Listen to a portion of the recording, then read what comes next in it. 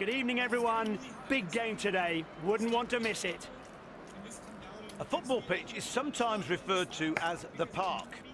Well, today it actually is the park. Yes, Pat. Het Knuspark is a small ground that hosts top-level matches and sits in a lovely park.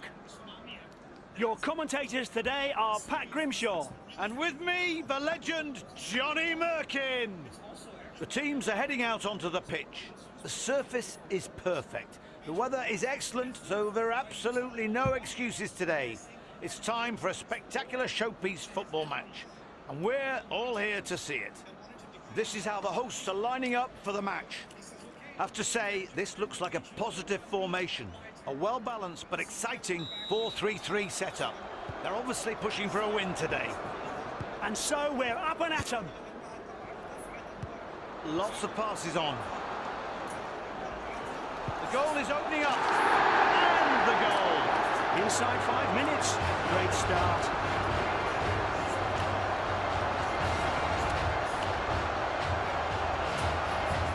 Great individual skill here.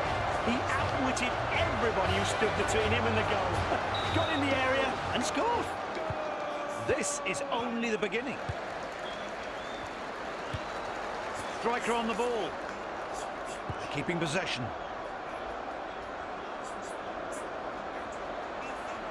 Plays it back.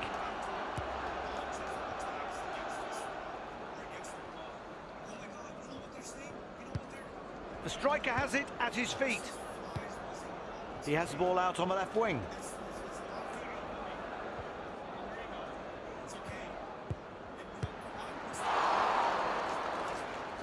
Great support. The ball is lost and that attack fizzles out. Slips into the area.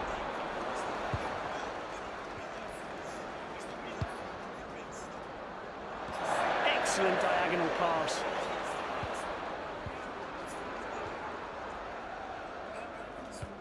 Now with the ball in the middle, out of his normal territory on the right.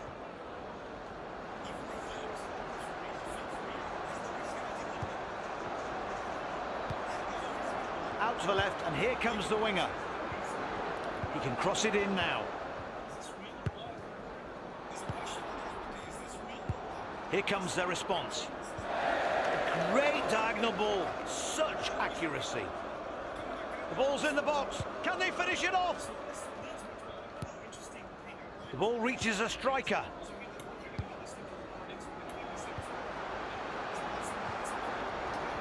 This is dangerous. The defence need to clear it. The goalie does well. Keeps his goal intact and palms it away for a corner. Textbook.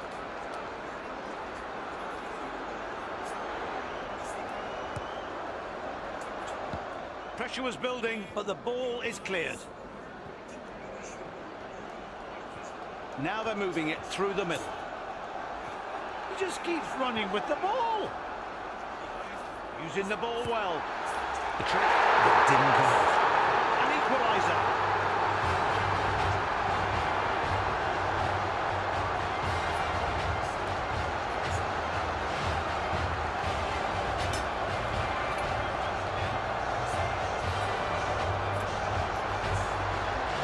Look it again, Johnny. Was the goalkeeper at fault?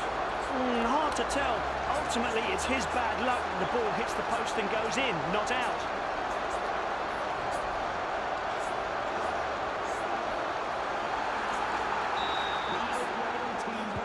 Well, we start again, all level, 1-1. And the ball goes out to the left.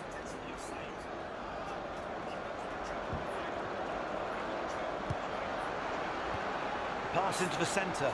They're aiming for that left channel. They've made courtesy of an excellent goal.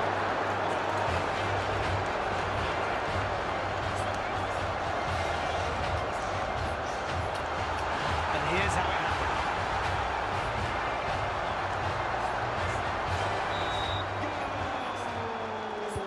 The away team get us started again, behind by the 1 goal.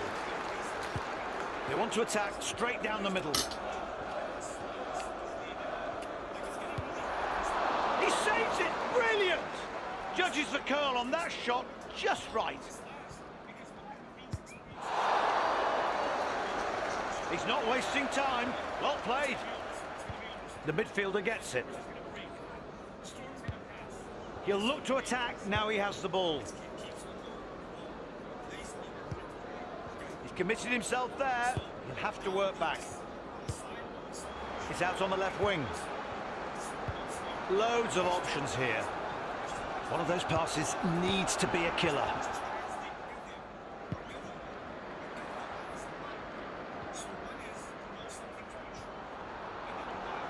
And that's it for that attack.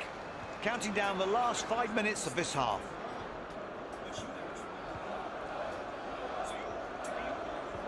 Is he not getting dizzy? I know I am.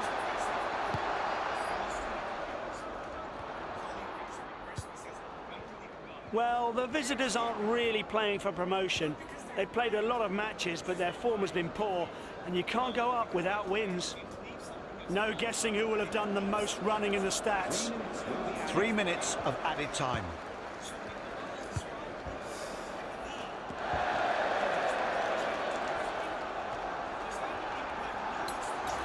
Here comes the shot. He was close, but sent the ball wide, well wide of the target. The keeper will get us back underway with a goal kick. He's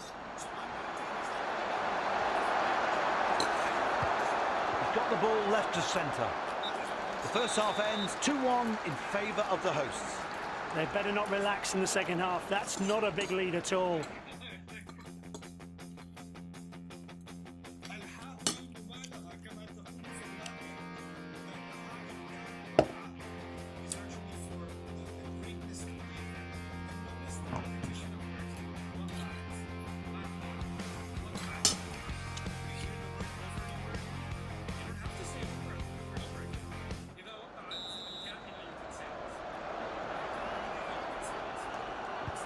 Referee blows for the second half. We're off. The ball is lost and that attack fizzles out.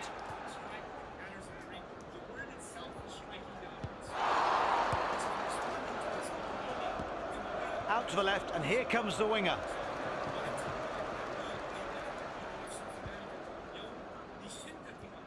Come on now, pass.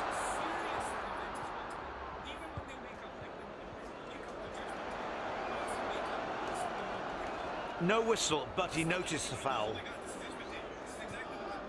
The opposition come away with it. Their central midfielder receives the ball. He has the ball in central midfield.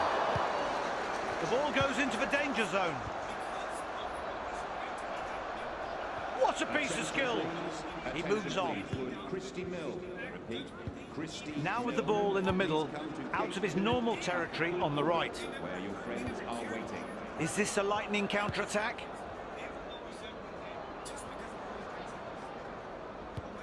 That pass went to the right midfielder.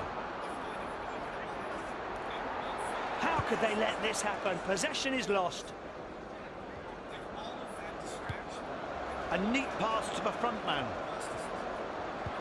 The midfielder gets it. Their opposition get the ball back. The ball goes into the danger zone. He has the ball out on the left wing. Deft move leaves them standing. Adrian Rabiot. Passed on to the right side of midfield. They've got the space to run.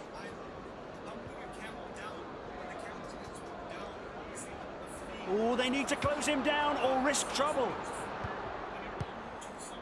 A neat pass to the front man. The counter-attack is on.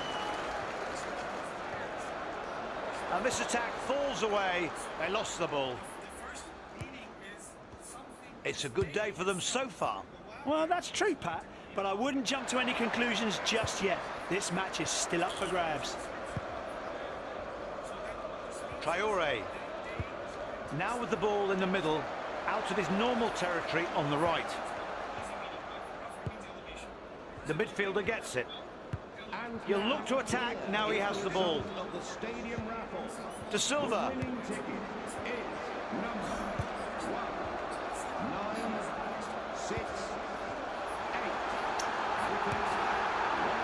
He's some player, isn't he?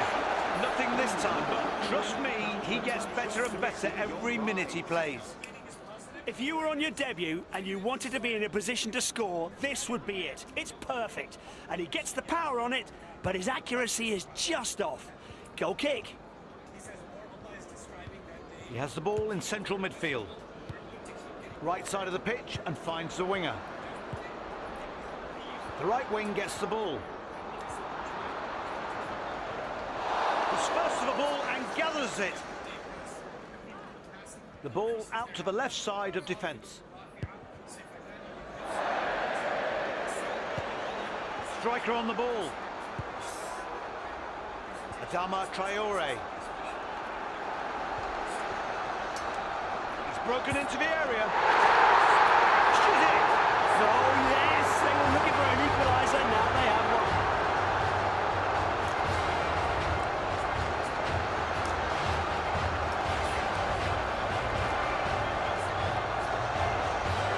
The woodwork was on hand to help him score. Yeah, but don't underestimate the striker's skills. He did incredibly well to get the shot in. So the teams are level again. It's 2-2 and anyone's game. So comfortable on the ball. They were so close to the goal. The ball is in the midfield, left-hand side. Oh man, what is this? 2 extra minutes of stoppage time to play. They're fine with this scoreline, aren't they? The home side score.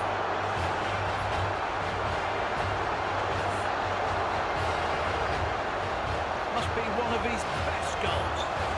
Yeah, and it really is his goal. It was all about individual skill. Right, the ball is back on the spot and the hosts in front, 3-2.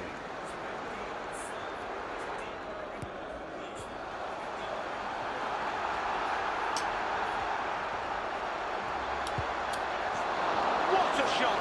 And a save to match it. Definitely football, the winner there. The whistle's due any moment. The hosts are not going to surrender now, and the fans are already celebrating. He's not going to catch the defence out like this. Come on. He plays it long. No time left in the match. The referee gives the final whistle, and it's a 3-2 win for the hosts. It just chilled out and stationary, did nothing. But I gave credit to the masjid, but actual credit goes to all the people that were involved, right? But for short, what did I say? The masjid helped, and everybody understands. We believe that the door got up and did something. You guys know what that means, right? This is called majaz aql. So another example of that is if I say the government built a new highway. The government built, or they say in some countries the king built a new highway. I'm pretty sure the king did not build the new highway.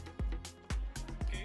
There were people that were sweating in the day and barely getting by that were building that highway. But in the end, what do we say? The king built the highway. Why? Because the king paid for them, the king commanded them, the king commissioned them, the king authorized them. In the end, it wouldn't happen without the king.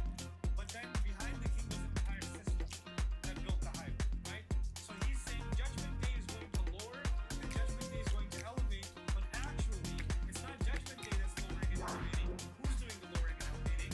It's Allah. You understand the majaz aql, right? So these are, it's really cool that we have these terms that are, they do sound complicated and they sound impressive. Because, by the way, this is majaz aql. You're really Islamic.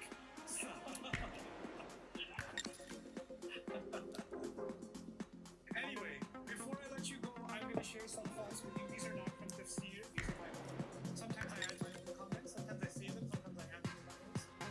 This is one of those cases. How exactly is Judgment Day elevating or lowering and elevating? وَيَسْأَلُونَكَ عَنِ الْجِبَالِ فَقُلْ يَنسِفُهَا رَبِّي نَسْفًا فَيَذَرُهَا قَاعًا صَفْصَفًا. They ask you about the mountains. Tell them Allah will bring them down as low as they can go. So Allah is taking down what on Judgment Day?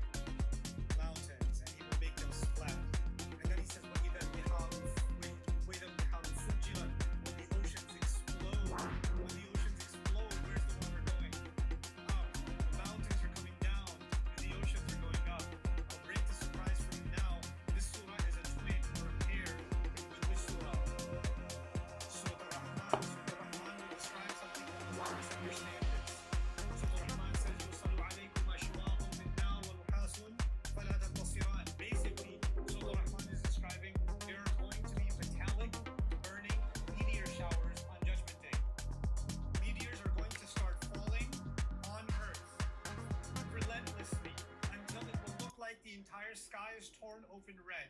You will only see red in the sky because burning meteors will fill the sky up as they fall on Judgment Day. Now, as they fall on Judgment Day on a mountain, the mountain keeps getting bombed. What's happening to the mountain? It's getting flat.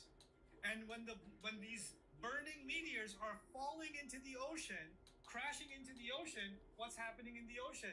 إِذَا الْبِحَارُ سُجِّرَتْ, when the ocean boils over. So the surah itself these surahs are starting to put pieces together of that scene, right? One little hint here, and the image is starting to become complete. خَافِضَةٌ رَافِعَةٌ, يَوْمَ تَشَقَّقُ السَّمَاءُ بِالْغَمَامِ وَنُزِّلَ الْمَلَائِكَةُ تَنزِيلًا.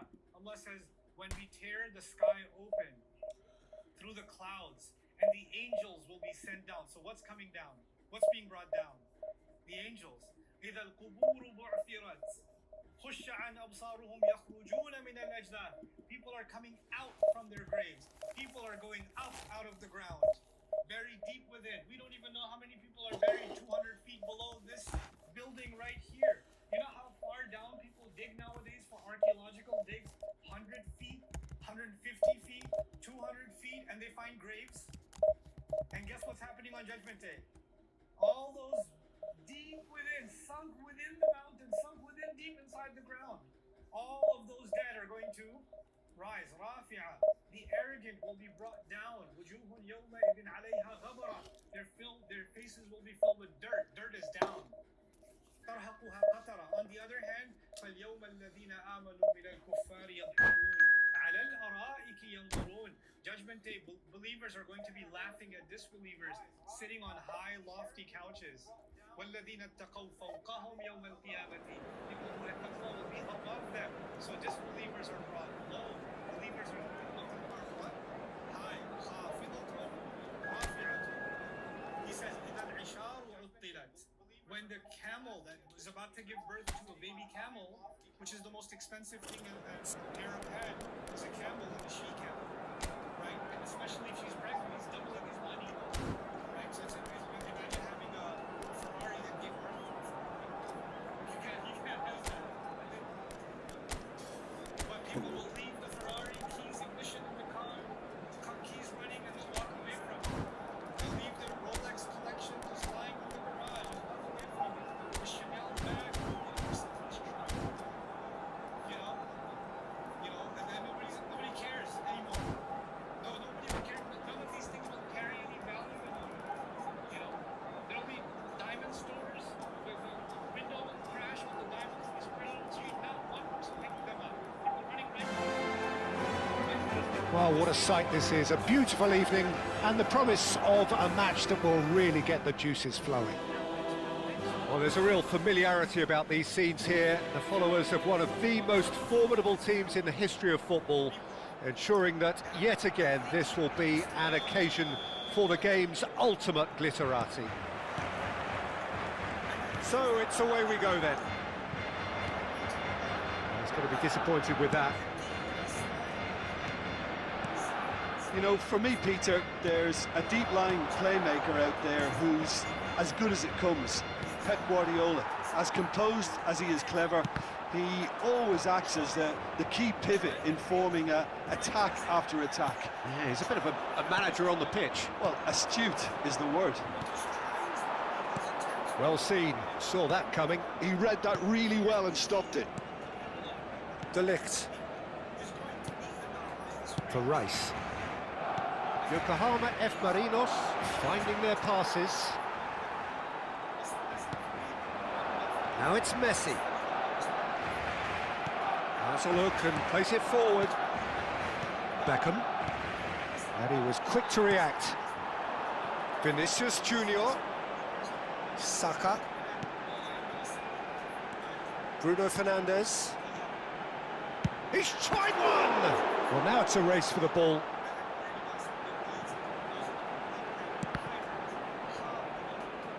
That'll be a throw.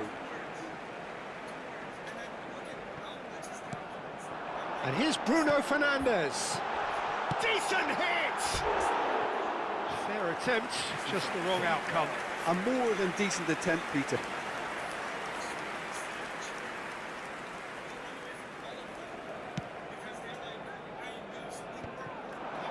Well-timed, excellent interception. It's been a pretty high-octane start, at least from one side's perspective. Yeah, whether they've been allowed to set the standards or not, they're setting them, and a goal has to follow. Gets his pass away. They've got to make this nice and quick. Saka. Guardiola. Still goalless. And the finish! Beckham. And it's Messi. David Villa. And for a moment you felt that was going somewhere, but they'll have to go again. Nice interception, well timed. Well, he was clearly disappointed with that pass. Barcelona clearly didn't help themselves by telegraphing that one. It was always going to be intercepted. He's got away.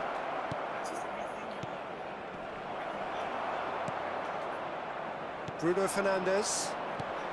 Played out to the left flank. It's Saka. Tchouaméni. That's Guardiola. And no, that is pretty much the end of that. Looking for the run. No, that's been intercepted. Costa Curta. Quality ball. Now it's Messi. Skillfully cut out. He is so at ease on the ball. Big chance! Has another go! No, he didn't quite meet it right.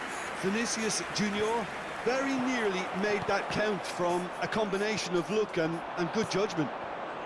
De Vrij spots it and intercepts. Fernando Torres. Bruno Fernandes!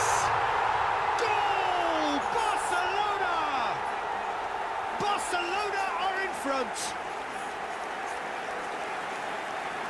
There was no getting to that. No getting to it at all. Expertly done. He had the whole picture in his head, Peter. He didn't even look at the goalkeeper. So the first moment of real significance. Well, that gives them the privilege to control the tempo of the game. It's up to them to... And Torres! Oh, the ball's run loose here. Oh, what has happened here?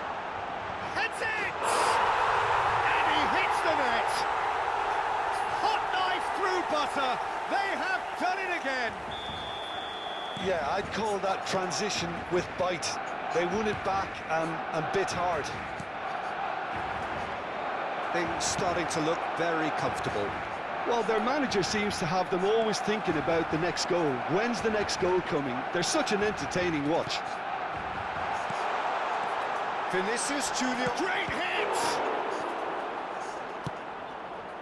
Still no way through. The defending here is resolute. Beckham. That's alert and sharp and very well played. Barcelona heading towards the half-time break. The win very much in their sails. And it's Fernando Torres. Vinicius Junior. And that interception was most necessary. That's great positioning, so good from him. Great chance! They are rampant! And they're at it again in double quick time. Well, there's always a chance of being caught like that when you surrender the football.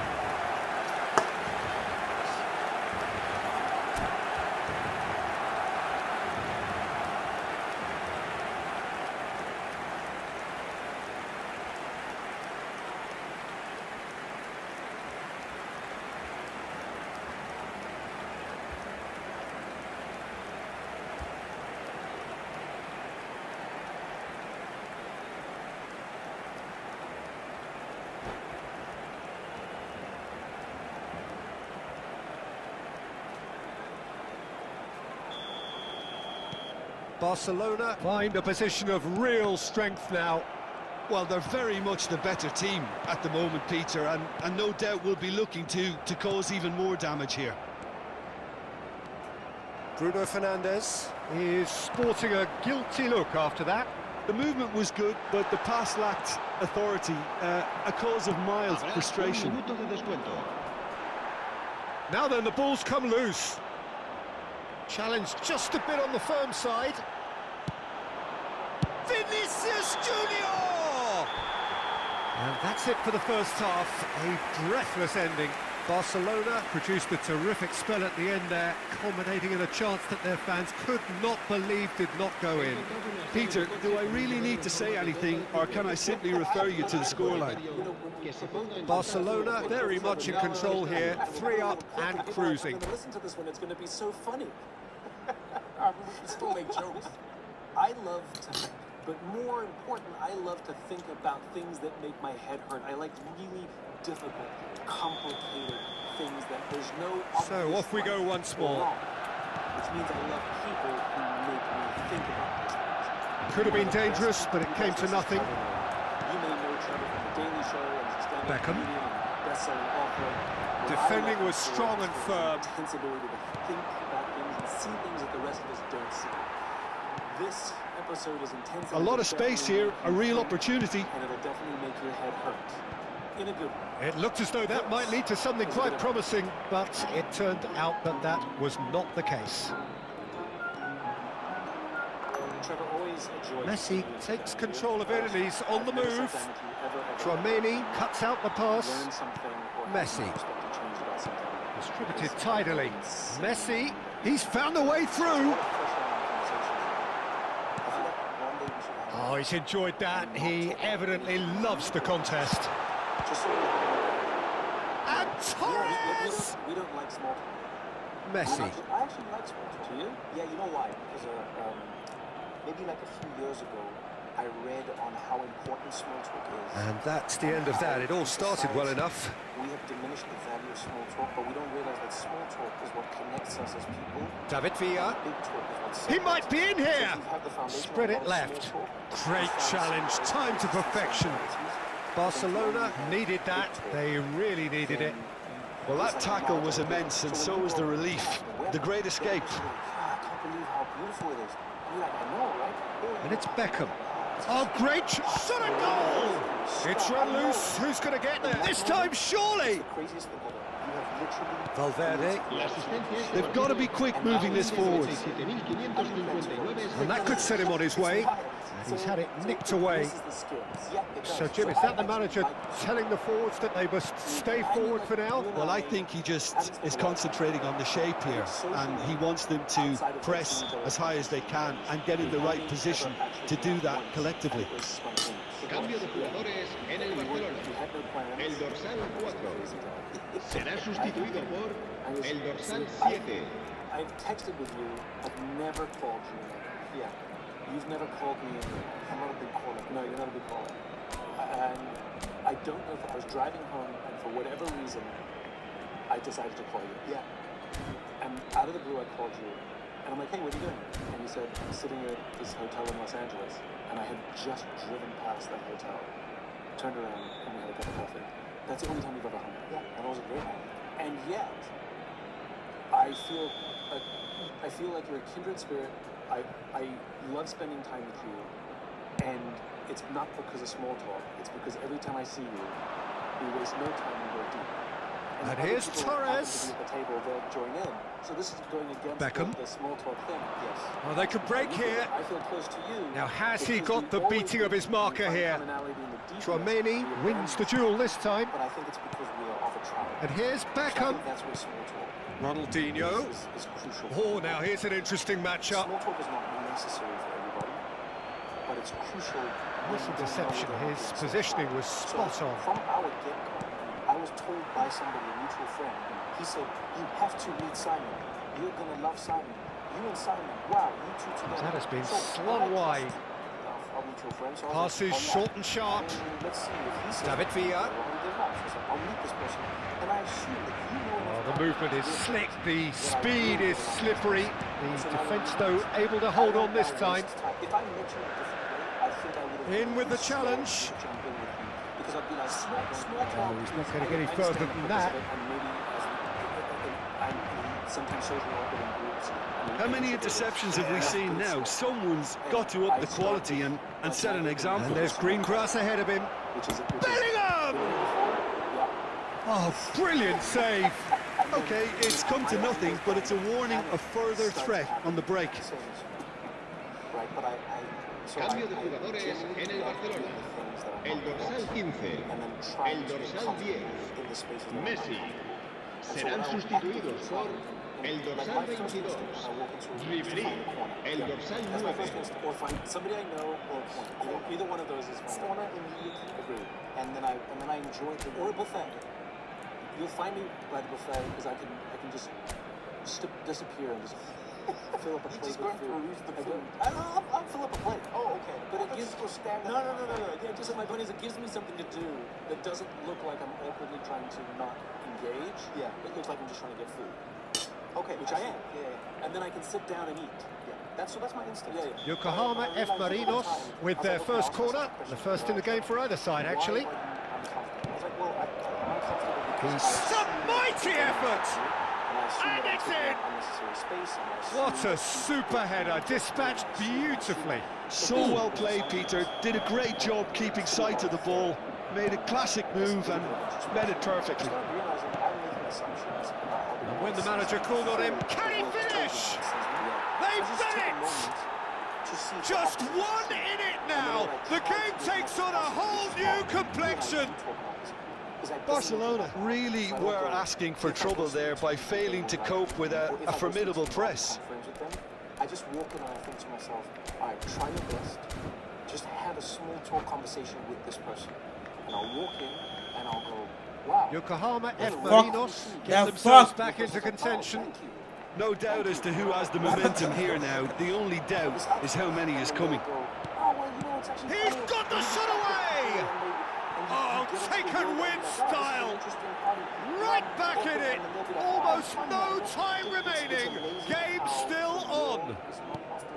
Yeah, they were made to pay for not moving the ball smartly enough through a very strong pressing wave. And there was his third, and boy, he looks the business, doesn't he just? Oh, this has been an immense contribution from one player. He's had a hit! Goal at his mercy, and somehow he's missed it. It's a very watchable game, isn't it? Any goal from here could well be the winner. Because I'm no longer required to start conversations. And people are very nice when they come up to me.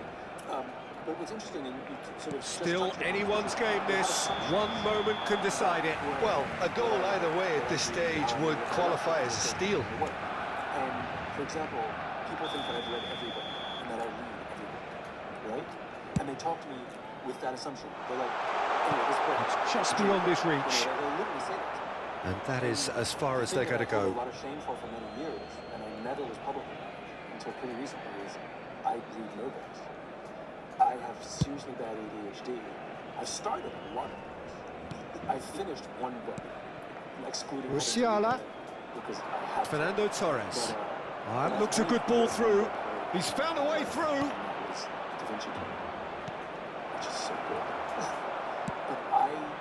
Well, both sides might have to settle for a draw here, although there's still a chance for one last fling.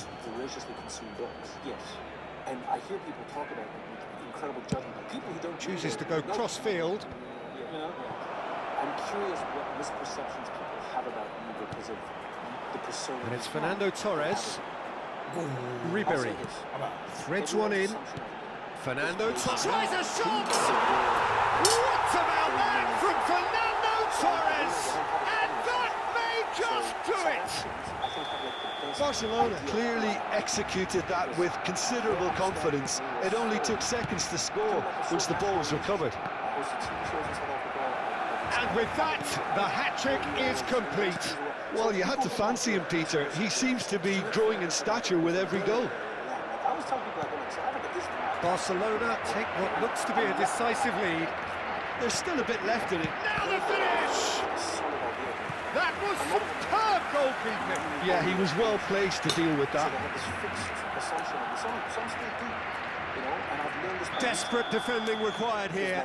It always comes in the form of like a backhanded compliment, which I still appreciate. And the shot! And a terrific save from the keeper. Fernando Torres really must be thinking what he has to do to score there. I gotta say, I really enjoyed your piece. It was good. That was really good. Thank you. like, oh, well, thank you very much. I'm glad you enjoy. I'm even impressed that as a person you are able to see beyond what you thought. I think that's a high compliment. Yeah. So there's some people who see me as like a hyper partisan political person who only exists in one world. You know. The message is simple: defend this with your lives. I was in a strip club for a friend's bachelor party, and some guy in the strip club walks past me, and he looked at me in the eye, and then he's like, And one more try! He's got a goal! They have stolen level at the last! What a great header, got plenty on that. Yeah, he makes those runs with... And that is it, the referee has seen enough. What a game, a contest of ferocity and marvellous talent from start to finish. Fernando Torres just could not help himself, could he? 3 goals to his name. Well, after all of that, Jim, what are you thinking? Barcelona can always take more positives from a result like this. Yes, there is some tidying up to do, but some real promise too. I was just like, what are you doing? But then I understood. I was like, all right, you've distilled me to this. So I think people have... So they misperceive you as being partisan. Some people think I'm only political. Some people think I'm only partisan. Some people think I'm only comedian. But what about your personality? Like It still depends. like I said, like the fact that people think Some people think I'm only argumentative. Some people think I'm only affable. But it all depends on where they've seen me. because the other frequent one that I get is people think I'm very organized. Like if you come to my house, I can see that though. If you come to my house is much like my brain, which is it's filled with shit. Like, and I mean, like I love art, and I like if there's an empty wall, I'm filling it. Like there's no empty walls. Like there's color, there's stuff, there's piles. I'm not organized. A friend of mine used to call me a surface abuser. If there was a horizontal surface anywhere near me, I would fill it. And it, not necessarily in an organized way, like papers, piles of papers, bowls of things. So like my dining room table, I go through these phases where it gets to the point where you can't see that I have a dining room table, and I'm like, I hate this, and I like clean everything. I mean, that's common for But people think I'm super organized, and I just think it's really funny, like the impression that people have of me judged through the work. Yes. And I wonder if you have the same experience, which is I think that's part of the appeal that people have for my work, which is when they discover that I'm not Ivy League school educated, read everything like a book a day, that I'm actually more normal and average. That I think that's one of the reasons I think people relate to it, which is I'm not that thing that they think that I am. And I wonder if it's the same for you. I actually think it's the other way around for me, funny enough. So I think what will happen sometimes is people have, and this is not unique to me, people have a misconception about comedians. I think a lot of people do. So a lot of people think that comedians are like non-stop goofing clown people. Do you know what I mean? They think we're just like walking around from room to room like, oh God. But in reality, it's depression. That's what they think. It's a navigation of depression. Sorry, it's a navigation. a lot of depression. Yeah, so what it is, funny enough, is it's like, so people will meet me sometimes and they'll be like, someone once said to me, they were like, you're a lot more fun on TV. And I said, yes, I'm sitting in an airplane right now. We're all quiet. You think I'm just going to be turning to all the other passengers and be like, well, let me tell you about the time? No, we're on an airplane. Anybody here from Cleveland? Exactly. Anyone? I think this is the sort of the funny thing about show business, right? Which is they associate your character with who you are. Yes. And but it's what the thing is, you're a comedian. Welcome to those who have joined us all here on a beautiful, clear evening. The conditions contributing to a fantastic atmosphere in the stands. This really is the place to be.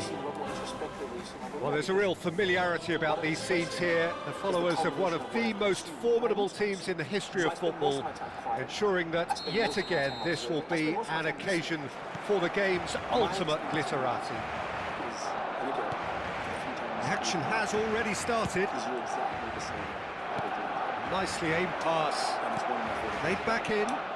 Messi. When I see you on TV, on the stage, I'm like, that's what he's like. What an impressive figure Oliver Kahn cuts. I hope so. Yeah, they call him the Titan, Peter, and the reasons are fairly obvious. As personalities go, we're talking big. As close as you get to goalkeeping perfection. I bumped into some people who were Adams. popular. And it's Schneider. Mateus. And the counter is on. Oh, that's a key interception. What a mean asshole. Like, what a... Chouameni. Like, this person was... Pass is coming off in quick succession here. It's headed upfield. Bumps him off it and wins back the ball. And beyond the moral judgment, I really think it must suck to have to constantly pretend to be someone and then have to... Stoichkov! And so then what I thought was, even from a comedy, I wanted to... Well, that looks a foul. Yep, referee's given it. And even tell the audience, I'm having a terrible day. But not have them go, whoa, this is not what we signed up for. We came for that person, not this person. But my goal was, and still is, to give you the best version of Trevor when I'm on stage. Saka. What you see of me Oh, is super find. that's how I'm with a group of people. Big header! Good Crazy, delivery, but no joy. Well, being able to generate that amount of activity in the box means it's hard not to pick someone out. sort of aim for the best of me. And then He's through here. if I don't get to Torres! it's a strike. Oh, he did the hard part right, but fluffed the finish. Well, there are a few pockets of space that are being exploited, and they need filling, and fast. And I think when you talk about them out loud, sometimes they're funny, sometimes they're interesting. But I think what they do And he was is quick to react. the ways in which you Chouameni. Barcelona are enjoying a lion's share of possession, but nothing yet to show for it. To your friends, right? Because you're seeing things that Well, the rest of us are defence missing. just about came out on top, but they were What are certainly some tested. things you've learned that have helped you navigate the world? And he's had it nicked They away. Have had value in the lives of Oh, Schneider. And it's Stoichkov. Fiddles it through. He's found a way for a real chance! has given me And it's a goal! the most reward. Oh, beautifully dispatched. There was no reaching that. I'm not always That's able expertly finished, and he's done that so often. I don't always make the best decisions. I don't always make the right decisions. So the first goal of the game. Well, this should allow them to be a bit more expansive. Guardiola! Fair attempt, just the wrong outcome. That's a little unfortunate. He had a lot of people worried then. But we were always to consider others. Always. So, like... Chouameni is there, and he can pick it up. The routes that she would drive Threads one in, to work, to troll, gets his pass away. Barcelona are really in a position where patience and prudence will serve them best. Time's on their side. Valverde. They've got to be quick moving this forward. Oh, perfectly measured that. And Messi! It's in! And again, they simply do not know what has hit them. Yeah, I'd call that transition with bite. They won it back and bit hard. So that's two now without reply. No doubt as to who has the momentum here now. The only doubt is how many is coming. Messi, can he get it through? That's alert and sharp and very well played. Well, a glitch with the rangefinder there, and evident annoyance. Torres! Oh, surely that deserved better. Fernando Torres has every reason to be disappointed after being played in so well. The gaffer won't let him forget that. And she said, if this man doesn't cut his grass, you're not going to A have to poorly directed kick from the keeper, he's given it away. That's going in strongly. come to our house as well. De Vrij And so she gets said, over and "I'll cut his intercepts. grass, but I'm also cutting his grass." Lahm cuts out the So pass. we can live in a world where we say we don't cut grass for other people, or we can live in a world where we say if I'm able to, I'll cut your Vinicius grass Junior. so that I also And can he's made sure that's not getting through. Yeah, they were looking for a counter-attack. Quality ball. know about this, but Bale. Oh, that's fabulous. better than most people. Well, they're looking at the referee, but he's waved play on. Stoichkov. He's got the shot away! Surely now they are well and truly out of sight. And they're at it again in double quick time. Well, when it's pieced together as efficiently as that, it's a joy to watch. There's the shot! It's in! Hot knife through butter! They have done it again! Yeah, they were made to pay for not moving the ball smartly enough through a very strong pressing wave. And yes, that it's... for me has been the biggest thing. It's a nice one. The alternative is so funny. I'm just sort of playing the cutting the grass example, which is, you know, we don't help the neighbor cut the grass. The rats come, and then we scream and yell and call the authorities so that he'll deal with his rat problem. Yeah. And the irony is like a little bit of generosity, a little bit of kindness to your mother's point of view, a little bit of consideration. Yeah. And this is a theme that comes up almost every time you and I talk, which is community. Yeah. And that's all that is. I think it's funny when people have less in lower income neighborhoods, people sit on the front porch and raise each other's kids. Yeah. And then as soon as you have wealth, You move in. you move in the backyard and you sue your neighbor because their branches are hanging over your fence. You know? And it is amazing how when you have less, community is survival. Yeah, it is. Right? Because both parents have to go to work and we can't afford childcare, but we Yes. can rely on the neighbors, right? And it's, whereas when you have all the luxuries and you can afford all of the help, you don't even know the names of your neighbors because you don't need to. Yeah.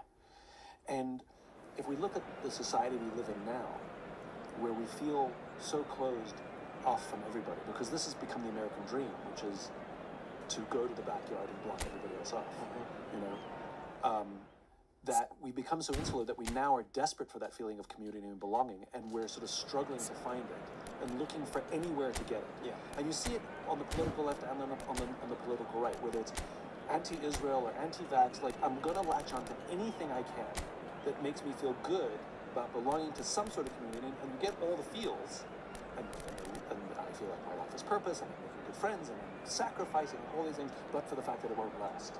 Like, these aren't lifelong commitments to something. Okay, so here's what I think it is.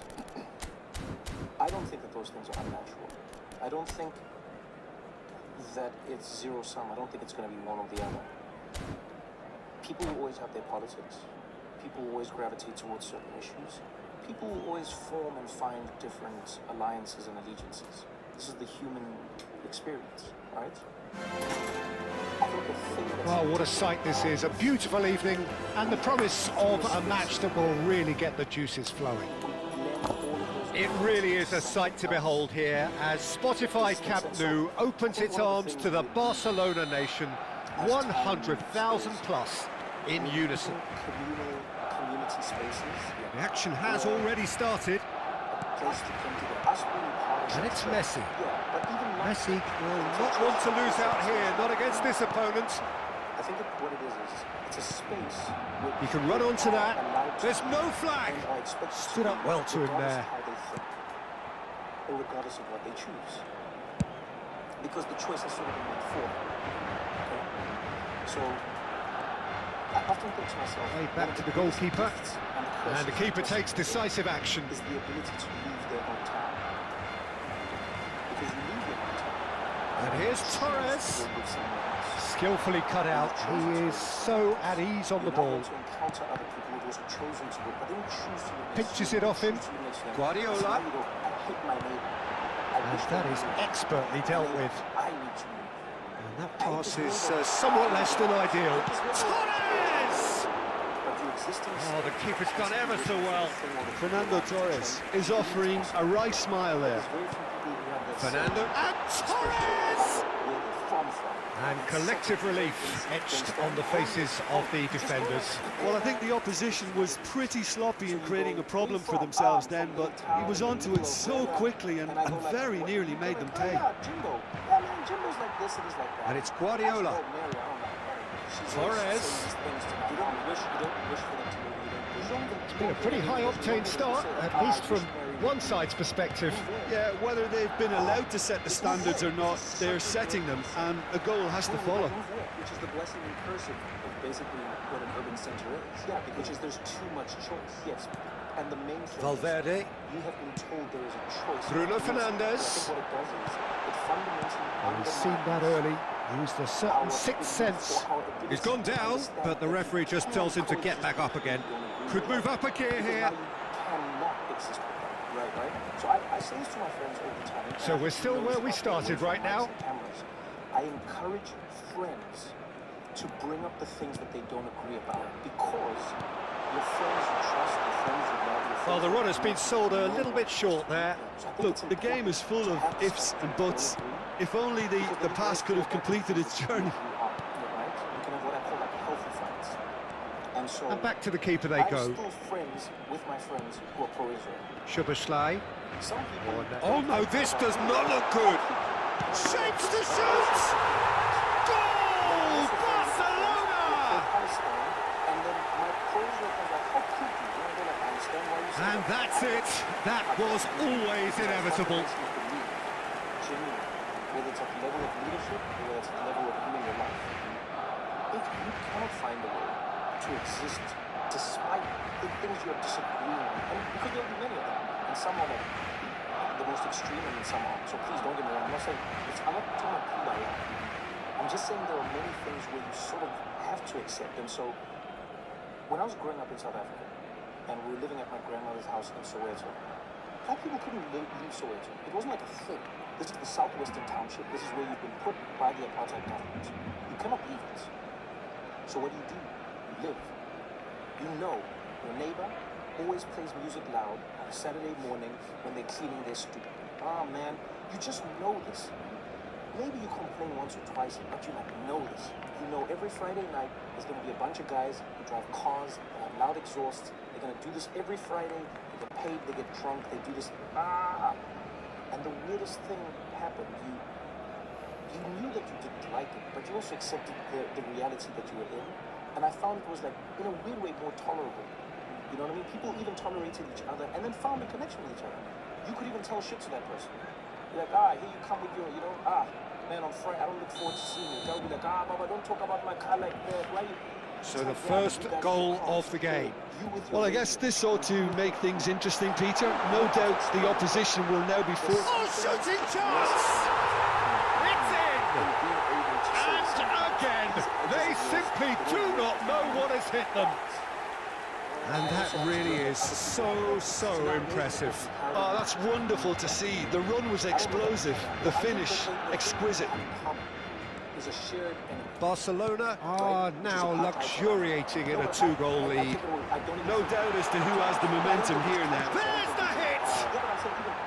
Oh, that is rather wayward.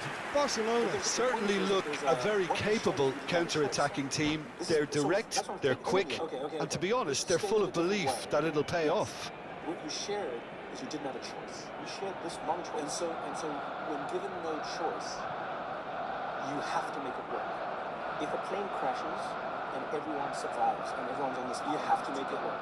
We cannot now say, how did you vote in the midterms? Right. Hey man, it doesn't matter right now. We have to make it. I need you to get those coconuts. Barcelona have hit a quick-fire double here and are well and truly in the driving seat. Fernando, real chance! Surely now they are well and truly out of sight. Hot knife through butter. They have done it again. Cruz Azul really were asking for trouble there by failing to cope with a formidable press. Barcelona find a position of real strength now. To be expected. And the shots! And it's in! And they're at it again in double quick time. Well, I think there's a few trying to claim offside, but he looks to have been on. Yeah, he was on. And it's like, well, now do you want to be the people of this land? Because you can go somewhere else. And then what happens? Someone goes like, I'm going to go to this America place because I don't like how the English are treating me. So what's that Soweto neighborhood like now that people can leave and travel? Are they tolerant as they used to be? Now what's interesting is, I would argue, because I don't spend as much time there anymore, since my grandmother passed, I don't think that it's the same, but I still think a lot of it is the same, because now the thing that's forced people is class and income. So still many people are forced. So the confining force has changed. That's why I say forget the force. I understand, but there's still a confining force. Exactly. It went from government policy to social economics. to social economics. Yeah, so now the people who cannot afford to move out of Soweto still live in Soweto. And the people who have left have left. And just from my little anecdotal experiment and my anecdotal experiences, they're lonelier, they are sadder, they feel more isolated, they feel less purpose. They're caught up in like a drive that never ends, but they've just got and it's amazing to see they have more than every generation that came before them. Yeah. And wow, Simon, they are like, it's amazing to see. And I think this is the thing that's tough is like, you can't undo getting something, right? I grew up religious, and what I loved about the Bible is, whether you think it's real or not, the stories are fantastic. They truly are. Once you have eaten the apple in the Garden of Eden, you cannot unsee that you are naked. And that's like almost what God like tells Adam and Eve. He's like, oh, you guys messed up, man. Before this, you didn't know you needed clothes. Right? And now you will spend every day thinking, I am naked. And he's like, that's why I didn't want you to eat the apple, but you guys ate the apple. Yeah. And this is the paradox of choice. The temptation is to conclude that it's money. The temptation is to say, but once you have wealth, no. But I think that it's more like the absence of struggle. In the cases, there's some sort of hardship that, in all of your plane crash example, Soweto example, so it's like as hardship is relieved, and choice is a relief of hardship, then for some reason, our ability to cooperate and put up with each other seems to go down. So I will agree with one part of it. I still come back to, I don't even think it's a hardship. I think it's just the constraining factor. Here's why I say this. Let's say there is an island of mega rich people and they go hang out together and they're on this mega rich island and they do whatever they want to do, right? It's the mega rich, they're having a great time. If they are confined or constrained in some way, they will find the same thing, and they do find it temporarily. So if you've maybe been to them, I've visited them on occasion, but you get these places where people go to these like golf resorts and it's like, wow, what is this place? And in that place, I have found people have a different level of community, a different level of enjoyment, a different level of, it's like people buzzing around on golf carts and people meeting, and there's only the 4 restaurants, and all you can do is choose from one of the 4, and so you just rotate. Yeah, we'll do the Spanish place on Monday, and then we always love doing the Italian place on Wednesdays, and I'll have the eggs again, because all of a sudden you're constrained. So there's this weird thing that happens. I even think about it for my life as I go, the great curse is going to be the choice. The great curse is going to be knowing that you can choose. So how do you create artificial like constraint for yourself to help yourself? Because I don't think it's about hardship at all. I think you can have a good time together. It's constraint. But if you cannot like change the people or the situation, it changes your ability to appreciate or get along with the change or the situation. So there's a story about a shoe salesman in Los Angeles in the 1950s. I can't remember his name, but it was a very successful entrepreneur who owned a whole bunch of women's shoe stores. Yeah. And a journalist asked him, "What's your secret?" He said, Well, what a sight this is. A beautiful evening and the promise of a match that will really get the juices flowing. Well, there's a real familiarity about these scenes here. The followers of one of the most formidable teams in the history of football, ensuring that, yet again, this will be an occasion for the game's ultimate glitterati. Well, if you did just miss it, we are up and running already. Right? 2, not 3. Bruno Fernandes. He won't be happy with that one. Oh, man, constraint. I need your product to my life. See, that's brilliant. I love it when people find the nexus of how you're supposed to do it. Because I understood And it's Messi. It's a nice way to think about it for anything. Oh, well cut out. No margin for error there at all. Dude, what are you doing, You bro? think this Like turned what, on, Jim? Lawyer? Yeah, Luka Modric. He's someone, Peter, who reads the... Shapes to suits. Oh, Nearly, but nearly is nothing. Son Heung-min just can't be faulted for taking on the opportunity. That sort of distance is usually up his street. I'm looking at 6, 5, 4. Rice is there, and he can pick it up. This one gives me this, and that one gets, I'm playing them off and doing... Saliba, that's really well manoeuvred. Arsenal couldn't do a whole lot with it there. They could do with more sharpness in their passing. Well, the question is, do you want to flip again? It's whether you're satisfied with the coin flip. Davis. And it works every time. Ødegaard. Ødegaard will not want to lose out here, not against this opponent.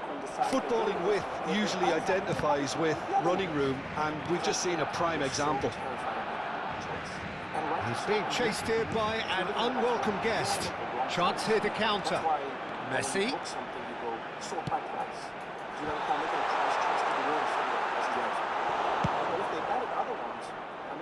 Valverde makes the interception. That's just playing it safe and simple. Sort by best value. You're like, okay, I'll go for value. What is the price relative to what it normally costs? And here's Vinicius Junior. Bruno Fernandes.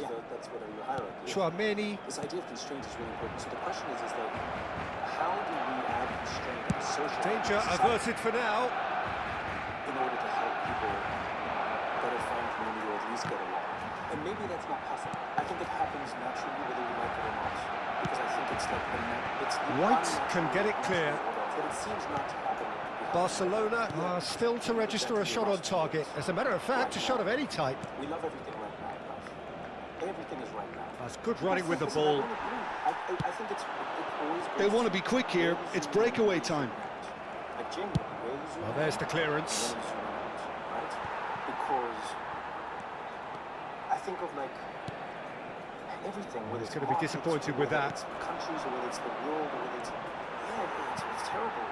But it's the best it's ever been. But it depends on Vinicius Junior. Because the moment that you're in is the most important. Vinicius Junior is alert to the possibilities, but in the end it's fruitless.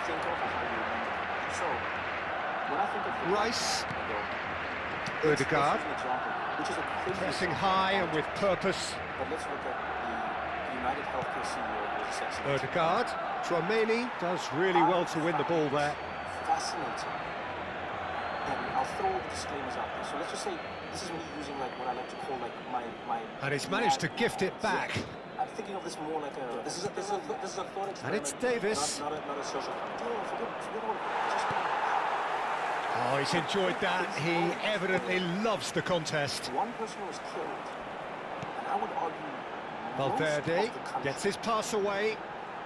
Was united in And that interception was most necessary. He read that really well and stopped it. Bruno Fernandes unable to make it happen for all his good intentions. I think to myself, wow, what just happened here? And that's been intercepted. That's great positioning. So good from him. That's going to go a long way. People from all walks of life Van who Dijk are happy or fine or celebrate whoever it was. spread out to the left. Hey, Goes in for the header! And that's caused a worry or two. Yeah, he may have snatched it down a bit, even though it was quite close. No. I'm willing to bet all of them would say no. 100% against murder. Yeah, and you go like, do you like it when people don't like how the world is going, so they shoot someone? They'll be like, no, that's chaos, that's art. Guardiola. Messi going face to face with his great rival. They would basically say no to all. He's picked his way through. He could be in here. Davis. Can he latch on to this? So many different people together. In a country where we're constantly told people are not together. Oh, facing up to his adversary. This is tried one. There was plenty of power on that. My conclusion is Now it's Messi. is experiencing the same Messi showed plenty of zest in getting to the ball, but couldn't quite sort it out. The healthcare industry in America has constrained you. Long ball by the goalkeeper. Oh, played right into his path. Great ball if he can get there. Valverde did just about enough to come out on top there. Neither party overly willing to compromise.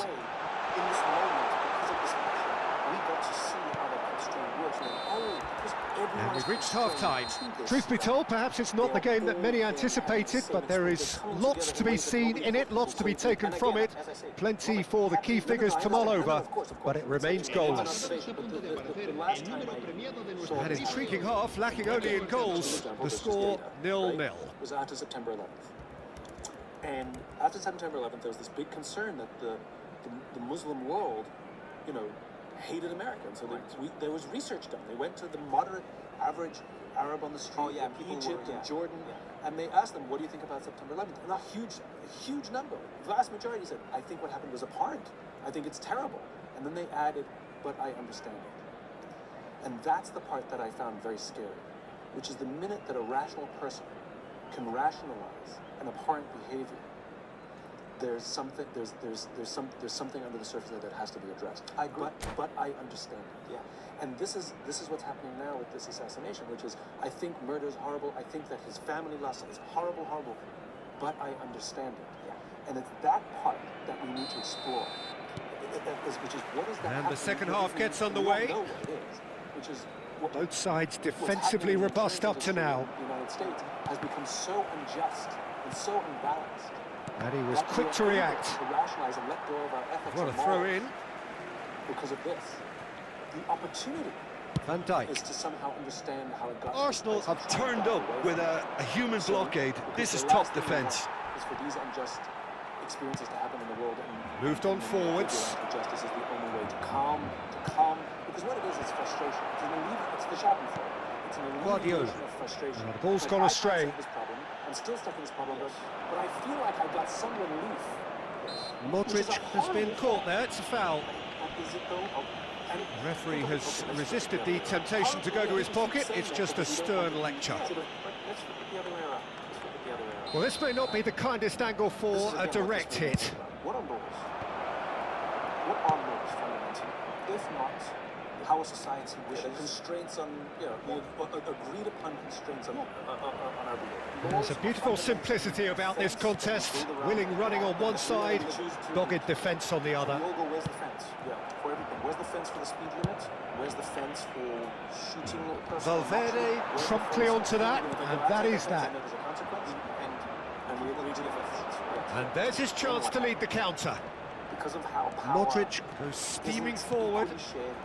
It's come through and he's had a quick look inside. All of a sudden, somebody's... Oh, he had to make that, and he did make it. Hey! And the person's like, yeah, well... Oh, super ball! Gabriel Jesus! Oh, terrific save from the keeper. Really looked sharp there, didn't he? That's very well played. The whole point of the fence is that you're not supposed to get over. And here's Torres. Well seen. Saw that coming. That was well played. Well stopped.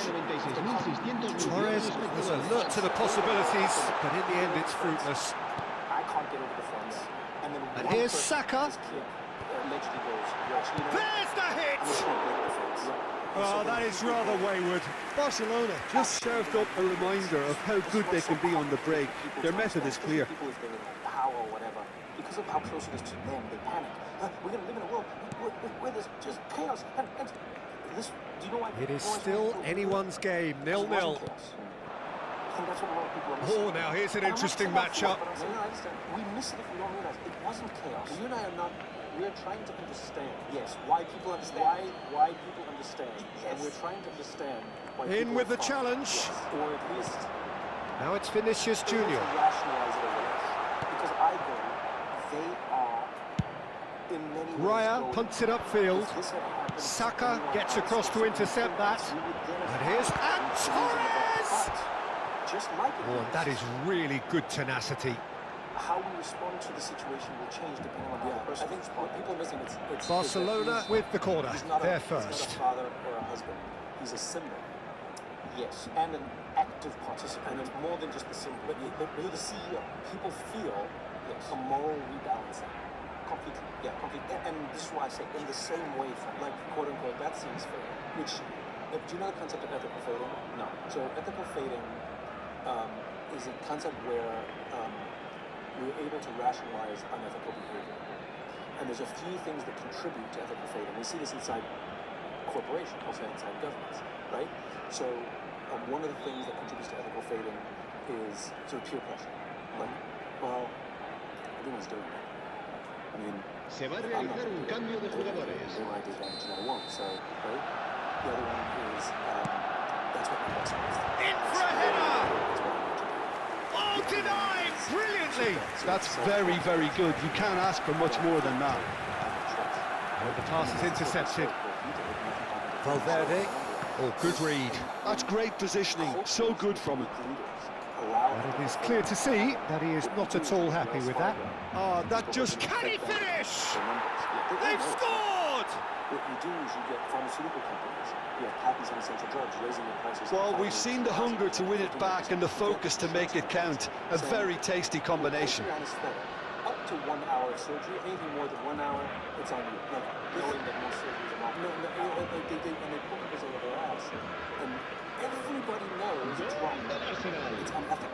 Marcó en el minuto 70 el dorsal 25. Cambio de jugadores en el Barcelona. El dorsal 20, Fernando Torres, será sustituido por el dorsal 21. The onion from a lot of companies, and I think it's particularly egregious in public companies, ethical fading runs rampant in America today. And I think what we're starting to see is a respondent to that. So time for change, and this one has been on the cards for a little while. Well, he's someone renowned for his pace and those darting little runs, but also for being a very good ball carrier as well. They want to add more dynamism to that front line. 1 point to the power. Arsenal have fired themselves in front. Look, you can't deny that it's a blow, but this game is far from unsalvageable. He'll go to jail, and justice will be done because he went outside the Well, it's good stuff. This is better. There is an irresistible, irrepressible look about them here. Well, the question now is whether they can sustain it. Unless we actually address that item discussion. Oh, easy pickings there, and that's not going to reach. Barcelona really are showing all the necessary urgency, but it's potency they need. Well played, that has snuffed out the danger. Saka, and here's the chance to counter. Barcelona can breathe again, just. Oh, that's brilliantly defended, though. It looked destined for a goal. Foot in. Skillfully cut out. He is so at ease on the ball. And he's heaved it away.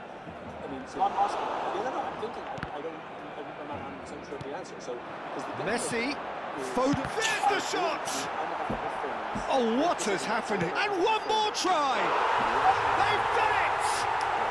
And with the match slipping away, they have hauled themselves off the canvas. Even some of the opposing fans are clapping that. You just have to appreciate it. You know, I'm not going to be hard on the goalkeeper because that moved all over the place on its journey. And that has added a whole new complexion to the game. Well, that goal just serves to give them the momentum and psychological edge now at this stage, but for me, they've got to chase a winner. Well, both sides might have to settle for a draw here, although there's still a chance for one last fling. Now it's Foden. Well, he got rid because he was under pressure. Because this is like really where most people, I think, Well read, nice interception. Shifted upfield. Let's take a step back from Saka. Oh, it's a nice idea, but the execution was lacking. Now it's Muller. Oh, great play! Can he put it away? That's another chance! Oh, what about that? Late in the day, this could well be it! And he's only too grateful to capitalise on the keeper's misfortune. Such good movement. Some players have that natural ability to be in the right place at the right time. We've just seen the perfect example. Arsenal take what looks to be a decisive lead. Well, look, Peter, I feel I've got to stress that there's still time. And that will be the final act. Barcelona perhaps feeling a little aggrieved with this final score. They clearly feel that their efforts warranted something more. What are your thoughts on today's game then, Jim?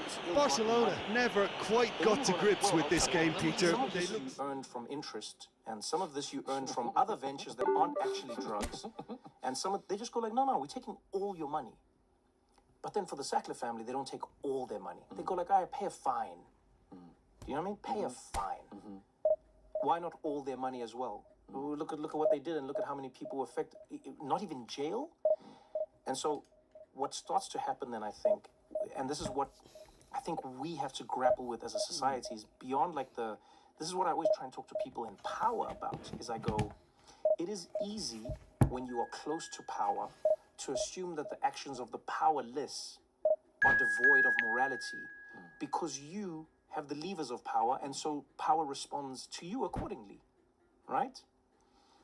But when people live in a country where their healthcare gets denied, they pay insurance believing they will be insured, and then only when they're on their deathbed do they get tricked out of it. People are like, what has happened here? And then the recourse is almost nothing. There's nothing you can do. The difficult thing for us to grasp is, when do we say that a person has done something wrong? I always think about this with history. It like blows my mind. The British did not think that the Americans were heroes. They did not think that, right? When Paul Revere and all these people are riding around on horses, the British aren't like, these heroes, man, these heroes. Do you know what I'm saying? Yeah, it's their terror. The Spanish did not go like, Che Guevara, what a hero, fighting for his people. Che Guevara, doing his thing. You know what I mean? History is littered with examples of people who did the wrong thing by the confines of what that current time agreed on. And then afterwards, the people were like, this was for the greater good. And so this is why I say I'm wrestling with it. I'm wrestling because it is a complicated thing. Because on the one side of my brain, as Trevor goes, hey man, I don't want to live in a world where someone goes around shooting somebody because they feel like the thing doesn't work the way they would like it to, and it's affected them. And I don't want that. You know what I mean? And I would argue that's what a lot of, let's say, even gang violence is. You did me wrong, I'm going to shoot you, or, you know, the mob did vigilante justice is not a thing we agreed to. There's one side of my brain that says that as Trevor, completely. Then the other side of my brain goes, yes, but we don't seem to have mechanisms that work effectively for when large bodies do these things. So what do we do? Someone will be like, but the legals are but we've seen it doesn't work. So it's like, now what do people do? So welcome one and all to a picturesque evening here, a clear night, all the ingredients for a showcase game that the passionate crowd demands. This place is living up to its reputation as one of the noisiest corners of the footballing world. No decibels spared in this collective chorus. None whatsoever. Don't try to rope CEOs. Let's make it industry specific. Do you know what I'm saying? So we're up and running. This is like a dictator being like, us world leaders. No, that was never going to make it. Passes coming off in quick succession here. Neither of these two want to come off second best. Could have been dangerous, but it came to nothing. While quality clearly deserted him at the crucial moment. Clearly is miffed, having made the run and not get picked out. Bellingham did well to stay calm there. Valverde cuts it out. And that's the end of that. It all started well enough. If we want to think of ourselves as thinkers, we have to Madrid do have a chance to counter here. Society. Like if I was a lawmaker in Washington, I'm thinking less about the fact Fernando Torres. and I'm thinking more about Torres my unable to make it happen for all his good intentions. Thinks that it was everything from understandable to great. And it's Messi. That's The what ball I'm has thinking. bounced loose now. The people, exactly. I think at the base level, I understand. Do you see what I'm saying? Yeah. So unfortunately, Well, Massimo Ambrosini is certainly someone with a very, very impressive track record. Yeah, both as a winner and leader, multiple European and league titles. And he seems to do it all without any fuss at all. Yeah, and you've got to admit... And the shot! Oh, it's die-hard defence and the willingness to put his body on the line. Very impressive. Oh, he's been caught napping! And he's surging through. Which regardless of who somebody voted for. Madrid with their first corner, the first in the game for either side, actually. Yeah. They've played it short. For Trump can say, I can tell you why. And the person Barcelona are looking to go forward now. But I understand. Yes. Now it's Torres. I would even say this though. I sometimes pose it this way so people Played back to the goalkeeper. No, I don't understand how you could. Chouameni. Because the Democrats have a more robust policy for doing that. They're going to bring the poor up. This interception, his positioning was spot on. I don't force you to understand. Well timed, excellent interception. Would you Well, that's agree surely a that this foul. Free person's kick. concern is real? He knew what was So now, coming. let's not That's a say yellow card. That they did or didn't do the thing. Let's not say that you like, because you'll go like, no, but it's not true. Do you agree that there are fewer jobs and people have fewer opportunities and they can't No catch goals up as with yet. inflation, and towns are, falling into disrepair and they're becoming? Do you agree with that? Yes, but Oh, it's Iniesta. Great chance! There's a goal! It's going to be more than this. You do see that these things are real. And I think this is what. Yeah, I'd call that transition with bite. They won it back and bit hard.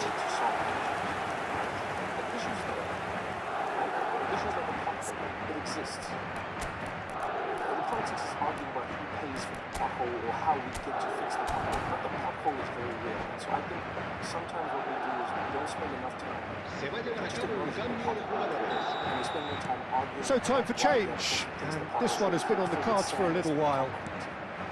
Madrid have their opener. It is a goal of real significance. Well, the roof's just about stayed on, but the crowd level has gone up a notch or 10. Valverde. Barcelona really can't go chasing this game too soon. Any rash decisions now could see them lose it. Long ball by the goalkeeper. Aim forwards. Whatever happens, that's the kind of movement which raises hope. Oh, that's fabulous. Great challenge, time to perfection. Well, that defending is unapologetically persistent. It's almost personal, and it had to be. That appeared to be an inevitable outcome. Too much traffic. Looking for the run. Oh, he had to make that, and he did make it. A slightly better ball would have led to a very different outcome there.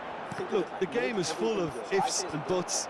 If only the pass could have completed its journey. Just find the states where you control. Ooh, perfectly measured that. Just make it so then make your state. They'll want to make the most of this turnover. People are like, I want my state like that one. I'm either going there or I like my state like that one. Exactly. As opposed to saying, we could.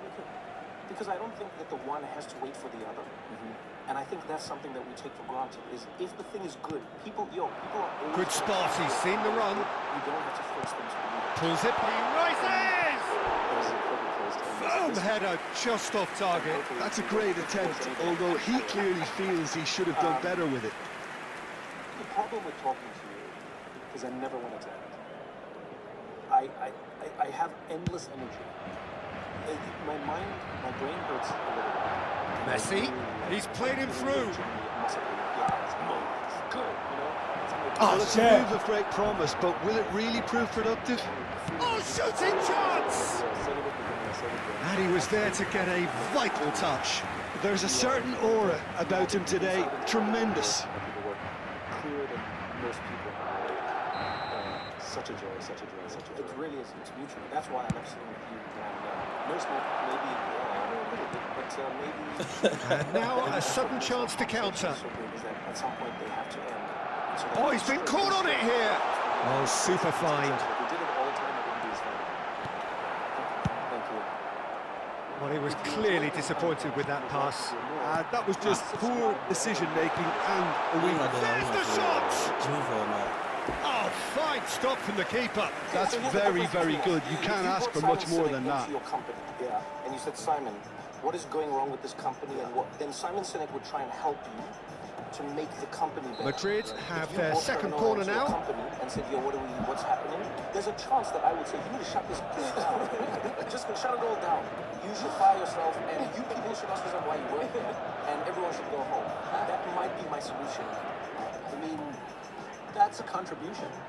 Yes, but what I mean is, like, I feel like you bring order, Trevor brings chaos.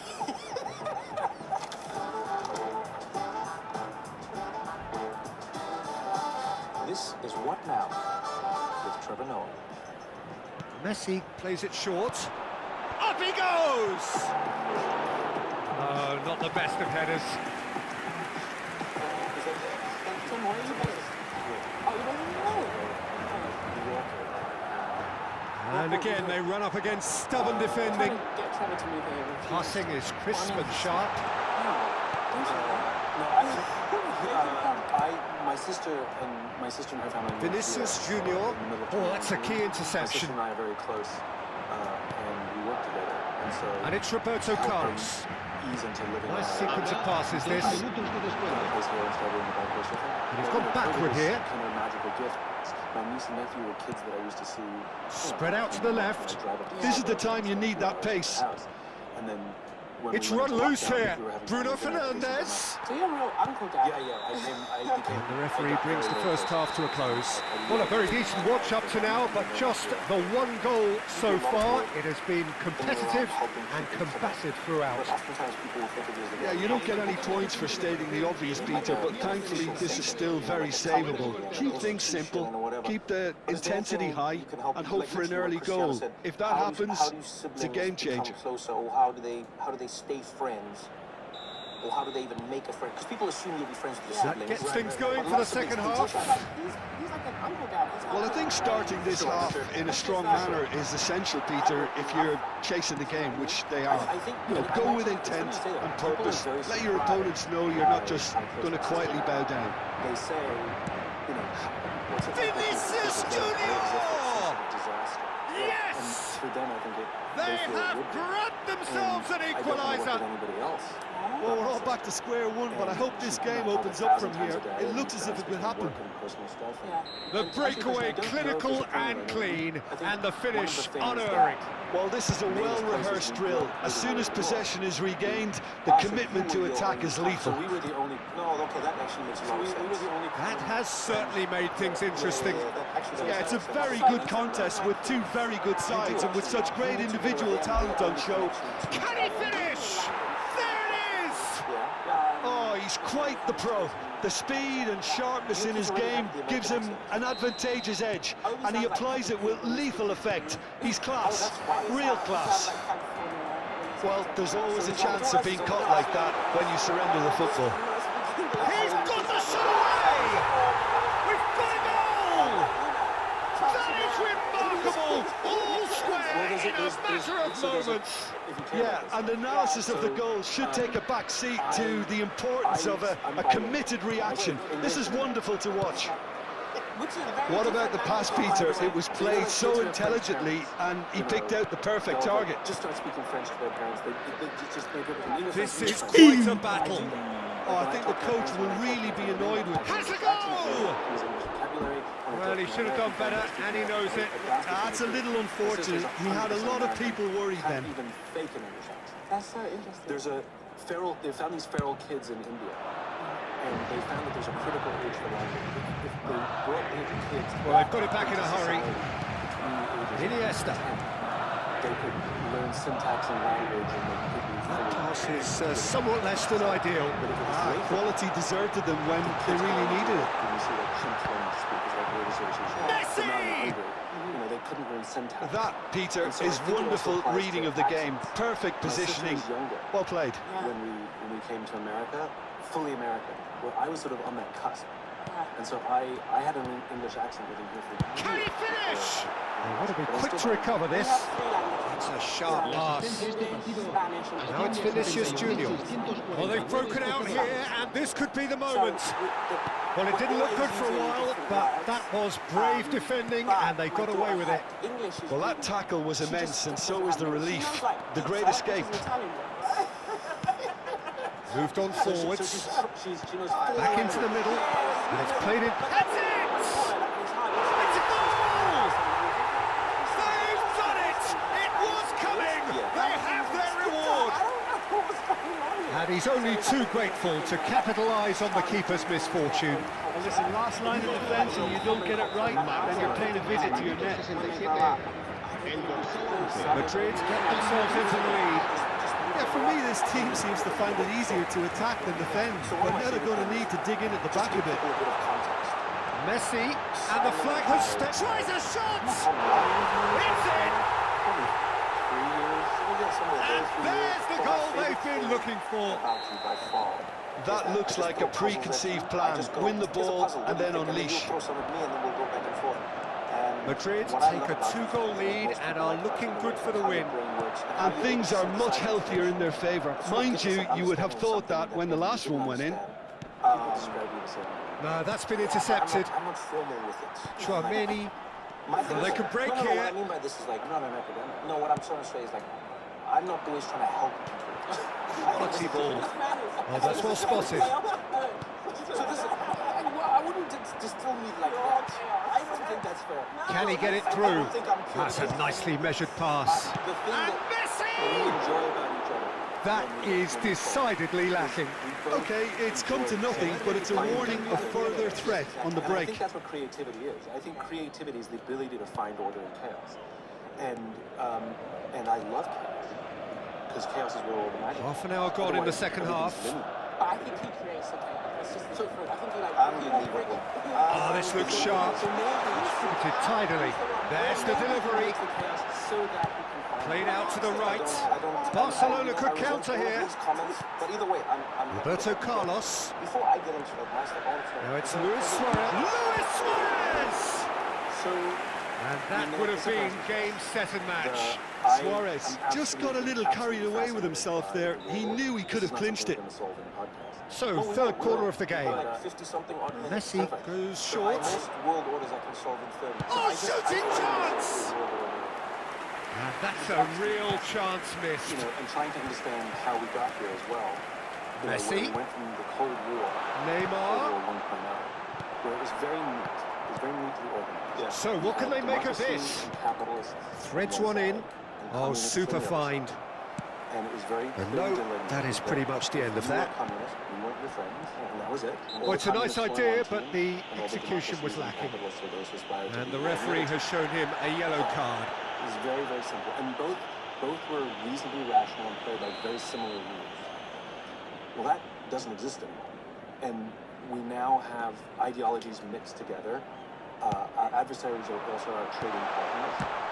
It's a complete mess and continues to get messier. He's trying his best to keep it in play here.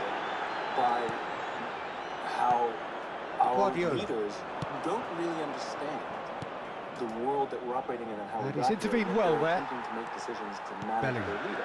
So this is great because Last chance, perhaps. tuned in for this. Oh, that's delightful. Oh, he's going to be pulled back for that one.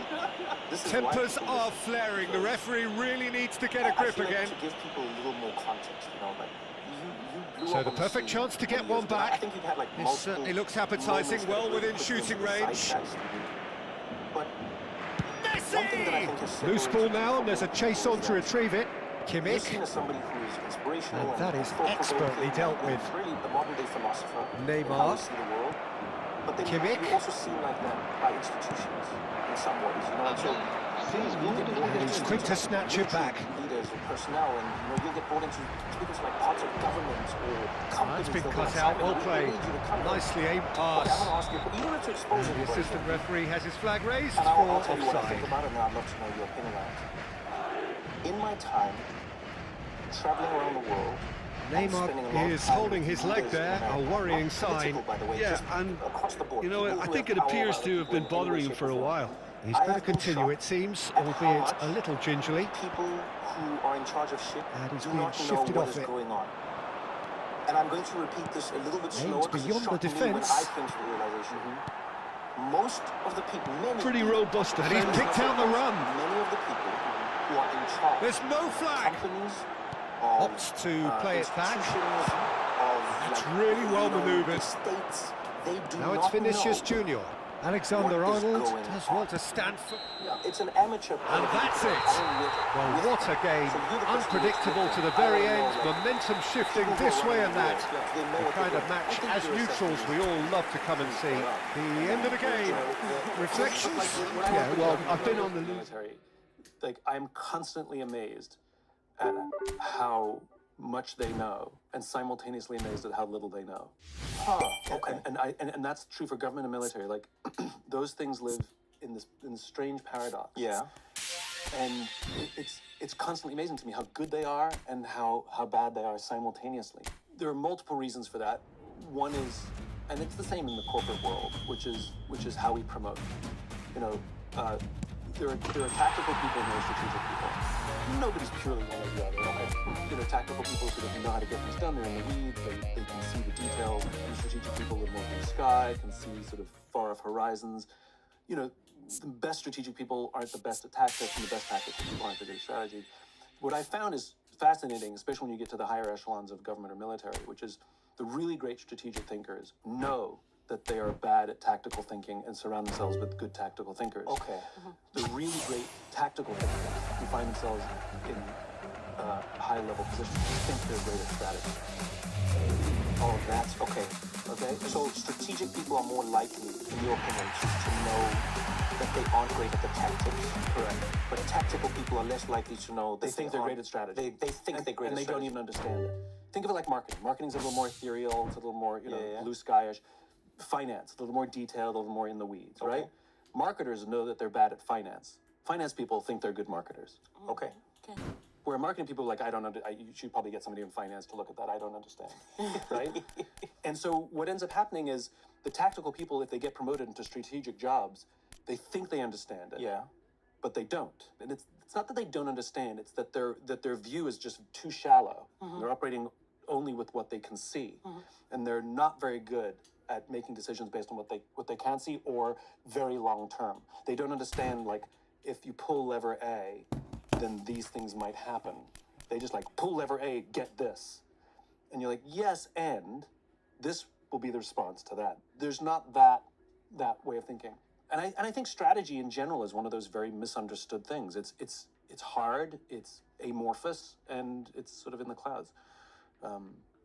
But you're 100% right. I think that would be my assessment too. It's amazing that the decisions are being made by people that don't fully understand the nuance. And simultaneously, there are people there whose minds will blow you away how much they understand and how smart they are and how they understand nuance better than... Actually, I appreciate that. I appreciate that. The assessment. duality that's so confusing. Yeah. I think we've all worked in places where we've been like, my boss is an idiot, right? Yeah. And so for the person who's... But that wasn't you at the Daily Show, right? No, I was like, my boss is this smart South African. Okay, It was all right. so brilliant. Because I don't know many places you've worked. I'm just trying to narrow down. Why? That's an interesting... We've all worked in places... Wow, that was a... But I actually think Christiana does think, or did think that maybe. I didn't think you were an idiot. Okay. Do you think of yourself as an idiot? I actually do. Because I think of myself as No, an I idiot. don't think and I you mean do this that, honestly. but I constantly disagreed with him. I still disagree, but back then Which I was is- like, which this guy, means I'm an idiot. I was like, Which makes he's for great insane. entertainment, I was by the like, way. this is insane. I was like, he's mad. And he thought the same of me. So, but I thought he was. I always thought Trevor's brilliant. So it wasn't that I thought he was an idiot. Brilliant and an idiot. Brilliant idiot. Maybe. I actually do think that. No, I do. But I'd say like we've all worked in places where the really smart person or the person that has the insight, whether it's strategically or tactically, is kind of like stuck in middle management and for whatever reason isn't able to maneuver to be in a position where they're like the boss, right? Yeah. What would you advise that person? Because I know I have tons of friends like that, and I'm like, they're just stuck at this place in their career, and their complaint is, my boss doesn't know what they're doing, the VP doesn't know what they're doing, the COO doesn't know what they're doing. And it seems like across the world, we just have this class of middle management who can't really make decisions, but for some reasons, there's something about them intrinsically that they're not able to do How do the they office. stage a coup is what you're asking. Not stage a coup, but I'm saying that the people at the top are really good at, Yeah, no, I'm with Trump you. is great at, knowing how to get to the top. Whatever you think about him, yeah, he's he one of is. these guys, Yeah. he could go anywhere and end up at the top. Yeah. And he knows nothing. I think that's a talent. Whereas, Well, he knows something. He knows something, but then the people that, have all the acumen, as you're saying, have the expertise, have the vision, Right. seem to be stuck and they can't transform That's these such a organizations. layered question. So this is the most common question I get, by the way. I'm in middle management. And by the way, middle management is the most difficult job in the world because you have to be tactical and strategic. Because you're going down and up. You're going down and up. Yeah. You have to do a job and also lead others doing a job. You're in a position where you have had not a lot of practice leading as well, so you're learning on the job. You also absorb all the anger of the people beneath you. You can't reach the CEO. And the anger above you when they're frustrated with the people. Yeah. And it's the worst place. And that's where most things die, which is, I've gone to companies where the senior leadership's incredible. They're wonderful. People focus, blah, blah, blah. And then you go to the front lines and you're like, this is an awful place. Something happens in the middle. There's a class of people who are the angry smart people who are angry. And by the way, I think they hate people like me and Trevor too. Well, I'll speak for me. There's this angry smart person who are absolutely smarter than the people above them. But what they don't understand is that intelligence alone is, and book smarts is not the thing that puts you in a leadership position. Understanding people, understanding politics, understand how to navigate, having EQ. These are necessary skills as well. And when they compare intelligence to intelligence, they'll always come up higher. I know loads of people like that. Right. And in those cases, it's like the only common factor in all of their frustration with all the people they've worked for is them. Yeah. So either everyone's an idiot, or maybe there's a skill set that those people who are advancing are mastering that they're ignoring. It's also the incentive structures. Most organizations tend to overemphasize performance, results above leadership capacity. Doing the job and leading others who do the job are not the same thing. You can be a great salesperson. That doesn't make you a great sales manager. But we tend to promote great salespeople into the position of sales manager, where you lead people who do the job you used to do. Different skill sets. And so we don't promote very well. And so that's another reason, which these people may be better leaders, but they're...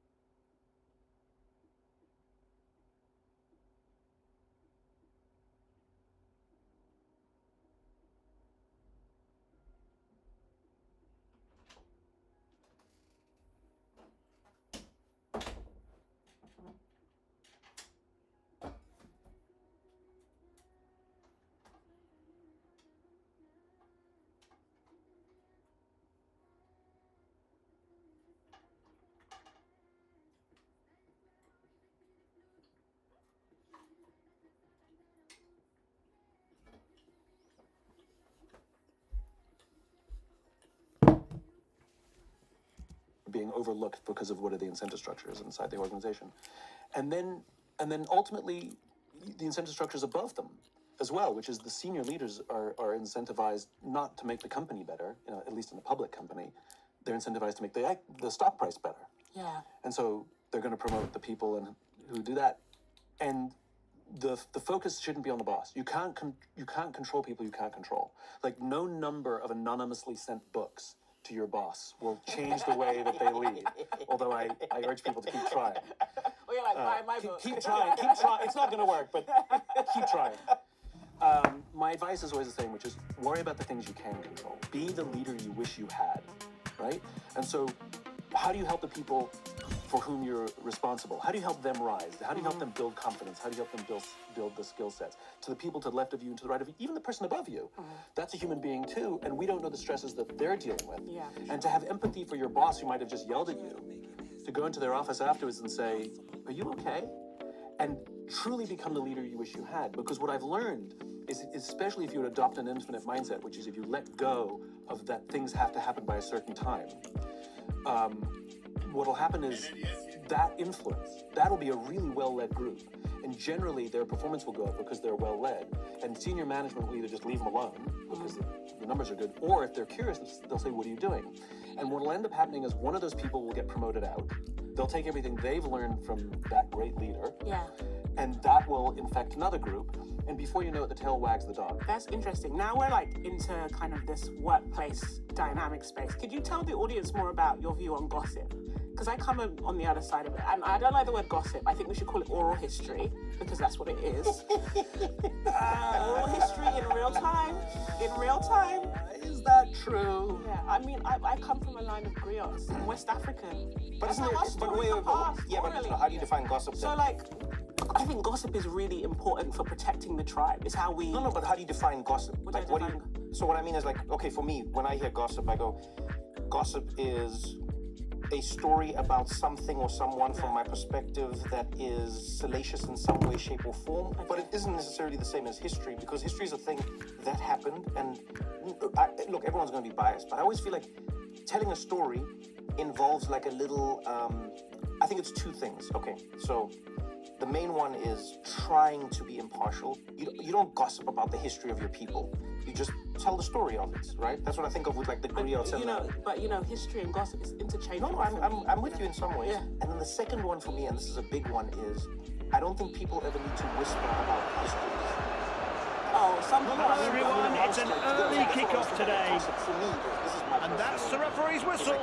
He signals the start of the match. Let's go! Before you say the thing, I think that's more gossip than history. Like, I never need to say to you, like... Pick a pass, any pass. Tell me about your family. Then I go like, well, my mom... The match getting going at a sedate pace. But you know what? History, because we're on the other side of it. Slide rule pass. When they were burning all those pictures.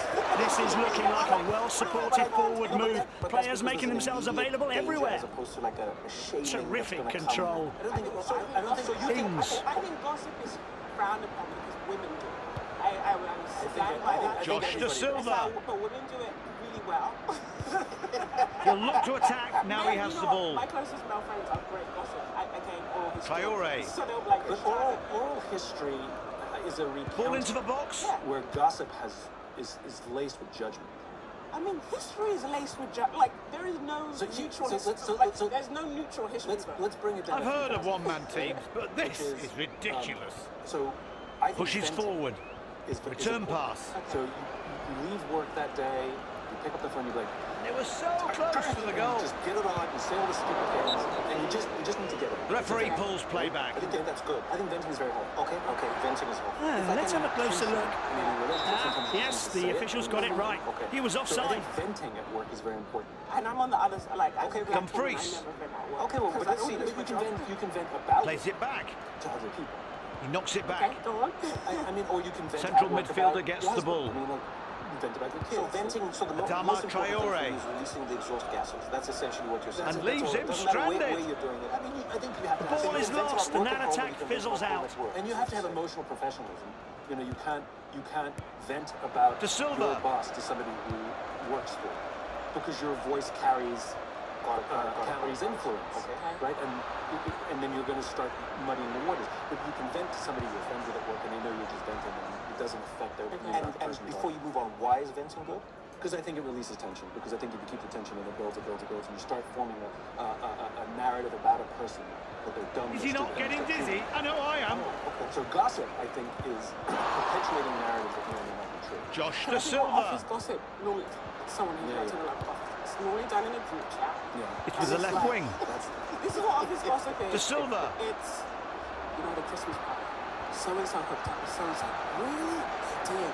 Oh, their man was sausage rolls, and so-and-so took more sausage rolls. That's what office gossip is. Here's a tricky question for you. How fast was the fastest goal in football history? I'll give you a hint. It's not as straightforward as you might think. Oh, that's so annoying. The deeper you dig, the more possible answers you find. Let's put it this way, somewhere between 2 and 3 seconds. There won't be a definitive answer here because many of those weren't even recorded. And tries a shot, and the keeper, oh, he does brilliantly to It's block also the like, don't save. go into that guy's office because he's He wins the aerial duel and takes possession. That's a shame, he loses the ball. Okay, wait, that's Only 10 minutes remaining in the first half. But it is gossip. I mean, it's Keeping not- possession. No, but wait. Okay, gossip. He fails to pass the ball. But That's helpful. I think when you start spreading ideas about a person Yeah. that are The right wing gets the ball. unverified, Pushing forward with real purpose. or They've outwitted the defence. it can be Traore. very dangerous. I know a company that Is this a lightning counter-attack? because it's Plays so it out to the left. destructive. And when they think about gossip, they're talking The about ball's in the box. spreading Can they rumors finish it off? about a person. The Even right if you think midfielder it's receives true. the Can I ball. tell you something about? I bet you about that company. Here comes the They protect counter. a lot of men. Oh, this is interesting. Because I think gossip's a crucial. I can't for the life of me tell you what's happening. He needs If to we offload say no it. gossip, I think it insulates And the opposition bullies. wins possession back. It insulates bullies because there are always these managers. There will only be 1 minute of stoppage time.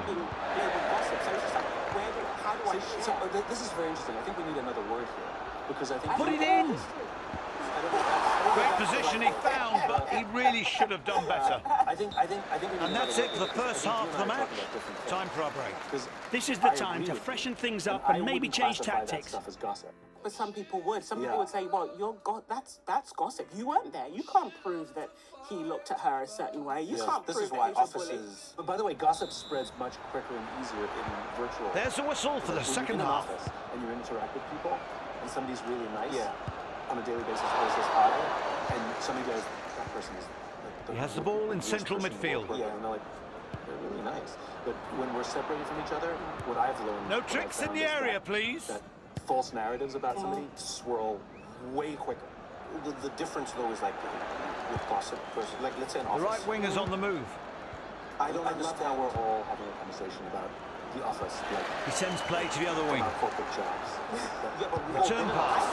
I worked a ton of different jobs. The I wanna midfielder know gets the it. jobs you had in an office. unsuccessfully. Time to strike I back. Worked, I worked as like a, what do you call them, clerks sometimes? Nice The person's combination in the job is, like, get midfield. the papers and Yeah, mailroom type. Yeah, like that. I've done that. Drives forward with the ball. I worked in an Loads of office because I options was a here. meter reader. His ability with You know, like, diagonal we would passes actually is a water game meters, changer. and you'd be in the office with the people. What a strike. Oh, look at the keeper. Amazing save. Beautiful football What is all the round. difference between, and then the Daily Show was an office for how many years? So you're saying it's funny we talk about offices. I think most people, if I was to bet, most people listening to this podcast work in an office. Most people in the developed world work in an office. It's like the thing. I understand the idea behind, like, let's eliminate gossip. That's not Keeping gonna control eliminate, of the ball in the midfield. nastiness of office politics and how human beings behave. It's out on the left Actually, wing. gossip He can is cross it in now. pressuring. Cleared what- out so of the box. We did this in our country because Left-sided central midfielder has the ball. Which is, I said, from now on, when somebody That's a says shame, he loses the ball. or labels their character, it is everyone's with responsibility. the left wing. in that meter to Ball into the interrupt box. that train of thought and raise It the was question. so close to for the example, goal. That guy's so lazy. Right? No real So threat there. all The is goalkeeper needed is takes the anybody ball to say, easily. Could be lazy, or The could be opponent wins stressed, it. or has Sloppy some stuff going on pass. at home, or we put them in a job they don't have to What a do, so hit. they're freaking out. The goalkeeper. Like, to just add to a list of other possibilities that it could be that's getting the results that we're getting. Lazy's absolutely on the list. And it's just giving people grace stars, it went that wide. we're not judging why they're performing the way they are or why they are the way they are. You know? So, like, I'll give you another example. I went for a walk with a friend of mine. She wanted some advice. Can they catch them napping at the back? The conversation started like this. My boss Keeps is a going. horrible person. And I immediately interrupted and said, oh my God, does she kick her dog and abuse her children? That's a She said, "No." chance. I said, okay, so we don't know that she's a horrible person. We know that He she's a went for horrible goal, boss. but miscued it. Those are two very, very different things. And I think that's the problem. When we label someone's behavior or skill set versus labeling their character, when we label their character, it's insidious and dangerous. Dumfries. That's when it gets toxic. Now they can counter. We're going to continue this conversation right after this short break.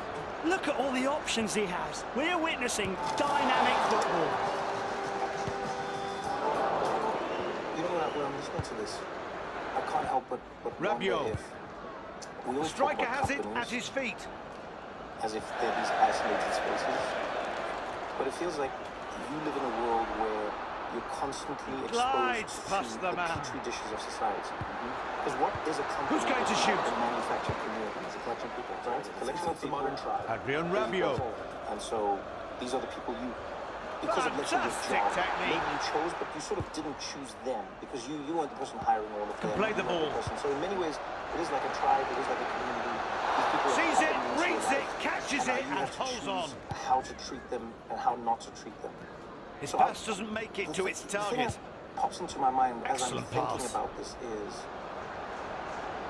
is it harder for us He's going for to goal. treat people to What give a them the shot. benefit of the doubt in a corporate setting? Oh, he should or do is it this more just often. No one expected that. a Maybe magnifying next glass that's time he'll put get it on under the us bar. and our ability outside of the corporate setting? Like where have you found it easier to apply these principles? Because everything you're saying to me Oh, hello. sounds like things we should Looks be doing in real promising. life. Yeah. So we should go, I don't Pushes like on. that person's music, I don't like Has how they look at several some options pictures, available. I don't like the way they speak, as opposed to saying, Adama Traore. that person's an asshole. He's not It's like, wasting how do you know time. they're an asshole? Well So I can played. tell. You're like, okay, but what of them? You know? And Now we've the seen this goalie can happen look to online. start You something can just, like, from the build- goal kick. All of a sudden there's like a movement, and everyone's just like, we hate them. You're like, but why is this? Pass into the an centre. example for me was, They're like, aiming Anne for that Hathaway. left channel. Do you remember there was a time when Anne Hathaway was just hated? Yeah, for sure. Yeah. And She'd done nothing. that's in my thing. hindsight. Out to the left, I'm and not, here comes the winger. Chronically online, so I pop in and I'll miss things, and I'm like, what did she do? And then I'll go down a rabbit hole, and I'm like, I can't find it. And then she like danced at a film Referee festival or adds something, 2 minutes or to the clock. She's amazing. Good move inside to go has central. happened in her life or in people's lives that this shift, and that's a good example of the swirl of that's They lose the ball. That's it. Time has officially run out. Not many scoring chances in this match, and But you're 100% right, which is the office is a little petri dish, and everything that we learn at work is applicable. If you do, like, the best organizations are values-based, right? Yeah, but what does that mean? I'll be honest, I'm always confused about that because I go, for me, a company's values are to make money.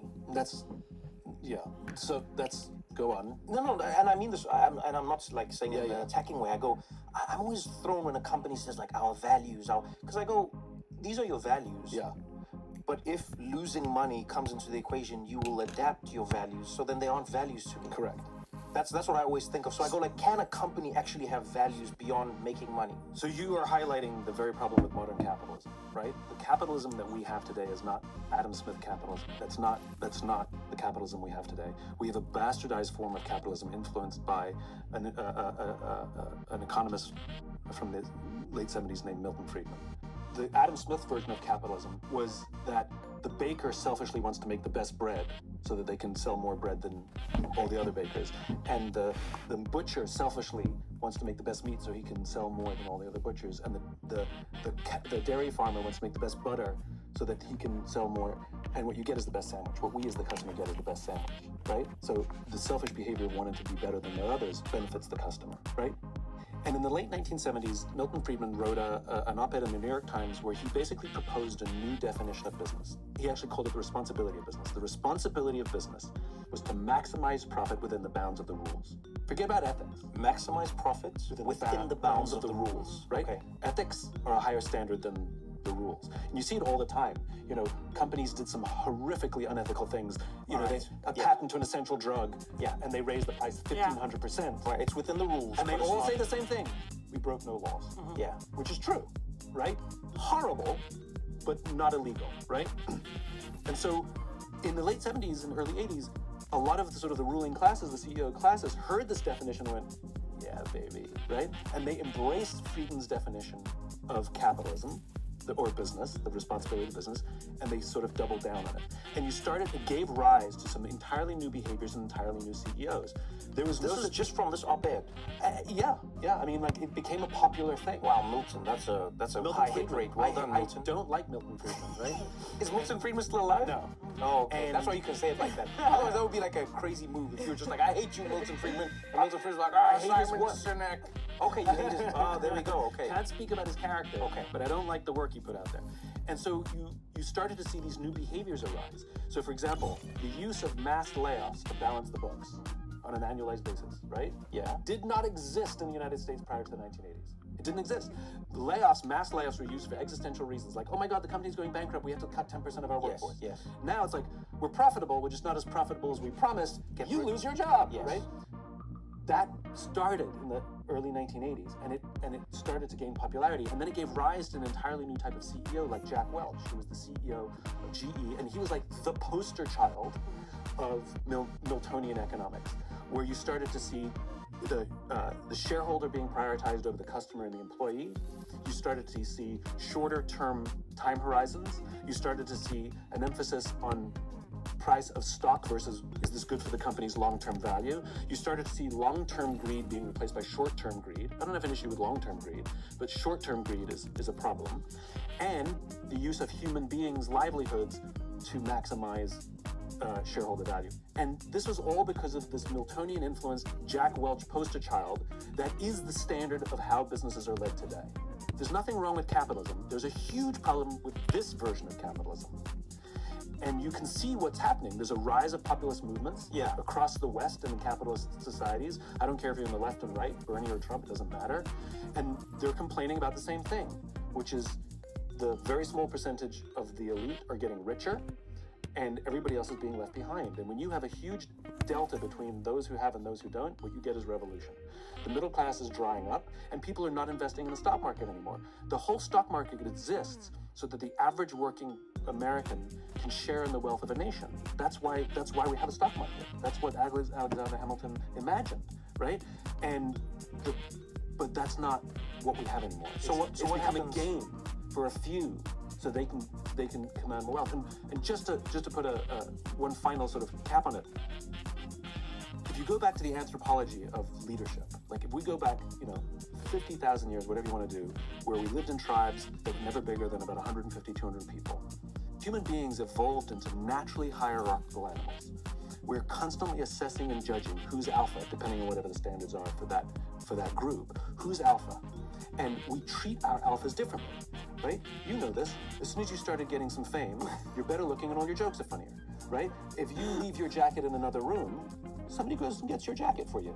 If you're junior and you leave your jacket in the other room, you get your own jacket, right? That's just how it works. And so what we did was we assessed our alphas and we stepped back and we allowed our alphas to get first choice of meat and first choice of mate. Except the group is not stupid. We don't give first choice of meat and first choice of mate to our alphas for nothing. There's a deep-seated social contract that when danger threatens the tribe, we expect the person who's actually stronger, actually smarter, actually better fed to confront the danger to protect the tribe. That's why we give you all the perks. You don't get the perks for free. They come at a cost. And so that's the deep-seated social contract. We have no problem with CEOs making more money than us. Where it broke the contract and why you get the anger is not the disparity. It's when we started to see the people who are in alpha positions, when danger threatened the tribe, the economy took a little shake, whatever it is, that they would sooner sacrifice the people to protect their own interests rather than sacrifice their interests for the short term to protect the people. And that's why we're getting the populist reaction. That's what it is. It's the people saying, you have violated your rights, so we're coming for you with pitchforks. I mean, it's no different in many ways to what we see in countries, right? 100%. So people will say we want democracy. Like, the idea of democracy is very popular because it's been attached to things like fairness and equality, etc. But I would argue most people would be fine living in a dictatorship or under a monarchy if their lives were good. Benevolent dictatorship is the best form of government. Yeah, like, it's like people don't actually care, really. The problem is success. Yeah, that's actually the thing, you know? And so what you're saying now is, I think of how many people, let's say in America, we start with the US. One of the more interesting things I saw was on AOC. AOC's Instagram page, right? Alexandria Ocasio-Cortez. She asked people after the election, hey, I noticed that Trump won the election, but he lost on the down ballot in many places. And now a lot of people are saying this is a conspiracy. They're saying, how could Trump have won the election, but the people in these certain counties and whatever, or states, they voted Democrat, but then Trump won? What's going on here? And so she said, just for me, can you all tell me if you voted for me and Trump? I want to know if that's possible. And her, I don't know what the number was, but it looked like she was flooded with replies, and then she started posting them on her page. And it was amazing to see how many people said, I voted for you and Trump. Yeah. Because while you two don't see eye to eye, you are both doing the same thing in my eyes, which is you're dismantling the system that has put me in this position. AOC is going break it all apart. Trump is saying break it all apart. AOC is saying these people are screwing you over. Trump is saying these people are screwing you over. And then you see it with leaders as well. They're killing it. They're doing well. They're having fun. And then on the ground, you're not having a good time. And then it leads us to, it leads us to a lot of what we have now. So the reaction isn't throw out capitalism, democracy. The answer is throw out this form of capitalism. Go back. But do you, how do they respond? Yeah, but how do they respond when you, because you actually hang out with CEOs. How do they respond? Well, the ones who agree with me hang out with me. The ones who don't agree with me don't call me. Have you ever changed the CEO's mind? The problem is not their mind. The problem is their incentive structure. Like, I remember I was working with a CEO and gave him some counsel on sort of how to organize things better. And he was really honest. He's like, I totally agree with everything you're telling me, and your insights are spot on, and I completely agree, and I'm going to implement none of it, because if I do it your way, I won't get my bonus. He was just very blunt with me. Damn. But there are good leaders who are taking risks to fight the machine. There's also a younger generation of leaders that are coming up. The newer companies, the newer CEOs, are raising these questions, and you start to hear things like triple bottom line, and you start to hear these things. But you're 100% right. You know, the number of the fact that I forgot all the businesses that come together at I forgot what they're called. But a few years ago, they put out a statement saying purpose really matters in business. Okay. But when I started, like if you talked about purpose at work, you were just a weird ass hippie. And every company has a purpose statement on their website, even if they don't follow it, even if it's just because they have to. But that's at least progress. I think it's because we probably fall on different parts of the capitalist debate, and we're not going to get into it because I hate capitalism. But you are a champagne socialist. I don't think it's a system that can be redeemed, personally, especially America's history of racial capitalism. I guess I object to the fact that why should I find purpose in work?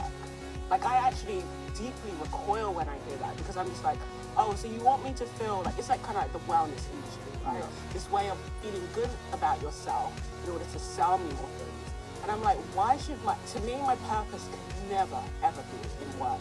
God forbid an office. And God forbid my boss coming to me and saying, like, what's your why? And I'm like, well, my why is to be with my family and my friends and my community. This is just how I make money. Is that all this is for your transaction? Yeah, especially Trevor. It's for your transaction.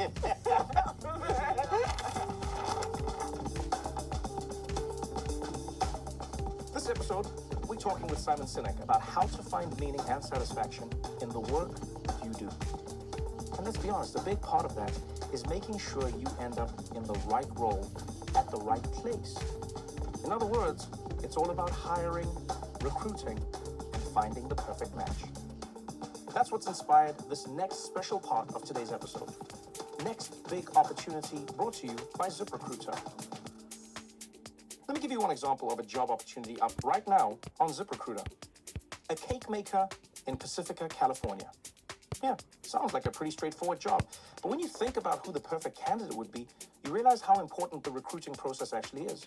Right? If you're hiring for this job, you need someone with the experience needed to fill all different kinds of orders.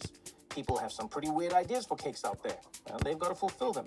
So you need someone who can also work independently, under deadlines. And the job isn't just going in the back room and making cakes. You have to work with customers to come up with the perfect cake for their special occasion. That's a lot of pressure. If you're applying for this job, you want to make sure the team you're joining works well together and communicates. You want to make sure this business has a good reputation and good benefits. Maybe you're looking for experience inside a small business because you may want to start one of your own someday. ZipRecruiter connects all those dots with tools like ZipIntro, where you can go from posting your job to candidate interviews in just one day. Of course, it's just not cakes. One employer needed to hire front desk salespeople for her Pilates studio, so she used ZipRecruiter's ZipIntro tool to find and schedule back-to-back video screening calls with candidates. She'd only set out to hire 2 people, but she had so many great candidates that she ended up hiring 4 people in 1 week. Whatever role you're looking to fill, ZipRecruiter can help. With smart matching technology and handy tools like ZipIntro, you'll find a potential hire in no time.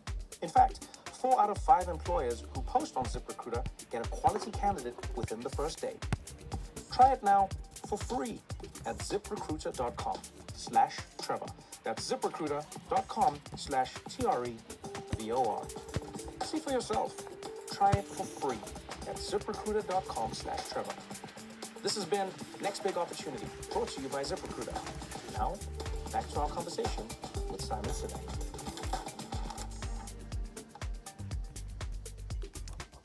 There's a really beautiful story I read. There was an explorer. I don't know. I'm very bad with years, but I remember the stories. And it was there's an explorer in England who went and bumped into an undiscovered tribe. Right? They hadn't made contact with the English. And this guy befriended them, and they welcomed him in. All things were good. And then he sort of learned to communicate with them. And it was this beautiful little journey where he learned their way of life and had a wonderful time. And they were really an altruistic, community. And they had different laws, by the way. Sort of murder was legal in some ways. You could just kill somebody. And then the tribe was just like, all right, well, you did it. And we keep it moving. We don't judge you. We don't. But he was surprisingly, everyone didn't kill each other. So they were definitely different, right? After spending, months or even years with them, he goes back to England. And he says to the chief of the tribe and some of the others, he's like, hey, you should come with me to England. And they travel back to England, and they're spending time with him and his family. You can imagine this life. Now you've gone from the jungle to London, Victorian London. Yeah. And he says to them, he says, what do you think? And he says he thought these guys are going to be mesmerized because there's technology and there's carriages and there's all kinds of stuff. He's like, so what do you think? And he says they were not impressed at all. The only thing that impressed them was the butchery. They were really shocked that you could just go and get meat. They were like, what? They were literally, that's the only thing that made them happy. They're like, wow, you could just go get meat anytime you want. That's pretty cool. Everything else they didn't care about, and it culminated in a question that they asked him one day. After a week or so of staying together, he came home, and one of the tribes people asked him, said, hey, where do you go every day? The guy said, what? And he said, every day you leave this house, you're gone. We're here with your family. Mm-hmm. And then you come back. Where do you go every day? And he's like, oh, I go to work. And they're like, ah. They're like, well, why don't you take your family with you? And he's like, yeah, they don't allow that at my work. That's not how we do things here. And they go, oh, okay. And they're like, well, do you like your work more than your family? And he's like, no, I love my family the most. And they said, well, then why don't you quit your work and just stay with your family? Yeah. And he said, no, I have to work for my family so that we can live. And then they said, well, this system doesn't make sense, because if you're working to be with your family, but you have to leave your family to go to work, then you're doing the wrong thing in the wrong way. And then he said, well, how do you do it? I have to have the house, and I have to. And they said, in our community, when somebody needs a house, we all come together, we build them a house. It takes us about a month. There's now a house, and then we go back to living our lives with our families. And if somebody needs something else, we get together, we do that for them, and then we go back. And he says it was the first time that he was ever confronted with the notion that the way we live isn't normal, like the office, the work, the family, the thing. And then they went back. By the way, he was like, do you guys want to? They're like, oh, no. We are very happy to leave. Yeah. By the way, give us some meat, that was really cool. And then they went back home and they lived their I lives. just struggle with the idea of infusing these corporations with purpose and spirituality, because I and the community I belong to, we find that elsewhere.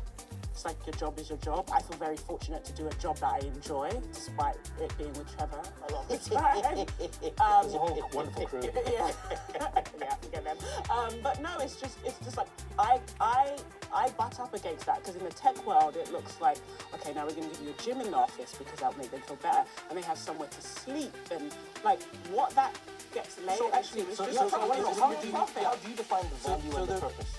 So we're conflating a bunch of things here, right? I don't think any of that's purpose either. Yeah. That stuff is superficial and it's trappings, and none of that stuff makes for quote unquote culture either. Yeah. Right? So just go back a few years. So there was a time not that long ago where, you know, you were right, where you went to work simply to make the money to pay for your stuff, and you were friends with your neighbors, and you had a sense of tribe with your neighbors, and you got, you know, some sort of belonging or community or moral guidance from church, and you had bowling on Saturdays, and you had the tournaments on Thursday nights, and we had these things. Sunday dinners, and all these traditions and institutions. The bowling clubs, the bowling leagues went away. Church attendance is down. We're not really friends with our neighbors, but we still have desire for all these things, and so a lot of pressure was put on work to give me these things that I used to get outside of work. So it's not all work trying to force these things on you. Some of it was the changing world around us, and we are demanding of our offices to give it to us because we're not getting it anywhere else. Yeah, and I don't want it from my office. And that's totally fine. I have to be here more, and I want to be with my people. And that's totally fine, by the way. Yeah. And that's totally fine. But when I talk about purpose at work, right?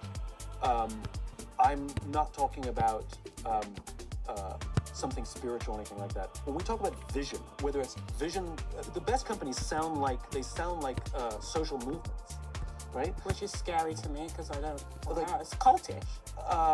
No, I meet a lot of people that work for these types of vision-driven, purpose-driven. I'm like, you've joined a cult, and they will fire you too. And by the way, but hold on, but you're conflating there's a swirl of stuff going on I here, think right? Clarify it to me, Good. So you're right. Yeah, it is cultish. Yeah. And that's not necessarily a bad thing because it means I believe there's a shared set of values. I feel like I belong. I feel like I found my tribe, right? The company actually does obey its values and would sacrifice its short-term money to uphold its values. Those are good companies. And when you say, oh, they'll just fire you, the bad companies will. Yeah. Trust me, I'm with you on the team, right? They say all the right things, they put the values on the wall, but it's all a punchline and they don't use them to make decisions. Yeah. So you're 100% right there. But I'll take you to see some companies where they are treated right, they don't get fired simply because the company is struggling, and they are hired slowly because they try and choose people who believe in the same values, who are cultural contributors rather than cultural fits. Right? Which is, I like it here. I want to give to the people to the left and right of me because they give to me. And they have a psychological safety when they come to work. They feel like someone's got their back. I guess what I object And those to... are beautiful things. Yeah, I think what I object to fundamentally is like the privatization of a sense of belonging. I don't actually think that's the job of a business. I don't believe that's the job of business. I believe that is actually the job of your community and your people. But let me, can I throw something and then I'm like, restore the community. No, but I'm not in the business of being like, let's make these I agree businesses in places of purpose and belonging, because it's just like... No, so I'll throw one thing in separately, actually, because I don't consult with companies in that way. But I do think, for me at least, personally, when we talk about purpose, I sometimes think about it through the lens of, funny enough, pyramids. You know, when I went to Peru and you go to Machu Picchu and you're looking at the pyramids, the immediate assumption that Western anthropologists had when they came was, oh, they did this using slavery. They were like, oh yeah, you guys had slaves and then that's how you built the thing. And historians who are from Peru go, no, you assume that because that's how you built your empires. You only know how to build using slavery. They go, these people had purpose. And their purpose was they woke up every day, They said, we're building a temple to the gods. And no one was like forcing anyone. They were like, yo, temple time, baby. And everyone got together and they're like, why do we push these rocks? For the gods. Yeah. And now someone might be like, they were being manipulated. Who told them about the gods? Okay, we can have that conversation forever. But I do think there's a different thrust that people experience where like you feel like you are doing something or moving towards something. And while it doesn't replace your community, for me, it adds to my community. Do you know what I'm saying? Like even working with you, like at the Daily Show, or working with people, there's like a vibe of like where I'm like, yeah, we try to do something. Sometimes we don't. Sometimes we do. Yeah. But there's like it's like we're trying to move in the same direction, and that for me, if you do it right, I think it's something beautiful. But to your point, I think a lot of companies scam people on that. That's why I was asking about the values. But even if they're sincere, I just don't think that's the role of a company. I think that's a profound failure. Yeah, but I'm saying, because like I know people who want to go to like people in my family. Like, I go to work, I come home. No, but I agree and with it's you. just like, but I'm saying, what are you doing at work? That's maybe my thing. Because I agree with you. I go to work, I come back. Yeah. Yes. But then there's also a third option, which is, which work do I go to? yeah. That's what I think about. If I offered you more money to go have the exact same job with a different person, would you take it immediately? No, but I'm in this cult with Trevor. But hold on. I can't get rid of him. But you just said. I'm in the corporate cult. You just. But you're not following your own rules. No, I'm saying I feel that I come from a position where I feel like it's a real luxury to do what I do. Like I get to write for a living, I get to think, I get to speak, right? Most of my people in my life, that's not what they do. It's not what my parents got to do. That's not what my grandparents got to do. So I guess I come from a different kind of working lineage. Yeah. And because of that, I don't try and entrust too much meaning into the job. Like it's not supposed to give me fulfillment or community. But it does. Sometimes it does, not all the time. But sometimes it does. But when it doesn't, Sometimes your friends do. But Sometimes like your friends I think my issue is for most people, their job does not give them that profound sense of meaning. And I'm just like, we need to live in a world that even if your job doesn't give you that, that's fine. But it seems that what you do and a lot of people advocate is coming from the other side. And let's make these businesses give to people what their general world should be given to them. I hear you. Yeah. And I just appreciate the irony of the thing you're railing against is the thing that you fully have embraced, which is if I offered you money, you said it's just a place to make money. Yeah.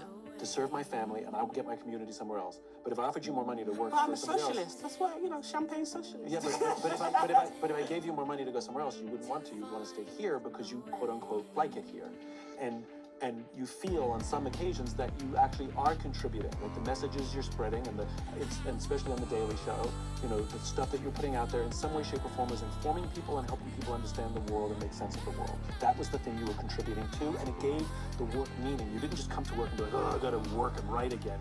You're like, no, I'm enjoying this because I feel like I you're will say advancing and maybe I come to it from a different vantage point as a mother. I have a lot of friends who have decided to spend like the very early childhood years with their children, which is a privilege, and it's because the thing that takes you out of the home has to be so fulfilling to be like, I'm not going to be with this kid when they're learning to walk and they're learning to talk, etc., etc. Don't go anywhere, because we got more What Now after this.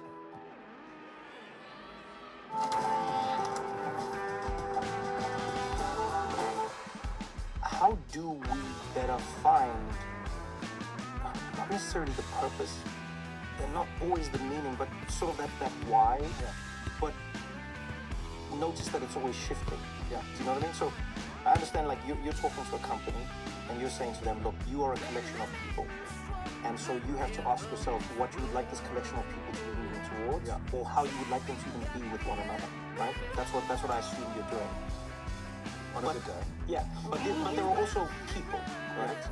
And so I wonder whether, looking at your own life or looking at all of the learnings that you've come across, is there a way that we can all, doesn't matter where we are in our world, is there a way that we can always hone in on the sort of quote-unquote why that shifts? Because to your point, I think it's great that a mother goes, I don't know about my job. And I think we should be living in a world where you are able to do that, because the same people who will complain about women, like, she's having kids, and are the same people who often complain about birth rates declining. I always find that, ironic. They'll be like, the birth rates, look at the birth rates. And I'm like, but who do you think gives birth? And why do you think that they're not having as much birth time?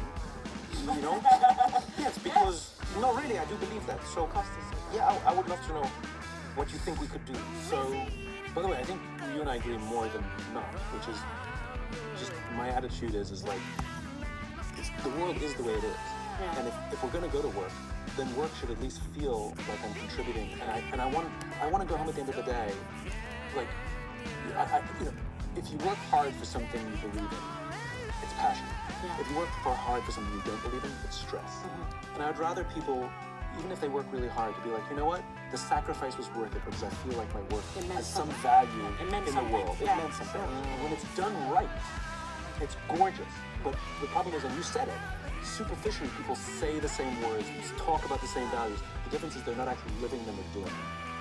To go to your point about the why, a why is fundamentally an origin story. That's all it is. And a why does not change. You have one why your whole life, and that's it. Because you are the sum total of how you were raised. You have one why your whole life? One why your whole life. Whoa. Simon, now I'm going to be fighting with you before we go. Wait, what? Yeah. Tell me more. Tell me more. Now we're out of time. You have one why. You have one why your entire life because you are the product of how you were raised. Okay, you're not gonna, like, you are who you are. Okay, and there's nothing that can happen in your life that will make you not who you are. Now you can pretend you're someone different. We would call you inauthentic. And when I uncover a why, literally all I'm doing is going back to discover the patterns of what made you who you are, and then I'm trying to avoid them. And it's the same for a company. Walt Disney, when it does things right, is fundamentally the origin story of Walt Disney's vision of the world, this escape from the stressful lives that we have to go into this magical place and we can live reality for a moment. That's literally what it says in the plaque outside Disneyland, And that's all. If you look at the beginnings of it, we can do a little. Let's have a little fun. I've been having fun, just for the record. I've only been having fun. Welcome to What Now is I've only been having fun. Tell me something specific that you've worked on in your entire career. It does not have to have been commercially successful. Okay. But something specific that you worked on in your career that you loved being a part of, and if every project was like this one thing, you'd be the happiest person alive. Something specific. This is my thinking music, everyone. When I think properly.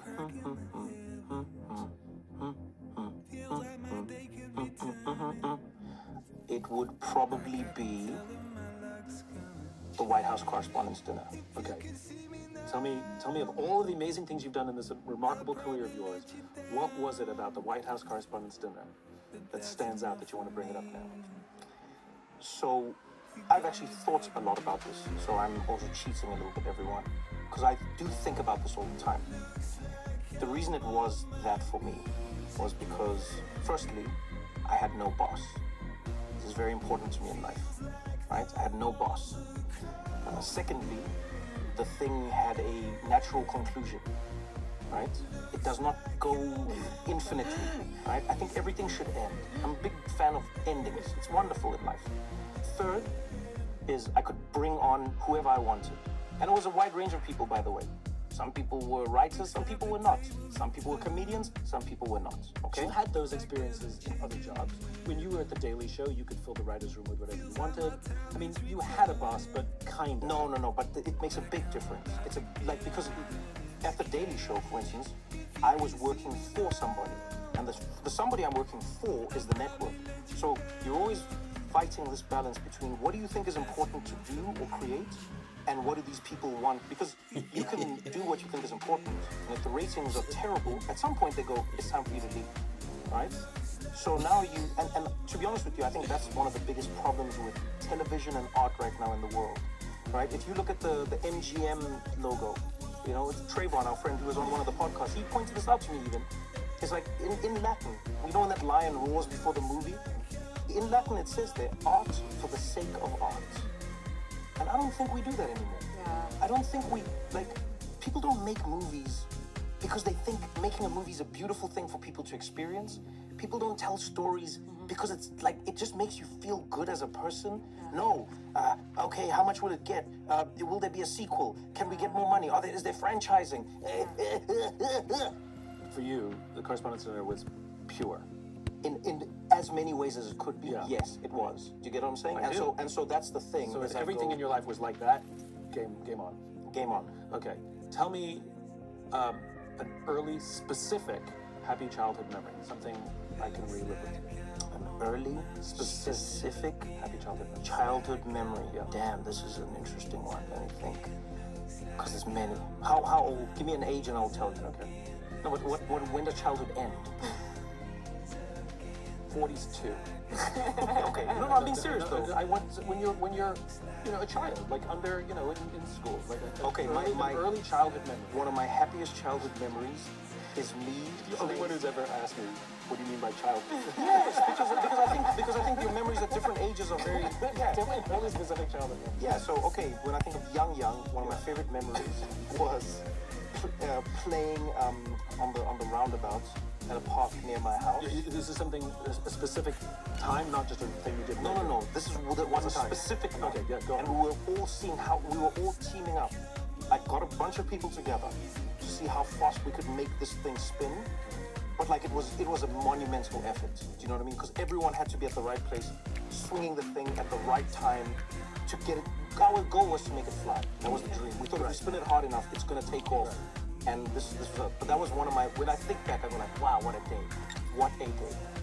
And of all the amazing things you had happen in this magical childhood that you've talked about, what specifically was it about this one thing that stands out so much that you want to talk about it now? Puppets Mafia. After this game. Well, I think for me, it's many of the things that I was saying with the White House Correspondence Dinner, right? It's collaboration. I chose the people I was doing it with. We didn't pick the random kids who in you had no coordination because the thing's going to smack you in the hands, right? So we got the strongest, fastest, smartest, most affable. We put the people together and we were like, this works. So it wasn't like if you were the small kid, then your job might have been to be more on the inside. If you were the big kid, your job was to push. But we put people together and it matched in many ways, right? And the most important thing, funny enough, Simon Sinek, the most important thing was that we were having fun. And I mean this genuinely. We had a purpose, but man, we were having fun. So now what I'm doing is I'm looking for the connection between those things and Yes. saying, okay, that's the common factor, right? You're the Hello first person I've and ever talked to, welcome. ever. Football And I've is done ready hundreds. and waiting for He you. said, I'm telling you the same story. I can hear that they're the same story, but you're the first person who can hear it, who's able Oh to... yeah, I'm always cognizant of these things. But so just to pay you that compliment. Referee that blows the you're getting whistle. outside your own We're head. underway. It's hard to say who's going to This win is the today. thing. Two very skilled teams on show. Where you find great joy is when you can bring...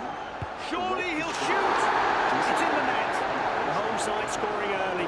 That'll lift the mood in here big time. And that's sort of your purpose in life, which is to bring people together, to do something bigger than themselves. And if everything you do... Let's see the goal again.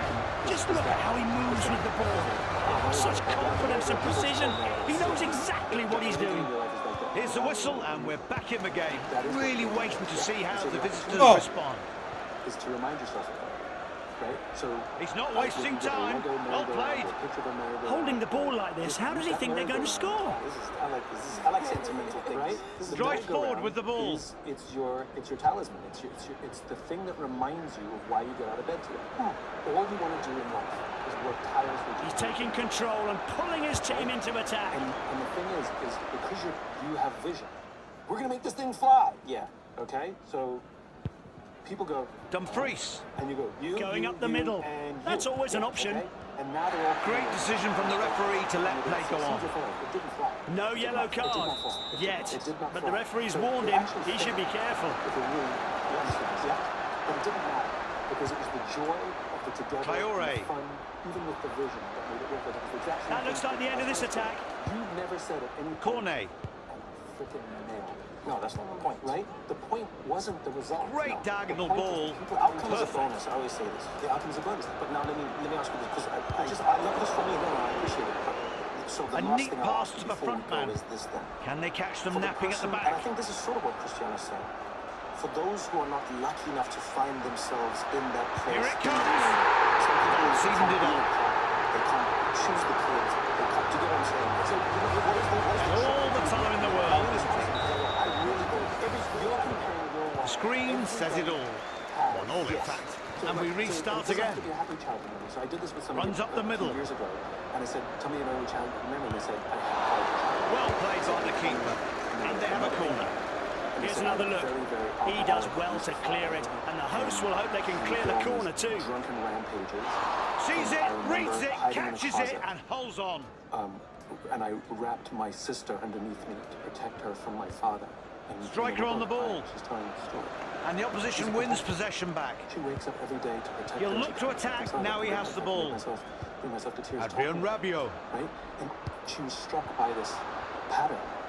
That looks like the end of this attack. She's at her natural best. A and neat she finds pass to the peace front when she's man. able to offer protection Has to several others options available. from whatever it is. And so Keeper these does patterns exist well for to everyone. catch the ball They're there. not the same as yours, right? So And the season whenever reaches the midway point, and we can only hope the quality of the matches doesn't drop off. I certainly hope not. For all our listeners, for that person now, let's imagine a person who goes, Simon, I don't Ball have now much in the way pass. of my community. Gets it away from the And this is goal. because of, a series of factors. There isn't a club, there isn't a that, there isn't whatever. I work because Turning this it is the only into job an I could attack. get, so I don't have the luxury of Precision being play. and I haven't been found Pass by it. where I would like to be found. Sees it, reads it, catches it, But and I'm also holds looking on. for a piece of this, and my job is a soul He'll look to attack, experience now he where they has want the me here ball. from the earliest time to the latest time, and I give all of my energy to this thing, and then when I get home, I have to look after my family, and this is a how The attempted switch didn't come off. What are you saying to The that movement person forward is where they excellent. don't Look at the have support he has immediate available. luxury of, like, springing out, searching for it, Using the going to ball another well. place, doing another thing. What is like a because there's always something Denis that you Zakaria. struggle to enjoy. Yeah? Is he gonna So play I the went obvious I ball? went to Kenya, No goal! An and incredible we went save into from the Mara keeper. and to the poorer neighborhoods, and we got to meet some remarkable human beings.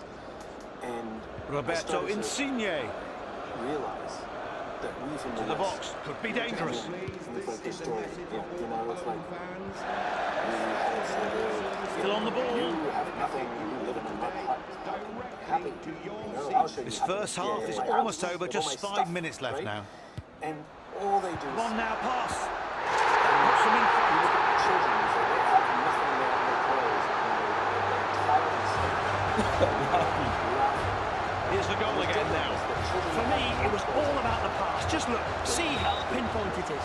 Yes, he's got a talent. The home team restart the game. And 1 goal down. They need to get back into it quickly.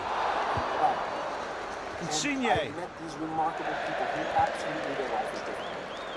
And the walking 4 hours to sell, right? What a piece of skill. He moves on. Plays it safe. Referee extends the match by 3 minutes. Everything you said, when somebody needs a house, we help them build a house. And the sense of The community. ball they have, played it out made me wide to the realize left. That we in the West are addicted to money. And we look at other people. Pass into the who middle, don't have and a our midfielder addiction, takes we up feel the sorry play. for them because they don't Where's he have going to it. play it? Like it's a heroin addict feeling sorry for all the people. Ball's who in the don't box. have it. Can they finish it off? The keeper palms the ball away from the goal and out for a corner.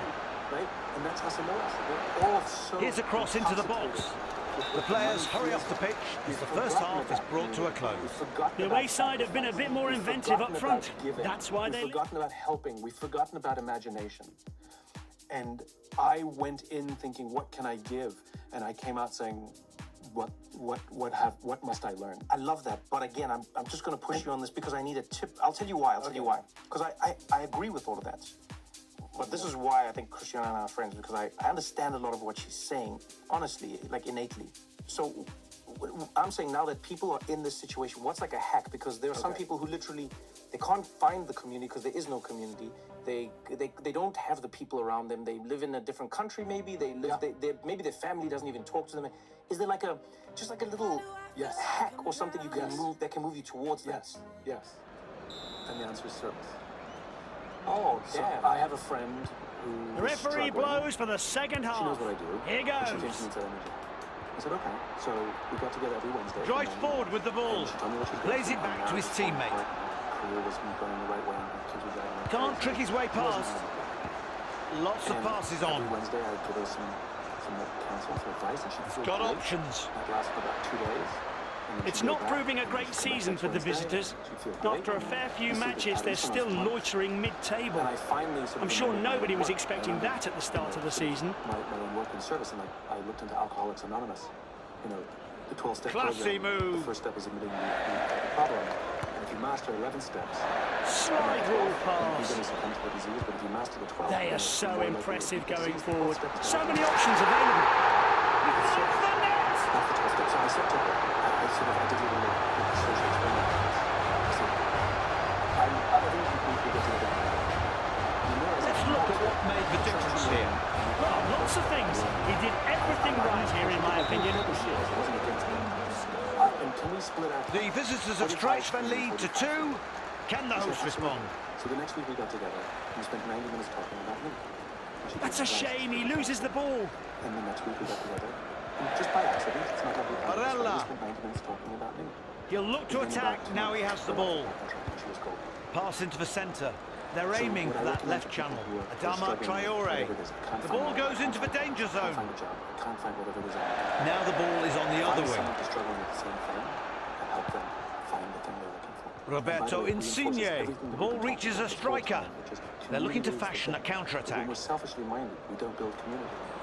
And if you look at all of those places that we were all living, That's the benefit of home advantage.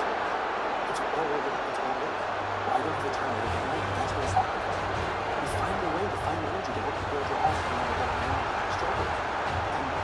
And Nice motion skill. And a howler from the goalkeeper. No help from his defenders, unfortunately. A spill like that is easy pickings for the opposition. This action-packed match resumes again. 5 goals scored so far. that is hard to calculate. Can play the ball. The fulfillment that you get that is can only be described as And joy. leaves him stranded. And the reason is because that is the biology. of That'll be a organism. free kick That in is Mother shooting Nature's range. Not desperate clever to commit a foul to get there. the species to survive. It's a hard ask to score from here, but doesn't look like he's worried about that. And that's what purpose is. Purpose for me. Troubles the keeper. Purpose for me Scores! Is there enough time for a full-blown comeback?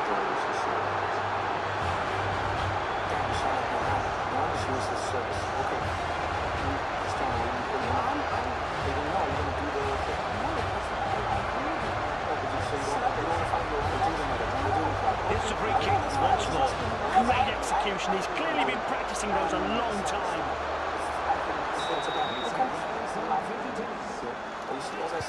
The visitors are now just 2 goals up after conceding a cracker. What a game. Discover a new way to see, like a paradigm of, you know, and I think everyone listening had the same experience. Did his best to save it, gave up the corner in the process. Oh, the host not enjoying having to defend at all. Luckily, the keeper was alert. Gets a strong hand to it and palms it wide. Counter-attack. If you really want to see some cool stuff, we can take you to see some cool stuff. Thank you. Keeping control of the ball in the midfield. Great movement up front. Support everywhere for him. It hasn't been a very even game so far. Both teams have good forwards, but one team is pushing for goals, while the other is sitting back. The striker has it at his feet.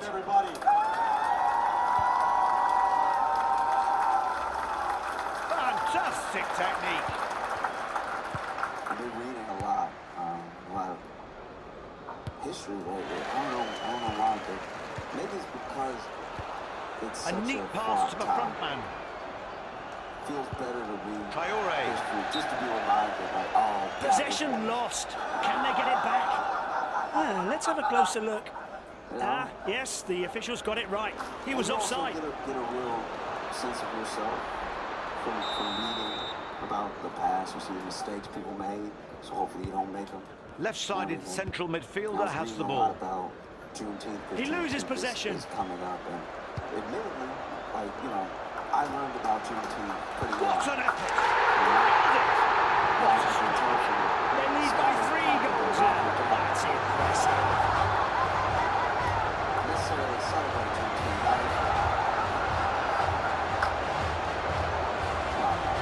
And here's how it happened.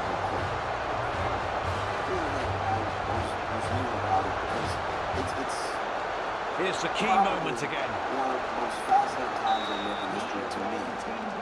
Because Another one conceded means the hosts are 3 down. A massive blow for them. Is a place for freedom. We have only 8 minutes remaining. Still going. An identity to be free with, right? And something He that plays centrally, but favouring the something that left. took a long time to The come action to moves fruition. into the middle of the park. And Juneteenth, by the way, is not Drives forward with the a ball. number that black people made up. Insigne. I understand it does kind of sound like that as well. Like, Juneteenth is a holiday, just so y'all know.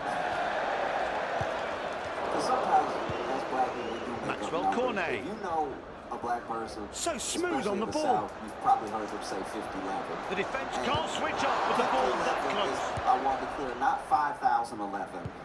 It's also not 50-11s. The referee adds 4 minutes to the clock. You know, you'll hear somebody be like, I told you 50-11 times. A little touch. Top draw. No other word for it. Oh, and we're witnessing a crushing defeat. Who would have believed it?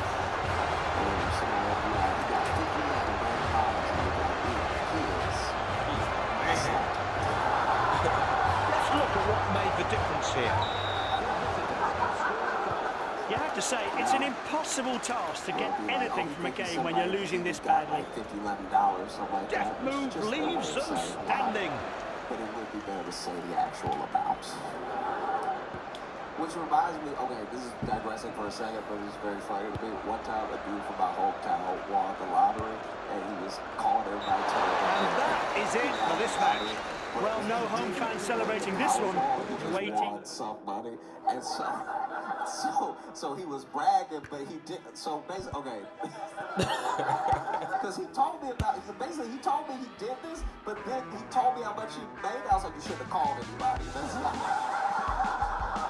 That's not a stranger phone call flex amount of money. That I get that you won, I'm happy for you, but that's not the amount to be sending people off with. Because he called his ex and he was like, hey, looks like you fucked up because I just won the lottery, okay? You're looking at the winner of $60,000. And I was like, that's salary. Like, don't do that.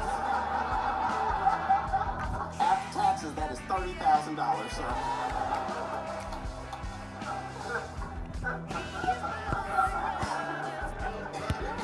No, but you know, Juneteenth.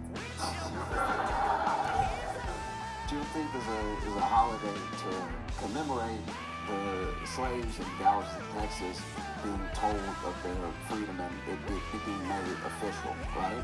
And the weird thing is, there's a lot of misconceptions about when slavery actually ended, because a lot of people think it ended in 1863 with Lincoln signing the Emancipation Proclamation. But the thing with that is that the southern states had already seceded. So to sign the Emancipation Proclamation and then sit and be like, y'all have to let your slaves go, but this is now another technically country that you are at war with because they want to leave the Union. That would be like if Canada was like, America, y'all need to recycle more.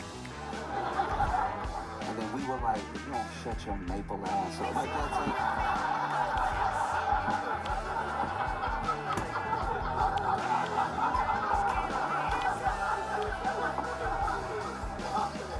Because the South was at war with the North, this was to, you know, hurt the southern states that had slavery. And one of the states was actually left off of the Emancipation Proclamation because they had already taken control of it.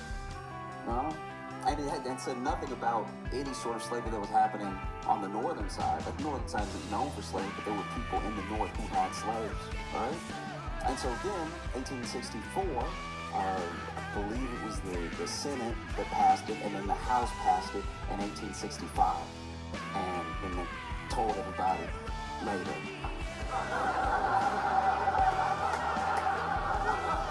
Really dragged their heels with that one. And this is the thing, is that if you really want to be technical with it, slavery wasn't actually abolished until the very end of 1865, like December 6th or something like that. It's just that Juneteenth, it's easy to barbecue in summer. So it's... Let me just take that one out.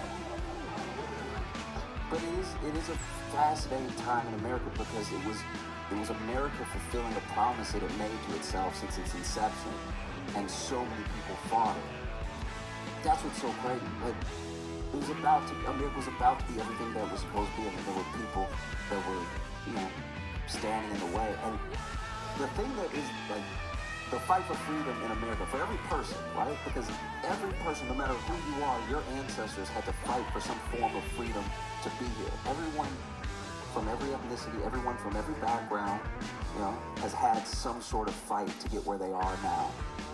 Even the people who can trace their lineage back to the Mayflower, America still had to have a fight to be America. We started out as traitors to Britain, according to them. We were like, nah, we're gonna do our own thing. We're not sending you anything else.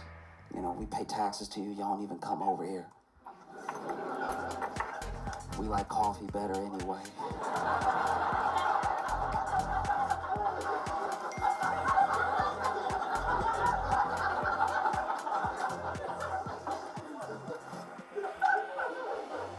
And this is the thing, though, is that you look at that time, and for every war that America had to fight to be America, to become America, the way that we understand it now, black people fought in those wars.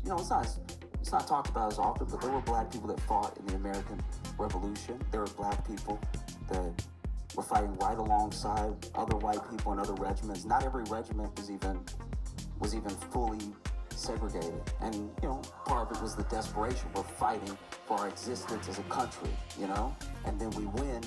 And then the founding fathers, everybody's like, yeah, we're free. And black people were like, yeah, we're free. And then they were like, what do you mean we? Isn't that crazy? Isn't that an insane feeling? You fight for the place to become the place, and you don't get to be part of the place yet.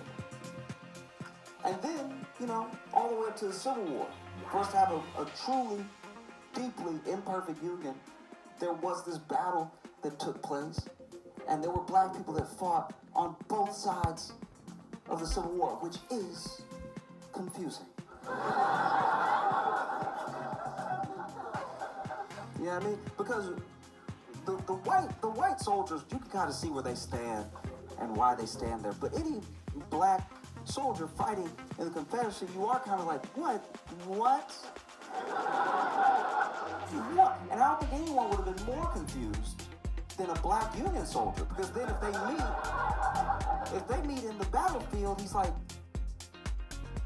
turn around.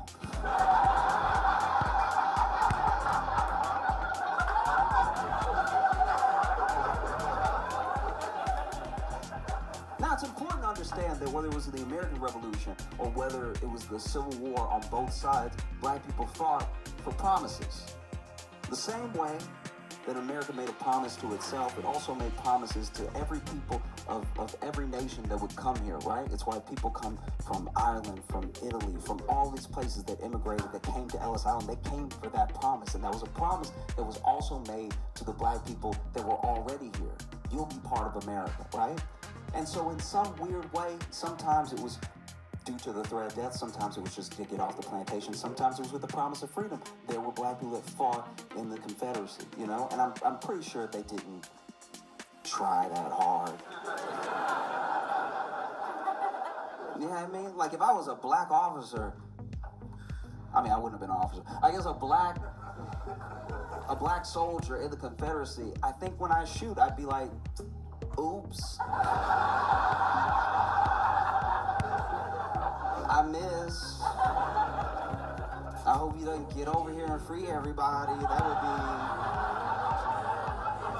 That'd be terrible if they just ran up on us and started being like, you free, you free, you free. You know what I mean? Like, I would hate to get shot with freedom. You know what I mean?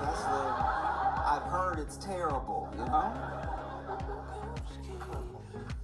But yeah, and then, Juneteenth started out as just a holiday in Texas because it was about what happened in Texas. It spread to other states, other states that ratified the 13th Amendment would then, have more and more black people in those states wanting to celebrate Juneteenth. And once again, kept it Juneteenth, not because of when it was ratified in the state, because sometimes it was a different year, sometimes it was a different time of year, but June is good for barbecuing.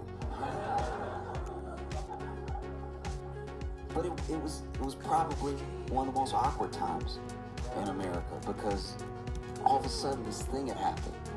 There were people who made their whole way of life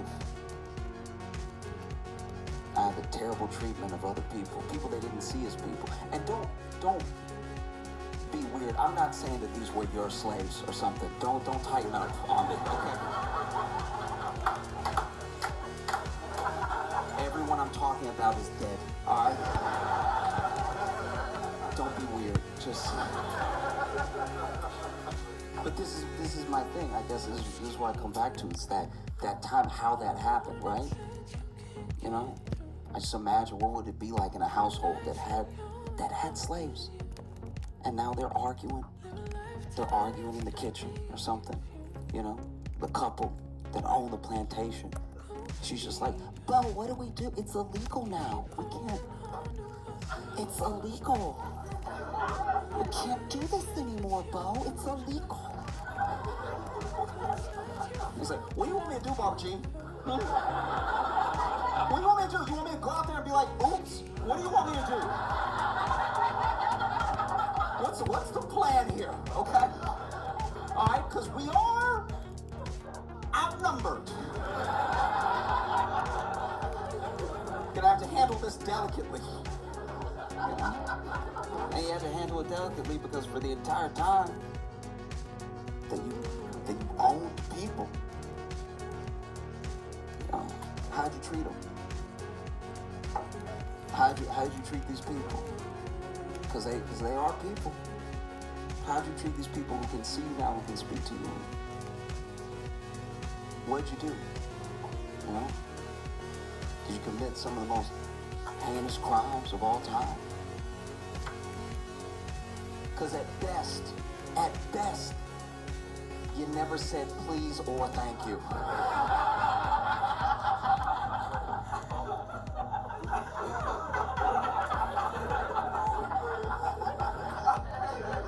So you're reasonably terrified now that they can, you know, so they're just arguing in the kitchen, I imagine, just like, what do you want me to do? What's this? And then somebody who worked in the house overheard the argument and was like, we're free?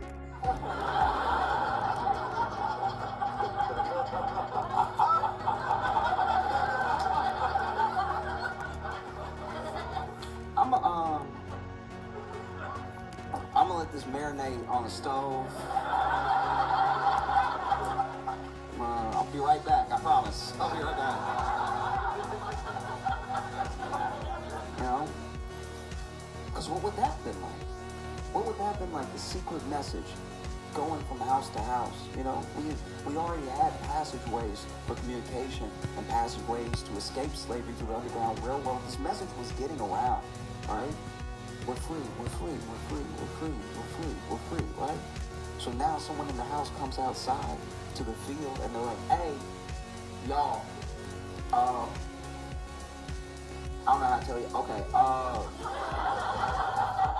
I didn't think what I was about to say before I just sort of said, hey, and then, okay, I didn't prepare a speech or anything. Look, I know that we don't all talk much.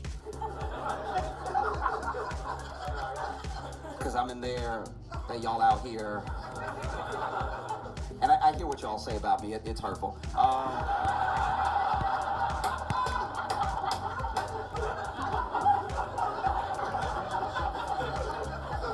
It like y'all yell it, so you know what I mean? Like but we're free. We're free to go. And then everybody was probably like, free to go where? You know what I mean? Because this is the thing about the 13th Amendment that is mindful. It abolished slavery except in the case of the prison, right? And the practices that you could constitute as slavery continued way after slavery. There was sharecropping. There were all of these different little systems to keep slavery intact. It's why we have unpaid internships, you know?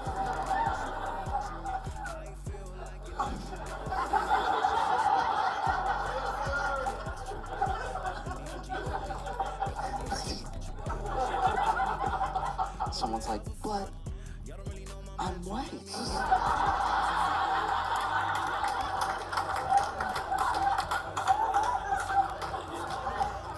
Yes, even you. No.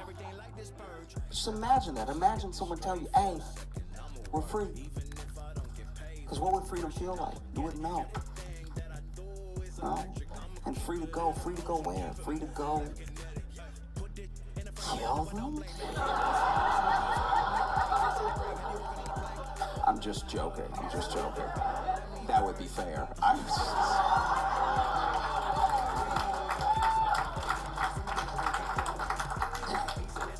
No, it's just, it's mind-blowing to me because, you know, one of my friends, I grew up in Louisiana, so I knew about Juneteenth being so close to Texas, and it was celebrated in Louisiana from a young age. A lot of people try to act like they always celebrate it now, you know, because everyone's embarrassed to learn something, you know what I mean?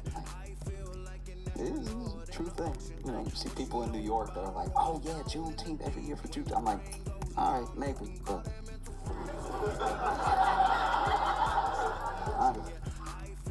You know what I mean? But I had a friend down south. He's white, and he took like an ancestry lineage thing, and he did the 23andMe. And you know, a lot of my white friends did the 23andMe and just so you know, just as white people, so you know, your black friends, we don't care. We don't care at all. Like, oh, you're more Swedish than Finnish. We don't. Never crosses our mind. You know what I mean? Just so you know. And I truly, a lot of people that take the test, I don't think they care either. If I'm being honest with you, we're just talking as friends right now. I don't think they care. I think they even take the test just to see if they can say it.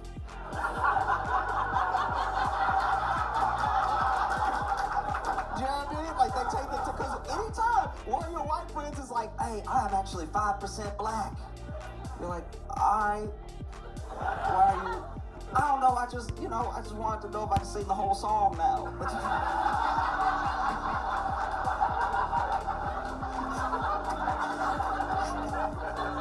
You know, I'm just a Kendrick fan, and I wanted to, see if I could.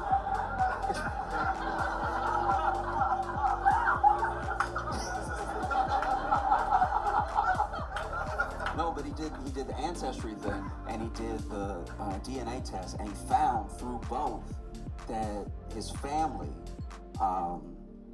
never, in America for a huge portion of his lineage, but they never owned or worked with anyone who operated in a way. They never owned slaves.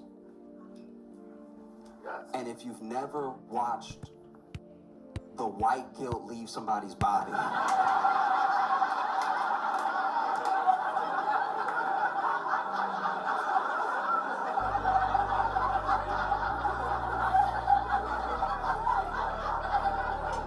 this man was floating.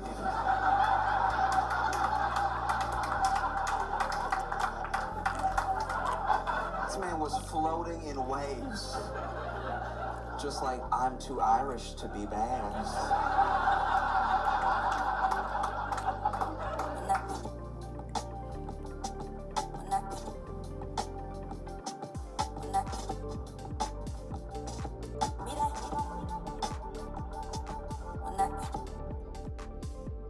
I don't know if you've been following this,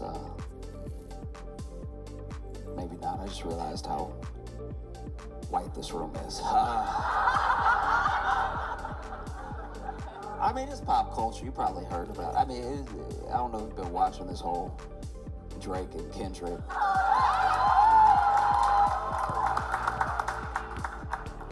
My. What a time to be alive. All right, so Drake and Kendrick, they are rappers, sir. They're rappers. Okay, I want to make sure everybody And I'm not acting like I know. You might bump Kendrick all the time. You might be a big Pimp a Butterfly fan. You know, I'm just checking. So, Drake and Kendrick's relationship actually goes back way further than people realize, because Drake brought Kendrick with him on tour when Kendrick was like just starting to pop, but Drake was already a big deal, right? And it seemed like they were cool. You see these old interviews, they're in pictures together, they have such nice things to say about each other, and then along the line, something changed. Something happened. And we don't know what that thing is really, but they both started to kind of like go at each other in small ways. And some people take it all the way back to the Control verse. Kendrick did a verse in a song on, it was actually a Big Sean song. Big Sean is a rapper, sir. I just want to, all of these are just names, and I want to make sure that we're all up to speed.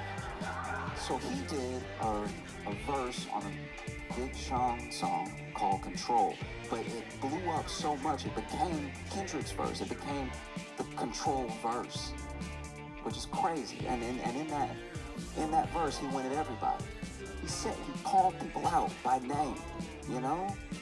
And he said, I got love for you all, but I'm trying to murder you. I'm trying to make sure that your fans don't even love you anymore. They love me so much. I'm coming for a crown. I'm coming for everything, right? And just about everybody thought that it was actually pretty dope. It was actually like, okay, hip-hop as a sport. Like hip-hop as, you know, a fun thing, a contest to see who's actually the best. Because everybody calls themselves the best on every song. Eventually, someone has to be the best. You know, every rapper believes that they're the best, and they say so in their music. A lot like how one city will have several First Baptist churches.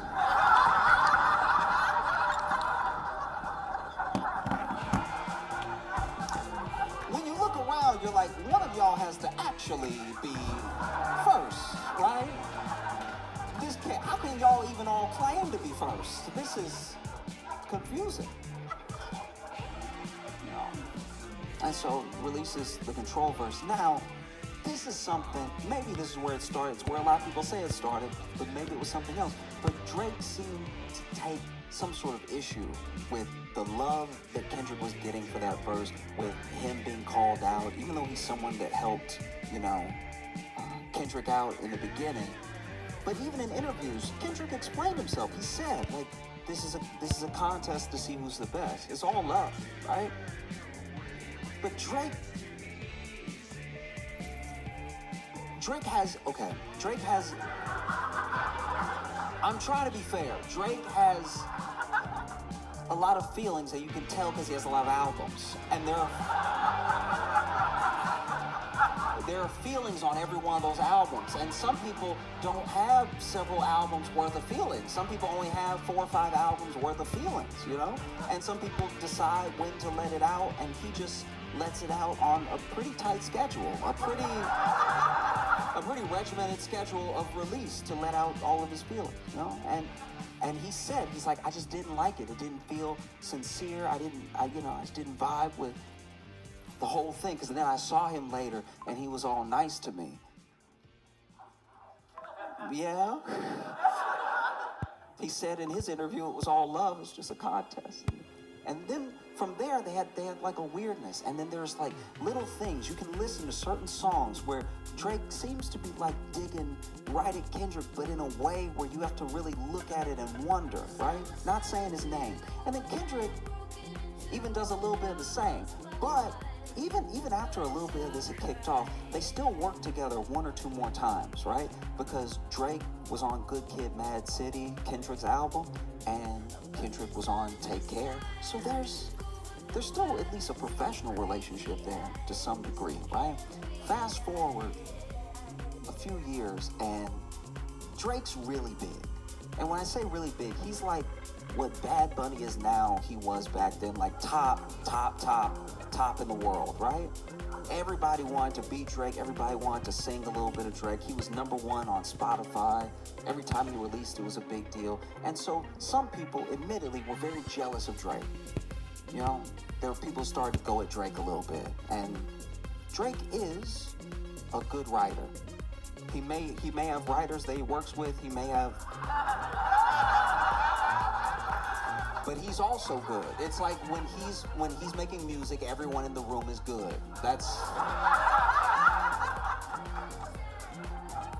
I'm trying to give him his I'm trying to be objective, and y'all try to lean me into Wayne's. But he's good, and so, you know, Meek Mill is a rapper, so Meek Mill, because that one wasn't a name. I just want to make sure that at no point you don't think that this is like punctuation or anything, because the names are going to get weirder as I go, right? Okay. Meek Mill came at Drake, and Drake, really, truly, even if you hate Drake, Drake destroyed Meek Mill.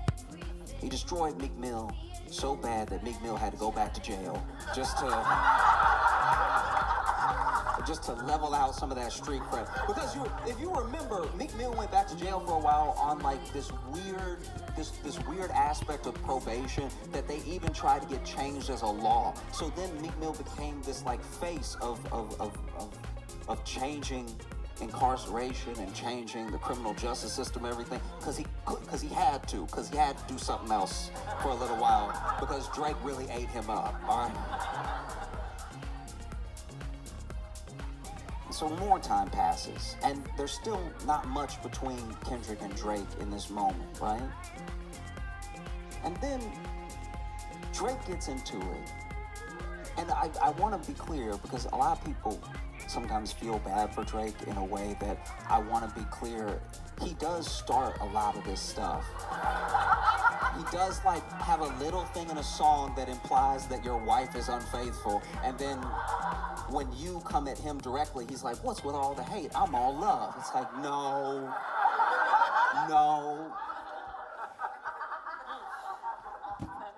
The best way I can describe it is that Drake kind of fights like a cat. And some rappers fight like dogs. And so, you know, we'll do a little paw and he'll be like, what's the issue? And so Drake went at Pusha T,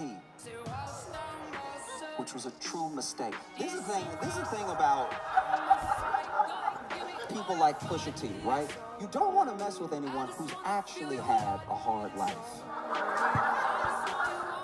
You know, like, you know, Drake grew up in Canada, grew up with, like, it's just, this is my thing. A lot of people come at Drake for, you know, they come in a way I don't like. They come at him in this, like, colorism way where it's like, you're not really black because you're half white. I don't roll with any of that. I just truly think, but you see what I'm talking about. I'm not.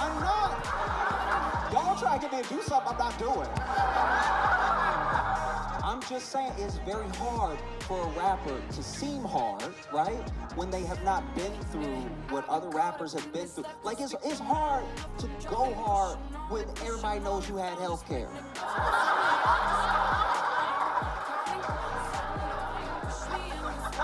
Because I'm not saying there aren't hardened criminals in Canada. I'm not saying that at all. I'm just saying that if somebody knows that anytime you were sick, you could call a doctor. It just takes a little bit of the wind out of the sails of like, I'll kill you. It's like, yeah, but if I hurt you, you go to a doctor immediately. Like, so anyway, Kendrick is still off doing his thing, releasing amazing music, but Drake gets into it with Pusha T, which was a mistake, because he told Pusha T, he's like, I got more money than you, I got more women than you, I'm more famous than you'll ever be. And then Pusha T said, you have a son.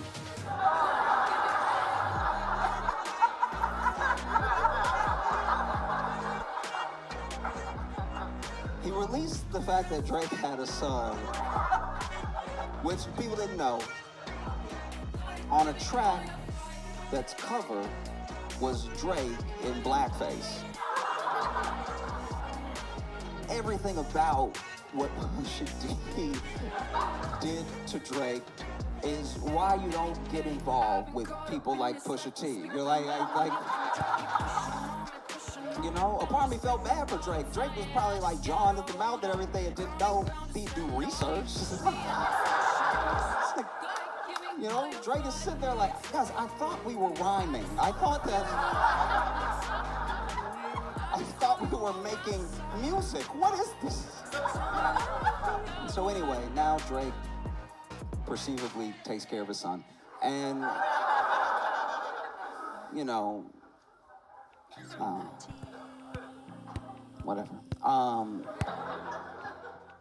And so fast forward some more, and you would think that Drake could sort of learn his lesson of like, man, I shouldn't throw stones when I might have a lot of kids.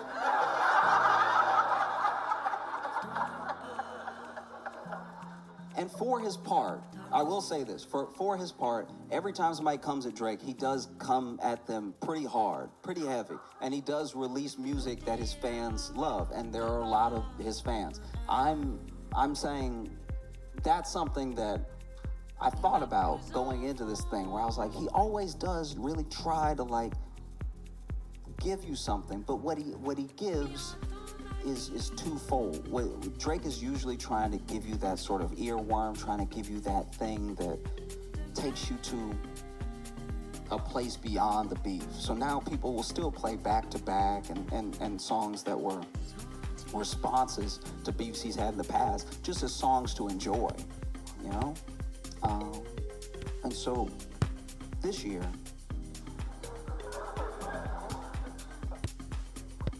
Drake and J. Cole started, you know, they started doing appearances together. Like J. Cole would pop up at Drake's concert.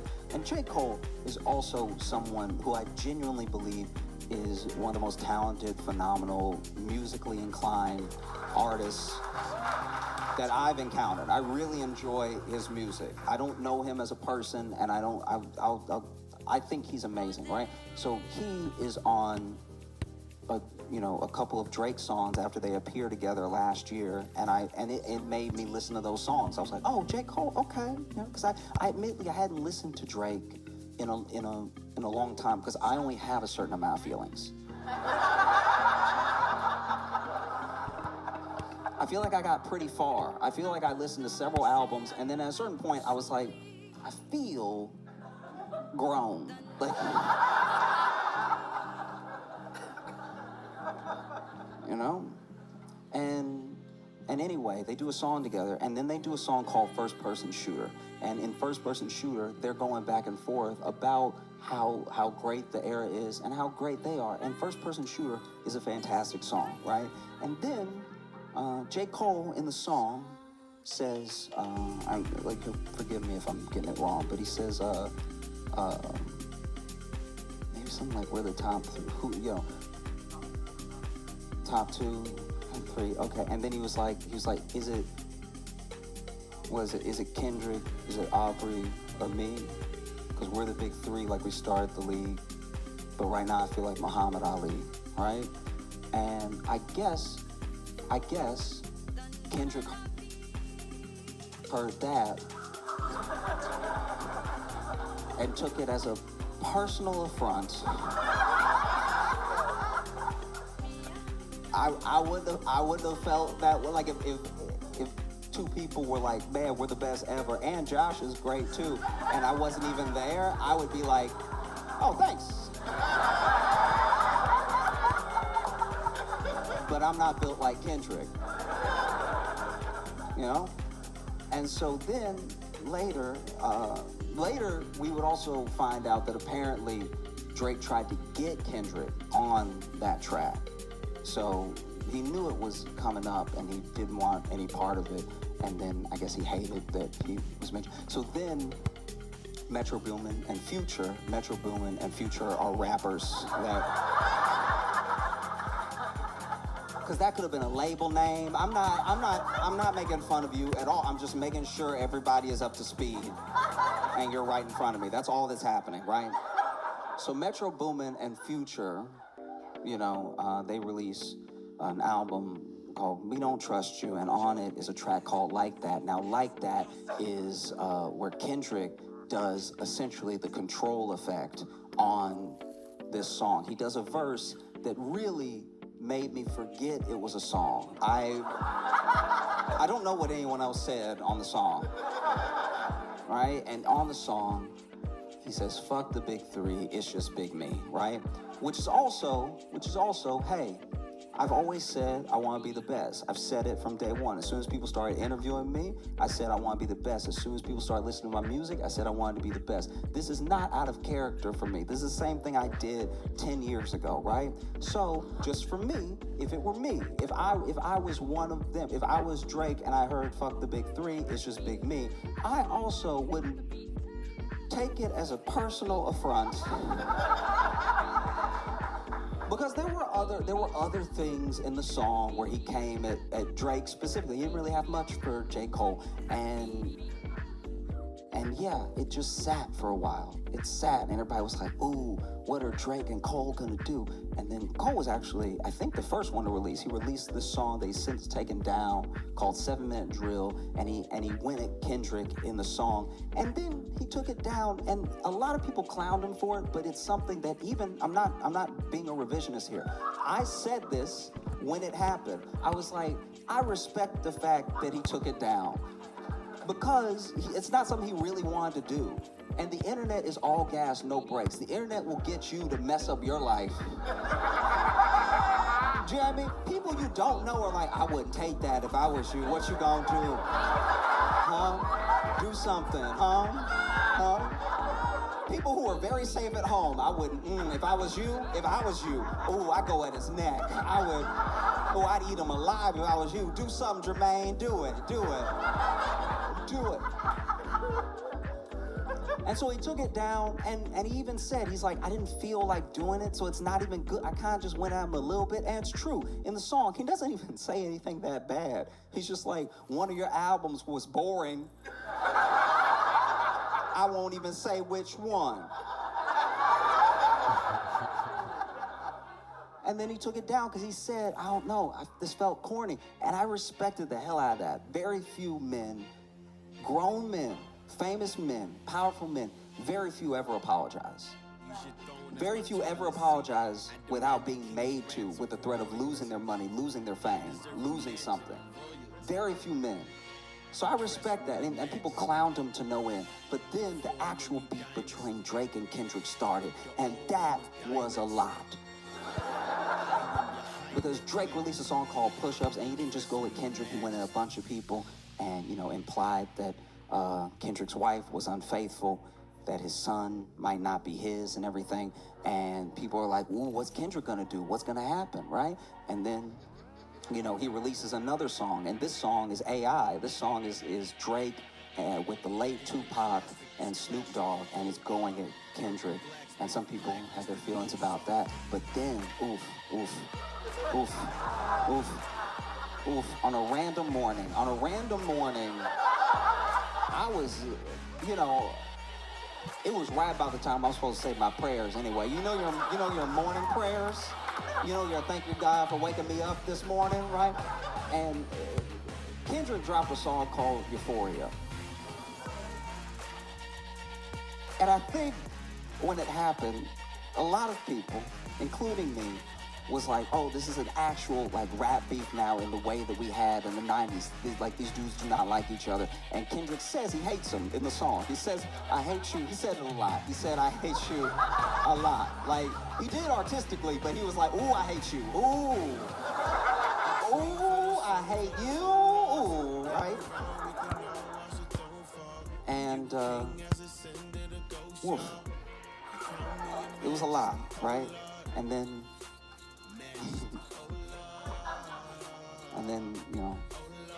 Drake released, actually, no, Kendrick released one, but he released so many I actually lost count. So then he released a song that I didn't even get to fully digest because he released, and then Drake released his response, and this was what Drake had been waiting for. This was all these, in my opinion, all these years of I was nice to you, and then you came at everybody, including me, and all I'm doing is writing my feelings down in albums and making money, and I just want to be number one. I just want to be the best with feelings. I want to be the best. And so he just took everything that he had, and he put it in a song called Family Matters, right? And 20 minutes later,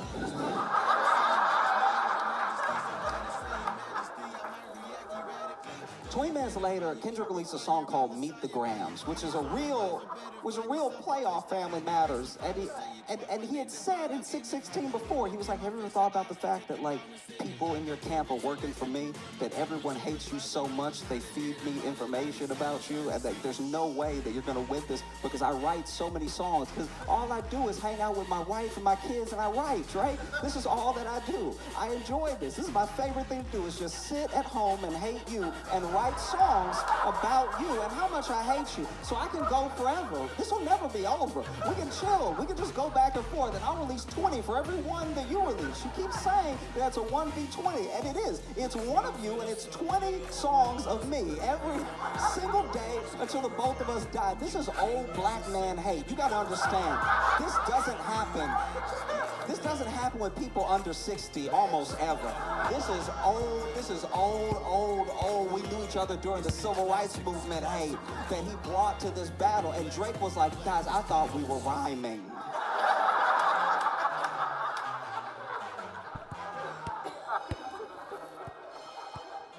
And in Meet the Grams, you know, he laid it down. He started the song by talking to Drake's son. Talking to Drake's son, being like, I'm sorry that's your father. Genuinely, I'm sorry that's your father because I can tell he's not raising you well, because I can tell he's not living a good life and he's not a decent man, okay? And so if you don't understand this right now because you're 6, play it back when you're 18, okay? He said lots of things. He said things that are illegal. He said Drake was doing things that, you can listen to it. Woof.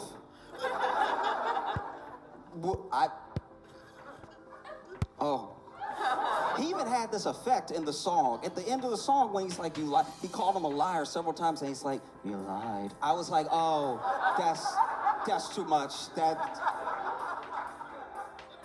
And he tells him about himself. He talks to his son, he talks to his dad, he talks to his mom, and then he talks to him directly, right? He also talks to, potentially, a daughter that Drake is not taking care of. Which I was listening to, I was like, not again. I feel like once they find the first kid, you gotta just get all the kids. You gotta just have a whole Graham family, just so you know where everybody is. You know? People go back and forth. Does he have a daughter? Does he not have a daughter? Some people think they've even found the daughter, everything like that. I don't know. I mean, it's really bad. It's so bad. And honestly, I never wanted to get to a bad place. This is something, I'll talk about this more in the future and everything, but I have a deep love, but a strange relationship with hip hop, because if everything is in music, it's all good. It's when things leave music that things get bad, you know? And so as much as I joke about Drake and I like Kendrick and I've liked some of Drake's songs, I don't actually want them to do anything to each other, you know what I mean? Now, if what Kendrick is saying about Drake is true, we should lock Drake up. We should lock Drake up. And if what Drake is saying about Kendrick is true, we should lock Kendrick up, all right? Because, you know, it's a rap battle, two dudes that hate each other. Maybe they're lying, who knows? But I'm just saying, this thing, I didn't want to see anything bad happen to either one of them. But when Meet the Grams got released, I don't know what Drake thinks, and I don't know what his life is like, especially right now. But I think back to those battles and those beefs in the 90s, and I wonder if Drake wasn't like, I'd like to be shot, please. Like if you could just plug me one time and then we can smooth the thing over. Because then, as if Meet the Grams wasn't enough, Kendrick released a song called Not Like Us, which is the catchiest way to call somebody a I've ever heard in my life. You be dancing to it, forgetting what the song is about. Like, you know. And then Drake released The Heart Part 6. And I think that's when he lost. I Because in the Hart Part 6, he's like, this was all part of my plan. We fed you information about me for you to say, so everything that you said is wrong. And don't you feel dumb now that I tricked you? And it just kind of felt like, you know like what a kid, okay, you know like when you play rock, paper, scissors, and you do rock, and the other kid does scissors, and they're like, no, actually, these are lasers. Ba-pow, ba-pow, ba-pow, ba-pow.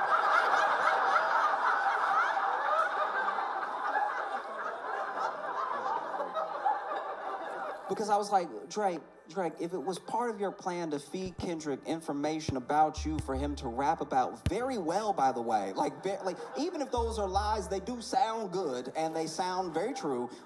Even if you fed him all this information about you to rap about to then look dumb when it was wrong, why'd you send him that stuff?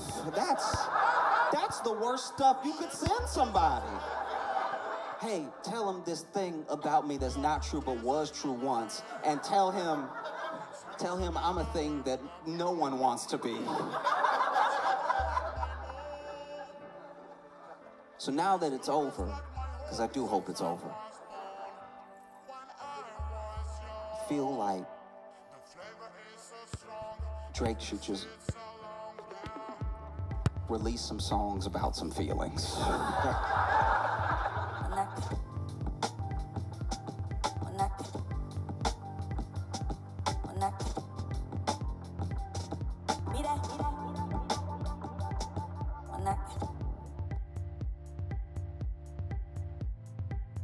Have you ever wanted to play a game where your actions actually matter? Almost every item in Albion Online is crafted by players, with resources gathered by other players. Need equipment? Just head to the marketplace. Have to stock up on some potions? Just trade with another player. If you find an item is too expensive where you are, just head to another city. Each city in Albion Online has its own independent marketplace, with its own regional prices. The best part is the player interaction actually matters. Players can band together in a Travelers Guild for safety and profit, while bandits lie in wait.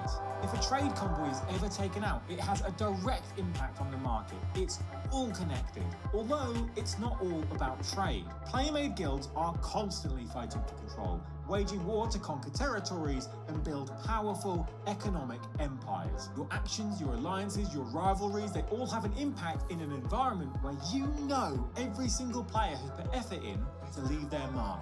Join Albion Online now and get involved.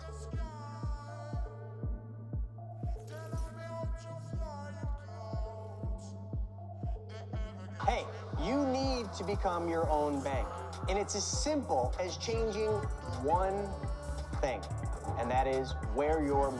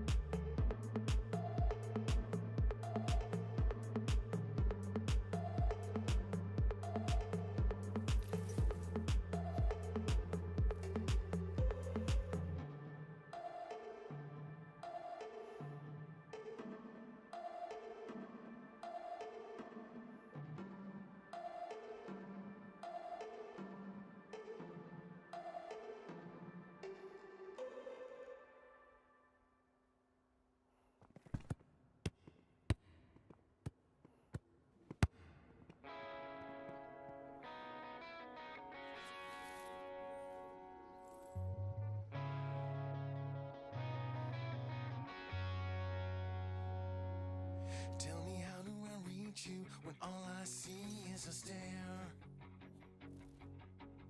How do you look for the signs when nothing is there? So you think when the water won't cut the flame and the anger drives you insane, tell me, how does it look from behind your walls of pain? Tell me, how do I reach you when all I see is a stare? How do you look for the signs when nothing is there? So you think when the water won't cut the flame and the anger drives you insane, tell me, how does it look from behind your walls of pain? Walls of pain.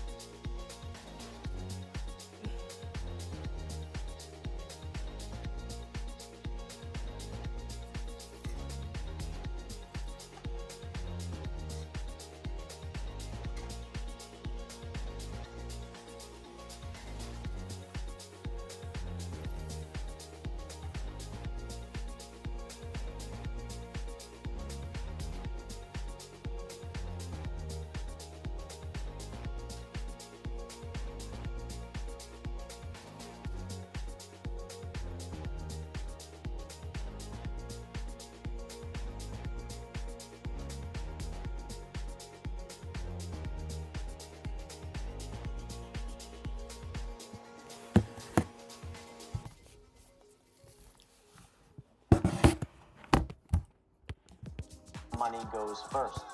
I mean, think about it.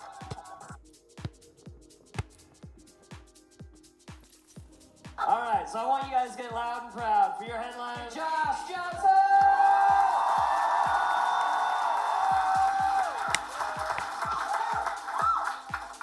Sometimes you hear things that stick with you forever, right? Like one of the things that I heard in school was it was one of Newton's laws. It's an equal but opposite reaction, right? And so it's like a law of physics, but it's also a law of people to a certain degree. Except we don't agree on what equal is. Do you know what I mean? Like if somebody does you dirty and then you want revenge, whenever you feel satisfied, your friends, your family might look at you like you crazy. Like you're like, oh, you didn't have to do all that, right? You know what I mean? Your friends and family might even tell you, hey, stop, you got him. You got him, I swear you got him, right? And you're like, no, it's not enough. Like, because you locked in, right?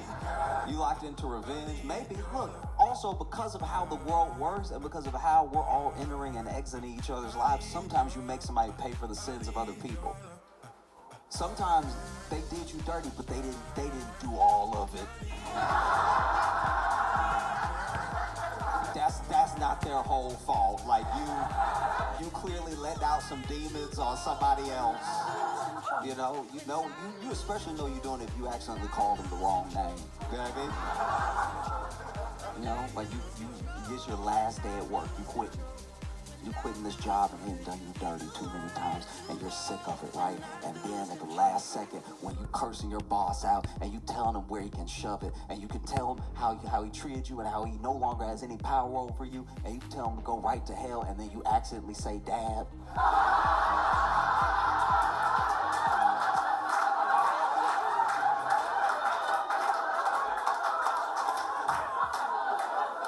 And then both y'all have to sit with that for a second. Like,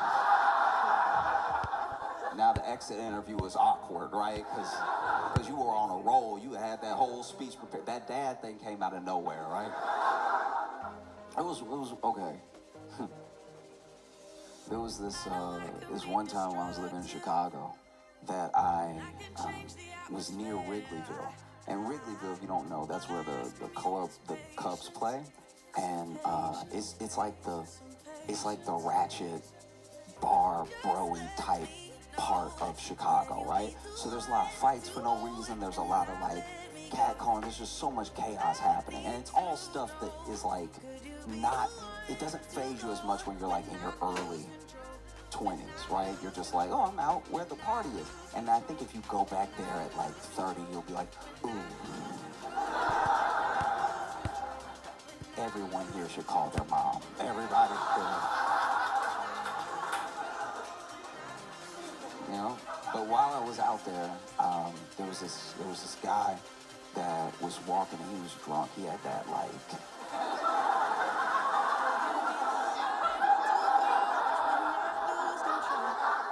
I've never seen anybody walk like this. Like, he really was walking like his feet couldn't find the ground. And it's always going to be there. It's always, every time. But he was like...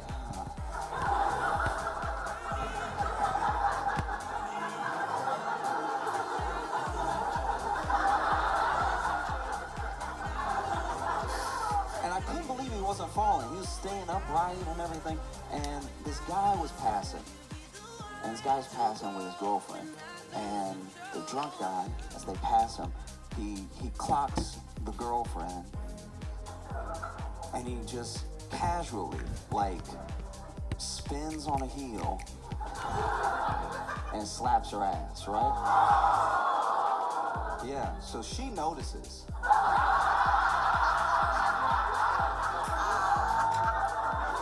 She very much notices, and it's crazy. Almost all this could have been prevented because he's so off his balance that he almost missed, right?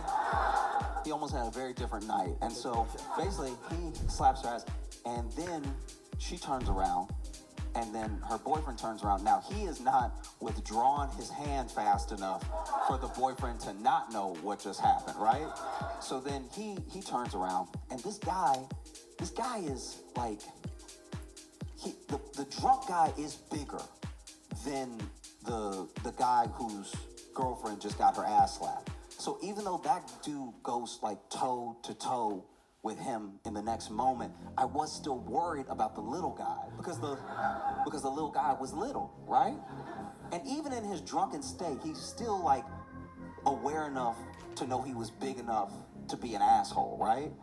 Because instead of apologizing or anything like that, he's like, "What you gonna do, little man? What you gonna do?" The floodlights cover the stadium and the pitch in a blanket of warmth. And it feels absolutely amazing. Football nights like this are what every fan wants. Welcome, everyone. Delighted you could join us. Ain't nobody. What you gonna do, little man? Dama Traore. And little dude. With the ball held up out on the flank, the opposition have time to get back into shape. I might go and get a cup of tea. And then big dude finally found He loses possession. And I've never seen De this Silva. before in real life. He'll look to attack, now he has the ball. A long ball, and it's on the other flank. He plays centrally, but favouring the left. This man, girlfriend been stepped out of the way, and this man It's coming into the midfield. Josh De Silva. Excellent pass. This man. He's left without the ball.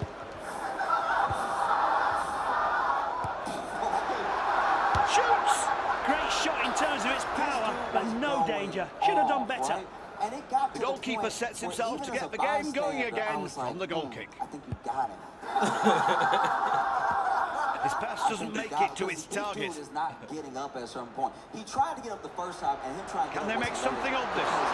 Terrific save, and we now have a corner. 0-0 the score. The keeper palms the ball away from the goal and out for a corner. He doesn't know he's on the ground, so he tries to walk up.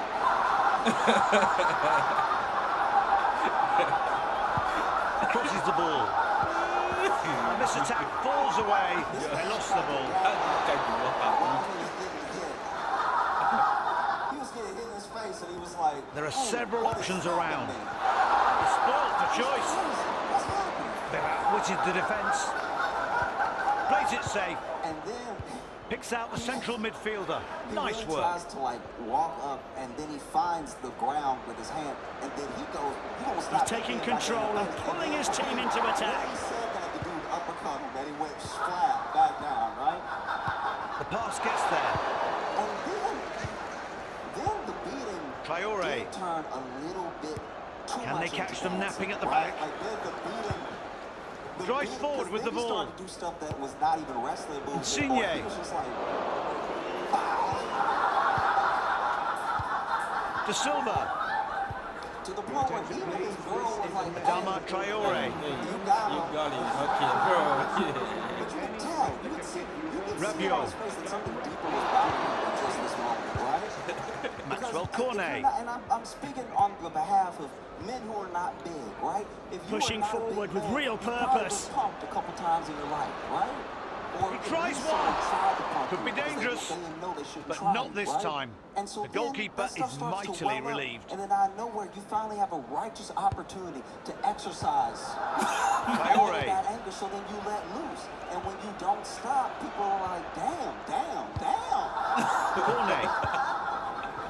Passes it straight back. And I said that because that's the best Ball's way in the I can box. illustrate Can they finish it what off? happened between Kendrick and Drake. An option or two to pass.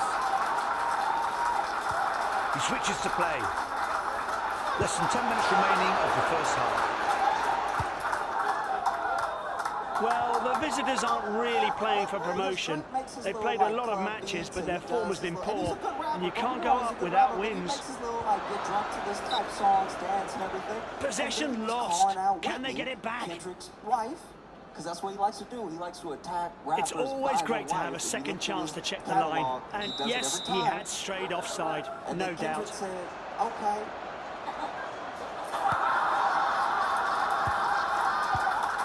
Dama Traore. Lots of passes on. I promise you nothing but sweet chin music. I'm ready. All right? He loses possession. Because I think in order to understand... Good shape to this attack. That could go any one of a number of routes. In order to understand how important and powerful that pop-out concert was, you have to understand Nipsey Hussle. Okay? Nipsey Hussle was a rapper. And sends it back. Referee adds 2 minutes to the clock. Don't know, but was one of the most important... Is he going to? It's in! No! The post! Besides the fact that he was a phenomenal artist, is that he spent his time... First 45 minutes done, no high points so far. You're right, and the score reflects that. 0-0. Let's hope things get more lively soon. Community, okay? This dude would pay for shoes for kids in elementary school that didn't have them. He would get repaved basketball courts that were in disarray, right? He would pay and help raise funds. The referee signals to start the second half. And their families of gun violence, right? And the striker has it at his feet. So the same way that people come up. He hits one! What a strike! Oh, look at the keeper! Amazing save! Beautiful football all round. And everything, but you just getting out is not enough, right? Sometimes people plays it long. Make it out, and then people don't. No goal yet, but they do have a corner. It's not enough if you just... Another corner kick. This all adds to the pressure on the opposition defence and keeper. They want to clear it upfield as soon as possible. What credit is it to you? Pass it! What does it really say about you if just you make it out? It means you ran out. And you left everybody else. Striker on the ball. Like, I will die. Maxwell Cornet needs some support. Possible, right? No? He hits it! He was close, but sent the ball wide, well wide of the target. Because it's very easy. It's one of the easiest things to do because all of your experience is relative to you, right? So you actually, as much as a lovely give and go. Look down on it. You can't always fault the ball reaches a striker. Where they came from. Especially if you came from a neat bad pass place. to the front man. Fantastic technique. You know? I just think about that. I was like, Inch perfect diagonal ball. Your attention, please. I won't be able to find this place on Google Maps. Now they can take advantage. Committed himself there. Have to work back. I mean it. It's like that's broken into the area. And the other amazing Not sure what happened there, but the ball is out of play. And here's why a corner was given. The defender cleared the threat, but they're not out of danger yet. How to give back, and he taught people while he was still alive. It's like I want to instruct Black Americans. So the season reaches the midway point, and we can only hope the quality of the matches doesn't drop off. I certainly hope not. Know what to do with the money, right? The striker has it at his feet. With what I would consider very this is an open. Yes, he was a big artist, and yes, he was a millionaire. But when he passed, when he was murdered, his net worth was about $8 million. And I think that people don't recognize how low that is in the grand scheme of how rich some of these artists are. We have artists that are billionaires, right? Oh, that should have been a moment for him to remember. And remember it, he will. With so much, like, with literally a fraction of what they have, right? And so I think clearly no options available. In order to understand that pop-out concert, it's important to understand Nipsey and what he stood for and what he was trying to do. It's also important to at least understand a neat pass to the front man and the legacy of Kobe. A fantastic diagonal pass. Integral part of LA, integral part of sport. This looks interesting. The ball's in the area. He's some player, isn't he? Nothing this time, but trust me, he gets better and better every minute he plays. He wants to impart on people. It's 0-0 as the goalkeeper sends the ball back out. No need to look twice. The player's way offside. The flag was raised to signal offside. The referee was happy with that, and seeing the replay, so am I. He was offside. If I have a ball of paper, Nicolo Barella. The ball goes into the danger zone.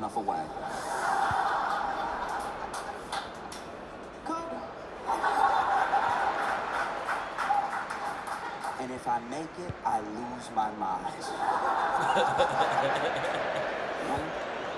And so it's also important, no matter what you think of the man himself, Kendrick is someone that both of these individuals showed love to. And he's Roberto someone Insigne. that has an obsession for his passion, which is music. And he's also someone that through his music, and at least in the intention of how he speaks in every To the box, could be dangerous. And in everything that I've read about him, wants to give the same way that Nipsey gave, right? And sort of be a beacon for those same principles. Classy move. Nasty goal. The visitors have laid down a marker. Let's take another look at this goal. He read that situation very well and made the most of it. The away team have opened the scoring.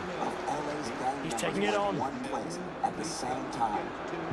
That's crazy. He saved it. Brilliant. Judges the curl on that shot just right. He played the diss tracks, of course they do, but it was bigger than that. There was a 4-hour concert. There's the equalizer. All over the West Coast, putting on, making their amazing music shown to the world. It deserves another viewing. Absolute. And I know of someone that, at least I think it happened to, where the concert tickets sold so fast that I guess they were checking zip codes.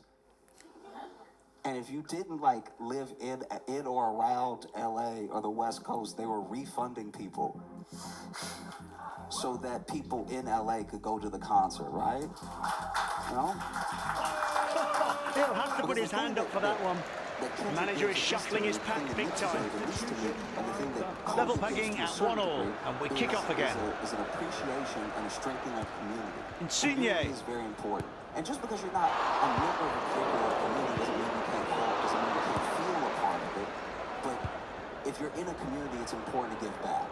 I think that's the thing I'm trying to establish, right? Is that if you're a part Their of opposition get the ball back. it's important to give back, right? Which is why. And now here they come, attacking through the middle. Outside of any like part of the beef, the thing Cornet that bothered people, and the thing that I think gets missed because people want to be fans in whole of a person and their work. And it's just not possible. You know what I mean? Like it's not. The referee adds 4 minutes to the clock. They made a good thing, and maybe you like it, and that could be enough, right? So this isn't to discredit the entirety of someone. A chance to work a 1-2. To back up that work with being an angel, but I think what bothers people is that community is sometimes gets the ball out of danger. So if you're not a member of the there's the whistle to end proceedings. We've seen some great stuff on the pitch today, but now it's all. Sit there and let the people spend money, and then you send that money away from the people who spent the money.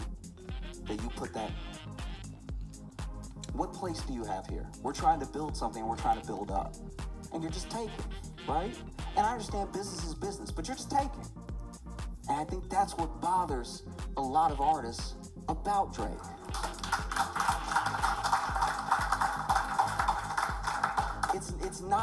It's not that he's light skinned, whatever.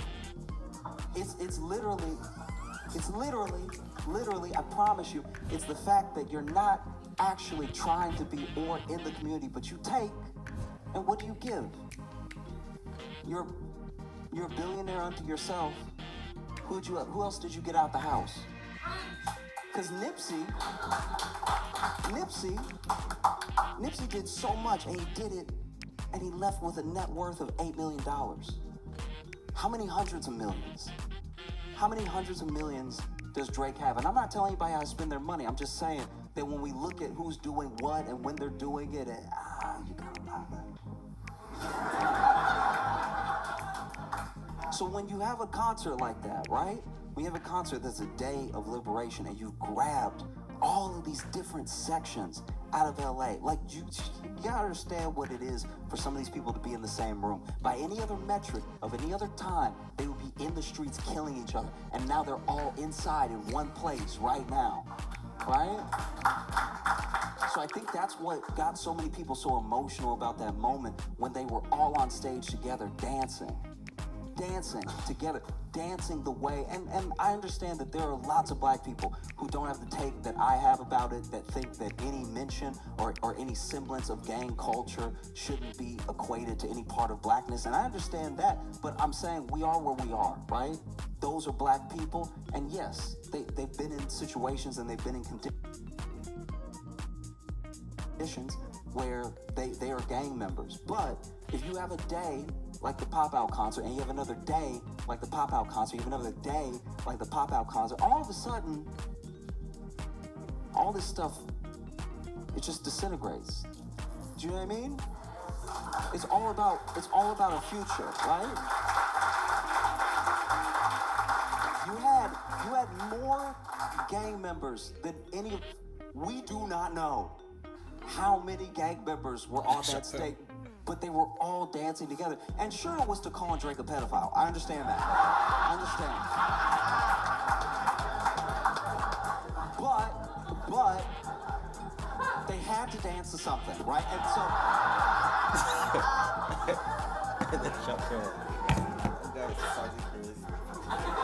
it was actually fascinating to watch because there were clearly a lot of people on that stage that did not want to be on the camera. They didn't want to, you know what I mean? They didn't want to be on the Amazon. Because even if I think one of the reasons people are having trouble finding the words to describe what an impactful and beautiful moment it was is because to tell the whole of it is not only hard to do, it does feel a little like snitching. You know what I mean? Like if you're like, he was there and he was there and he was there. Now all of a sudden the LAPD is like, tell me more. You know? And so maybe for the good of unity, the good of the community, maybe even the good of the culture, maybe Drake should try one more time. Maybe he should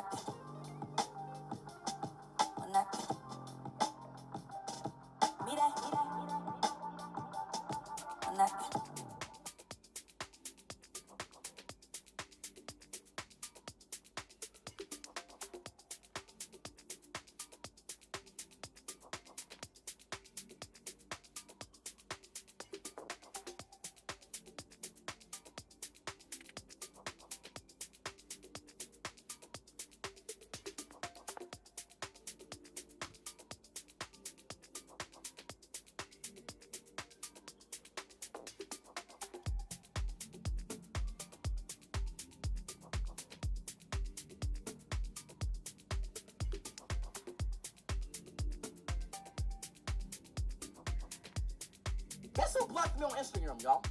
No. It's a football player, and it's understandable. It's understandable. I'm being honest, it's understandable. See, look, chat, this is my account, right? You look up. Everything, hold on, wait. Everything, you feel me? Everything might seem regular, right? Watch this, though. Watch this.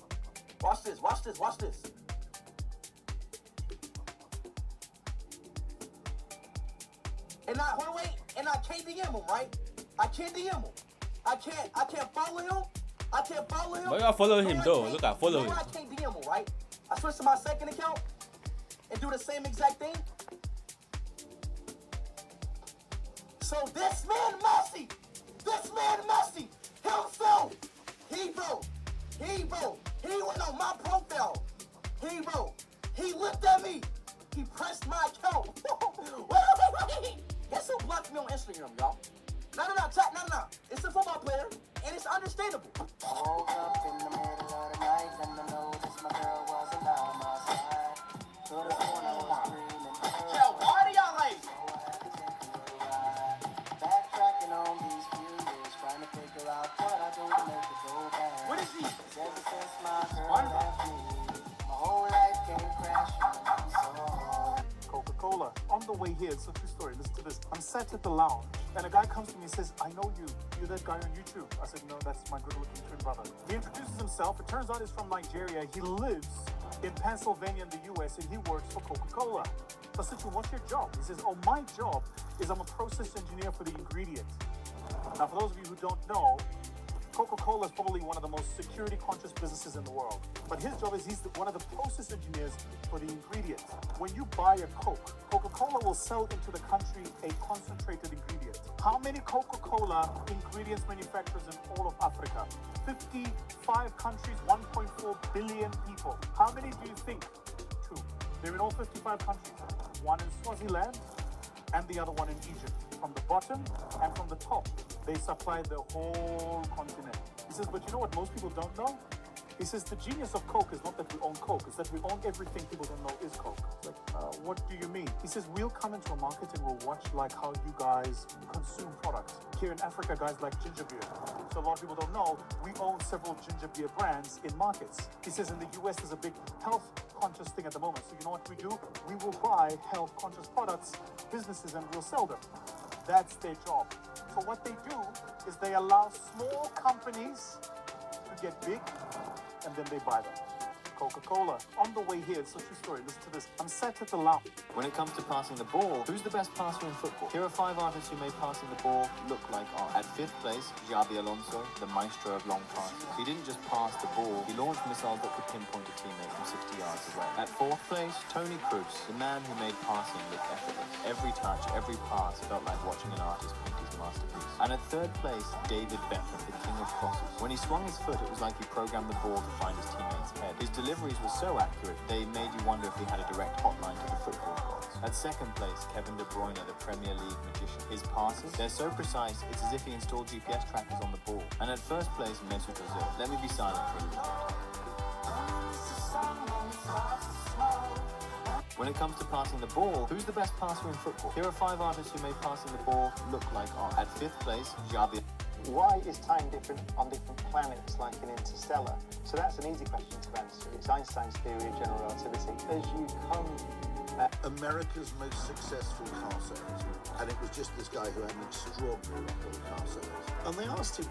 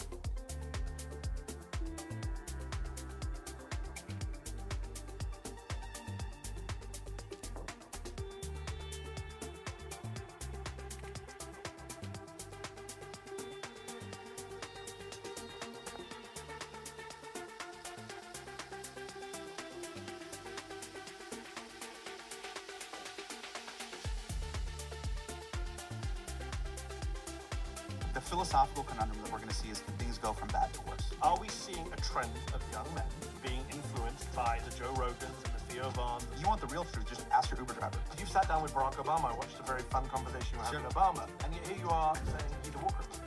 Yes. Could you ever be involved? No, not. Even though people say, they're like, you look like it, I'm like, that's a huge insult. Kids ask us tougher questions than maybe us. 100%. They ask like true paradoxes about like the very meaning of life. How do I justify the iTunes user agreement that I signed up for? I clicked accept. In exchange for that, I got a BMW 3 Series. But my tax dollars fund the destruction of people who look very similar to me. I feel like if you weren't a comedian after today, you would have a very good alternate career as a basketball coach. Therapist. No, bro, no.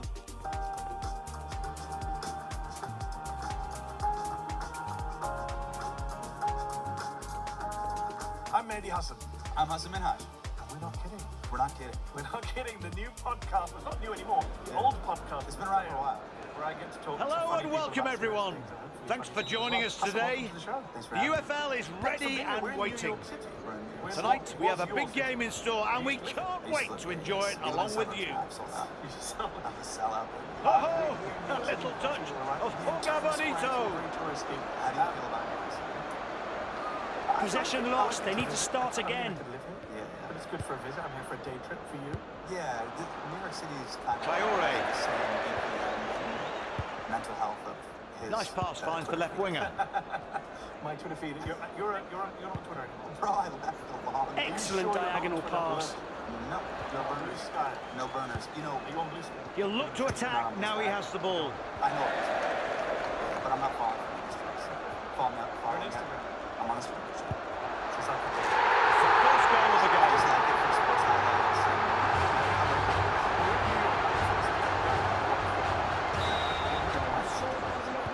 And the hosts will be keen to equalise soon. Americans have that love or hating. I love. It's in the box. I love how. Can they make it count? It knows it's over. Right side of the pitch and finds the winger. Okay, calm down. No, it knows that it knows that it's over. The goal is opening up. It knows that. He saves it. Brilliant. Judges the curl on that shot just right. The Queen and everyone there. Now knows they can that it's counter. serious, but it's not serious. As opposed to the US. The US is not serious. Denis Zakaria. It's just so serious. He has the ball in central midfield. Yes, it does. Yes, they do. I thoroughly enjoy. He can drive forward. Challenge. I think we can play clip. A fantastic diagonal pass. No taxation without representation. And he loses possession. Without representation. My man. Plays it back. Down with the monarchy. Denzel Dumfries. No, man. Come on! I just want to hear what it sounds Adama like. Traore. I'm not going to take you out of context. God save the king. The striker has it at his feet. Insane. The visitors score.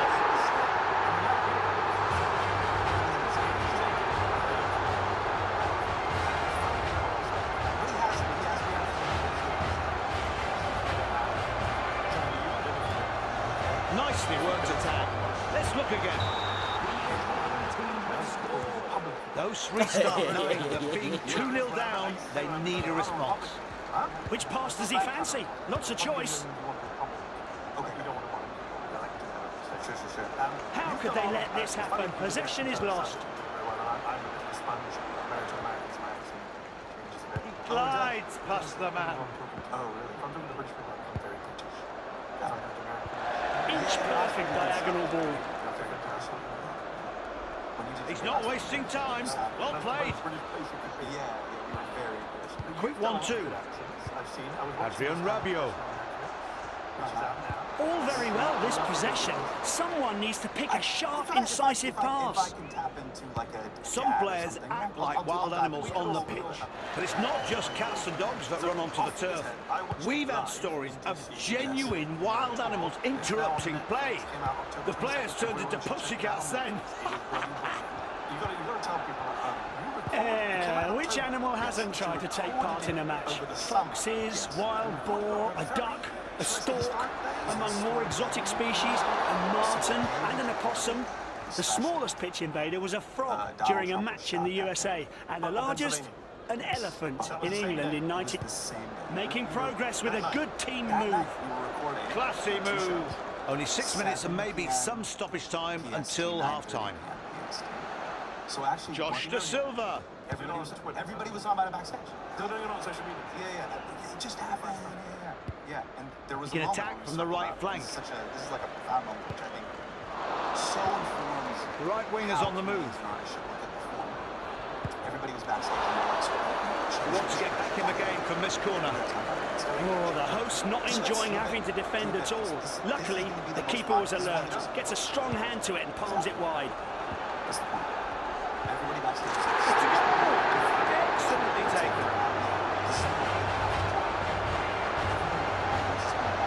Here's the replay. A very timely goal for him and his team. Got everything right. The ball is back on the centre spot and the hosts will be after an equaliser.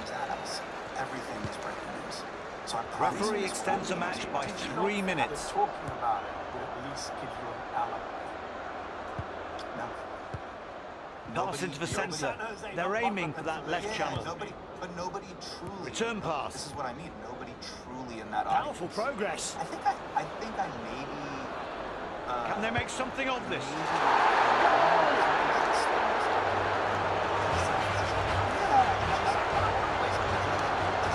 Nicely worked attack. Let's look again. Time for a change. He's looking to shake things up. The ball's back in the centre and we're back level 2-2. And that's it for the first half of the match. Time for our break. This is the time to freshen things up and maybe change tactics. Right. To the point where you almost think it's fixed and it's not. But, you know, you're how lucky do you get in this particular, in the Netflix special? There's an Indian uncle like 3 rows back. There's you 3 just rows use in. him as a foil. Yes. From start to finish. Well, I didn't use him as a foil. He exists as a foil. That's the thing you're not understanding. Yeah, you're not understanding this. They are foils. Indian dads, Indian, Pakistani dads, Bengali dads are foils in and of What themselves. if you hadn't been sitting there, do you have another thing in your back pocket? Like, sure, when you look around, you're like, gotcha. Yeah, if you watch the special, there's also just like There's the whistle for the second half. Taper fade that Drake has. I didn't ask for it. You made the Drake, yeah. This is what it is. So, you know, like, stand-up is it's a live. He has to pass it, surely. He does well and catches the ball. In the room that are like happening in real time. It's with the left wing. Couches for some reason we have a shot clock. Drives forward with the ball. We're playing basketball. Oh, hello. Looks promising. The ball's gone and he's left stranded. I've been wearing a hoodie for a while. These are the circumstances. I know. It's your. Plays it out to the left. This is your. I'm a politician. The ball's in the box. Can they finish it off? Pressure was building, but the ball is cleared. The second half is quite lively, and there's nothing between the teams. First half was intense too. We've seen a lot of good attacking play so far. By the way, since you mentioned it, the ball is lost and that attack fizzles out.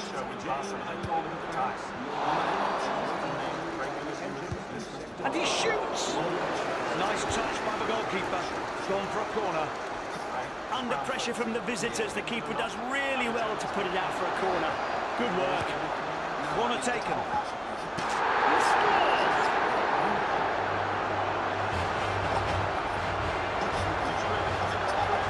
Here's a replay. Oh, it's such a great pass. And his teammate was perfectly positioned to add the finishing touch. The home side leading by the 1 goal now. Their opposition kick-off looking to bounce back. A neat pass to the front man. Nicely done. The visitors have laid down a marker. He couldn't have done any better.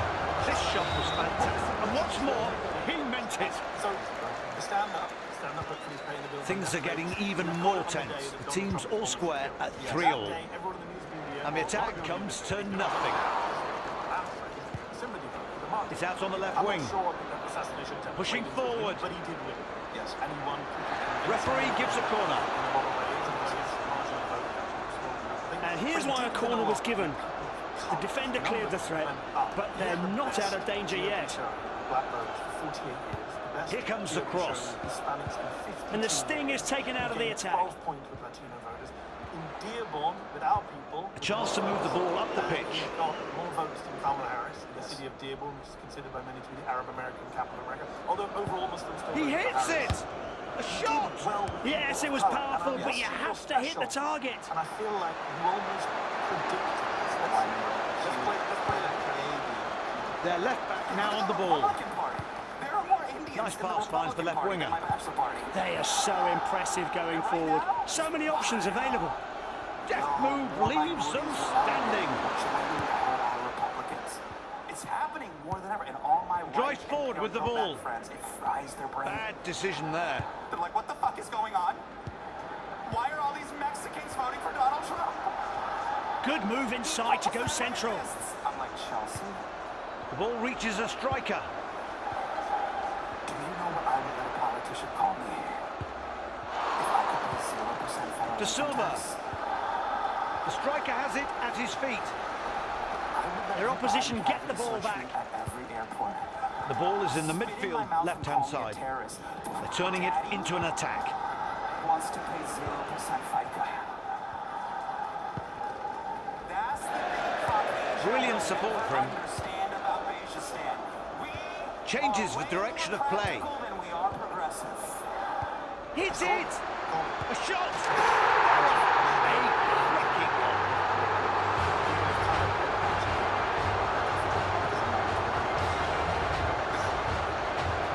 Here it is one more time. Well, excellent teamwork here, and it ended with the ball in the net. Questions will be asked about how the away team are in front. But right now, the hosts must bounce back. I don't know who's galloping. And this attack falls away. They lost the ball. The ball reaches a striker. What I try to do is I try to, as a 20 Precision play. Someone who, when I'm doing a tour, I'll do anywhere between 30 to 50 cities. There's not much point keeping it out on the flank. He needs to get it into the danger area. So when you saw me on DC, that's the proper tour. There's also a they're going backwards, looking to start again. Different smaller markets and get the show. So I'll go to Van de Ven. Asheville, North Carolina. The ball goes to the keeper. A small theater in Pennsylvania, and I'll stay there. I'll do Mickey Van de Ven. The ball is at the back, right of centre. The New York Times reporter going to the diner to talk. They've done all the scoring they need, just waiting for the whistle now. 3 more minutes of stoppage time to play in this match. Is the rent too damn He high? seems to have switched more centrally from the left. What's the cost of gas? Rolling it around like this is the perfect way to see the game out. But they'll kind of give you a sense of... Zakaria. The ball is in the midfield, left-hand side. That wasn't just... You're right. Very bad play there. He loses the ball. Goal! And now 2 goals clear.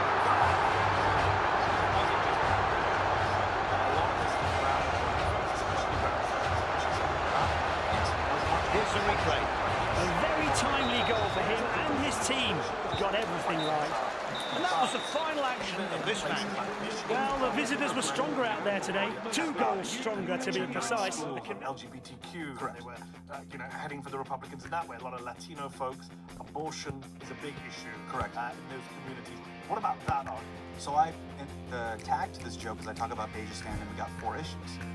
And really what that bit is about, so 4 things that, it's really about is just number 1, give me a green card, allow me to immigrate. Let me get the bag.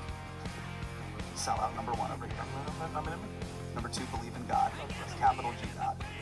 Preferably one of the gods that makes you feel that after you masturbate. Those are the real ones. Number 3, obviously our dads don't like paying taxes. Shout out to cash-only businesses. I see what you're doing. And number 4, don't bomb my home country. Now, depending on where you're from in Beigistan, that home country, that's 3 out of 4. Yeah, that's symbolic of something. But many voters that are not part of what I call the black-white American dichotomy from Beigistan, it's some combination of those 4. And that was the commentary on me. So, yeah, I'm not trying to be like, it was exact. This is the mistake I think the news media makes. It's exactly the singular thing. So the great author Nassim Taleb, who I think you should absolutely have on, great Lebanese author. Black Swan, Anti-Fragile, these are incredible books. But talks about this as a common problem, where they do 2 things. You make highly variable outcomes, these single binary things, when in reality we know it's not like that. You could apply that to your personal life, you can debate, all the way down to politics. And then number 2 is a form of what I call Monday morning quarterback. Nobody can predict it. And then a large event happens, and then retroactively assigning it to a binary. Oh, it was this thing that caused it. And he warns, do not listen to the forecasters. Do not do it. What happens to... Which was a bit that I did on CNBC. I want to swap last night. I want to come back to the beige guild and the bombing part of it, just on the actual people of colour. You just said no forecasting, but I want to ask you predictions, because now we're stuck. We've got Trump coming back. What happens to brown and black folks going forward? Do you think they stick with Trump and the Republicans? Does it go up in the years to come? Is there buyer's remorse? I'm of the school of thought that there's going to be huge buyer's remorse, especially in the Muslim community who thought that Trump is going to be somehow better on the Middle East. I think there's going to be instant buyer's remorse. I think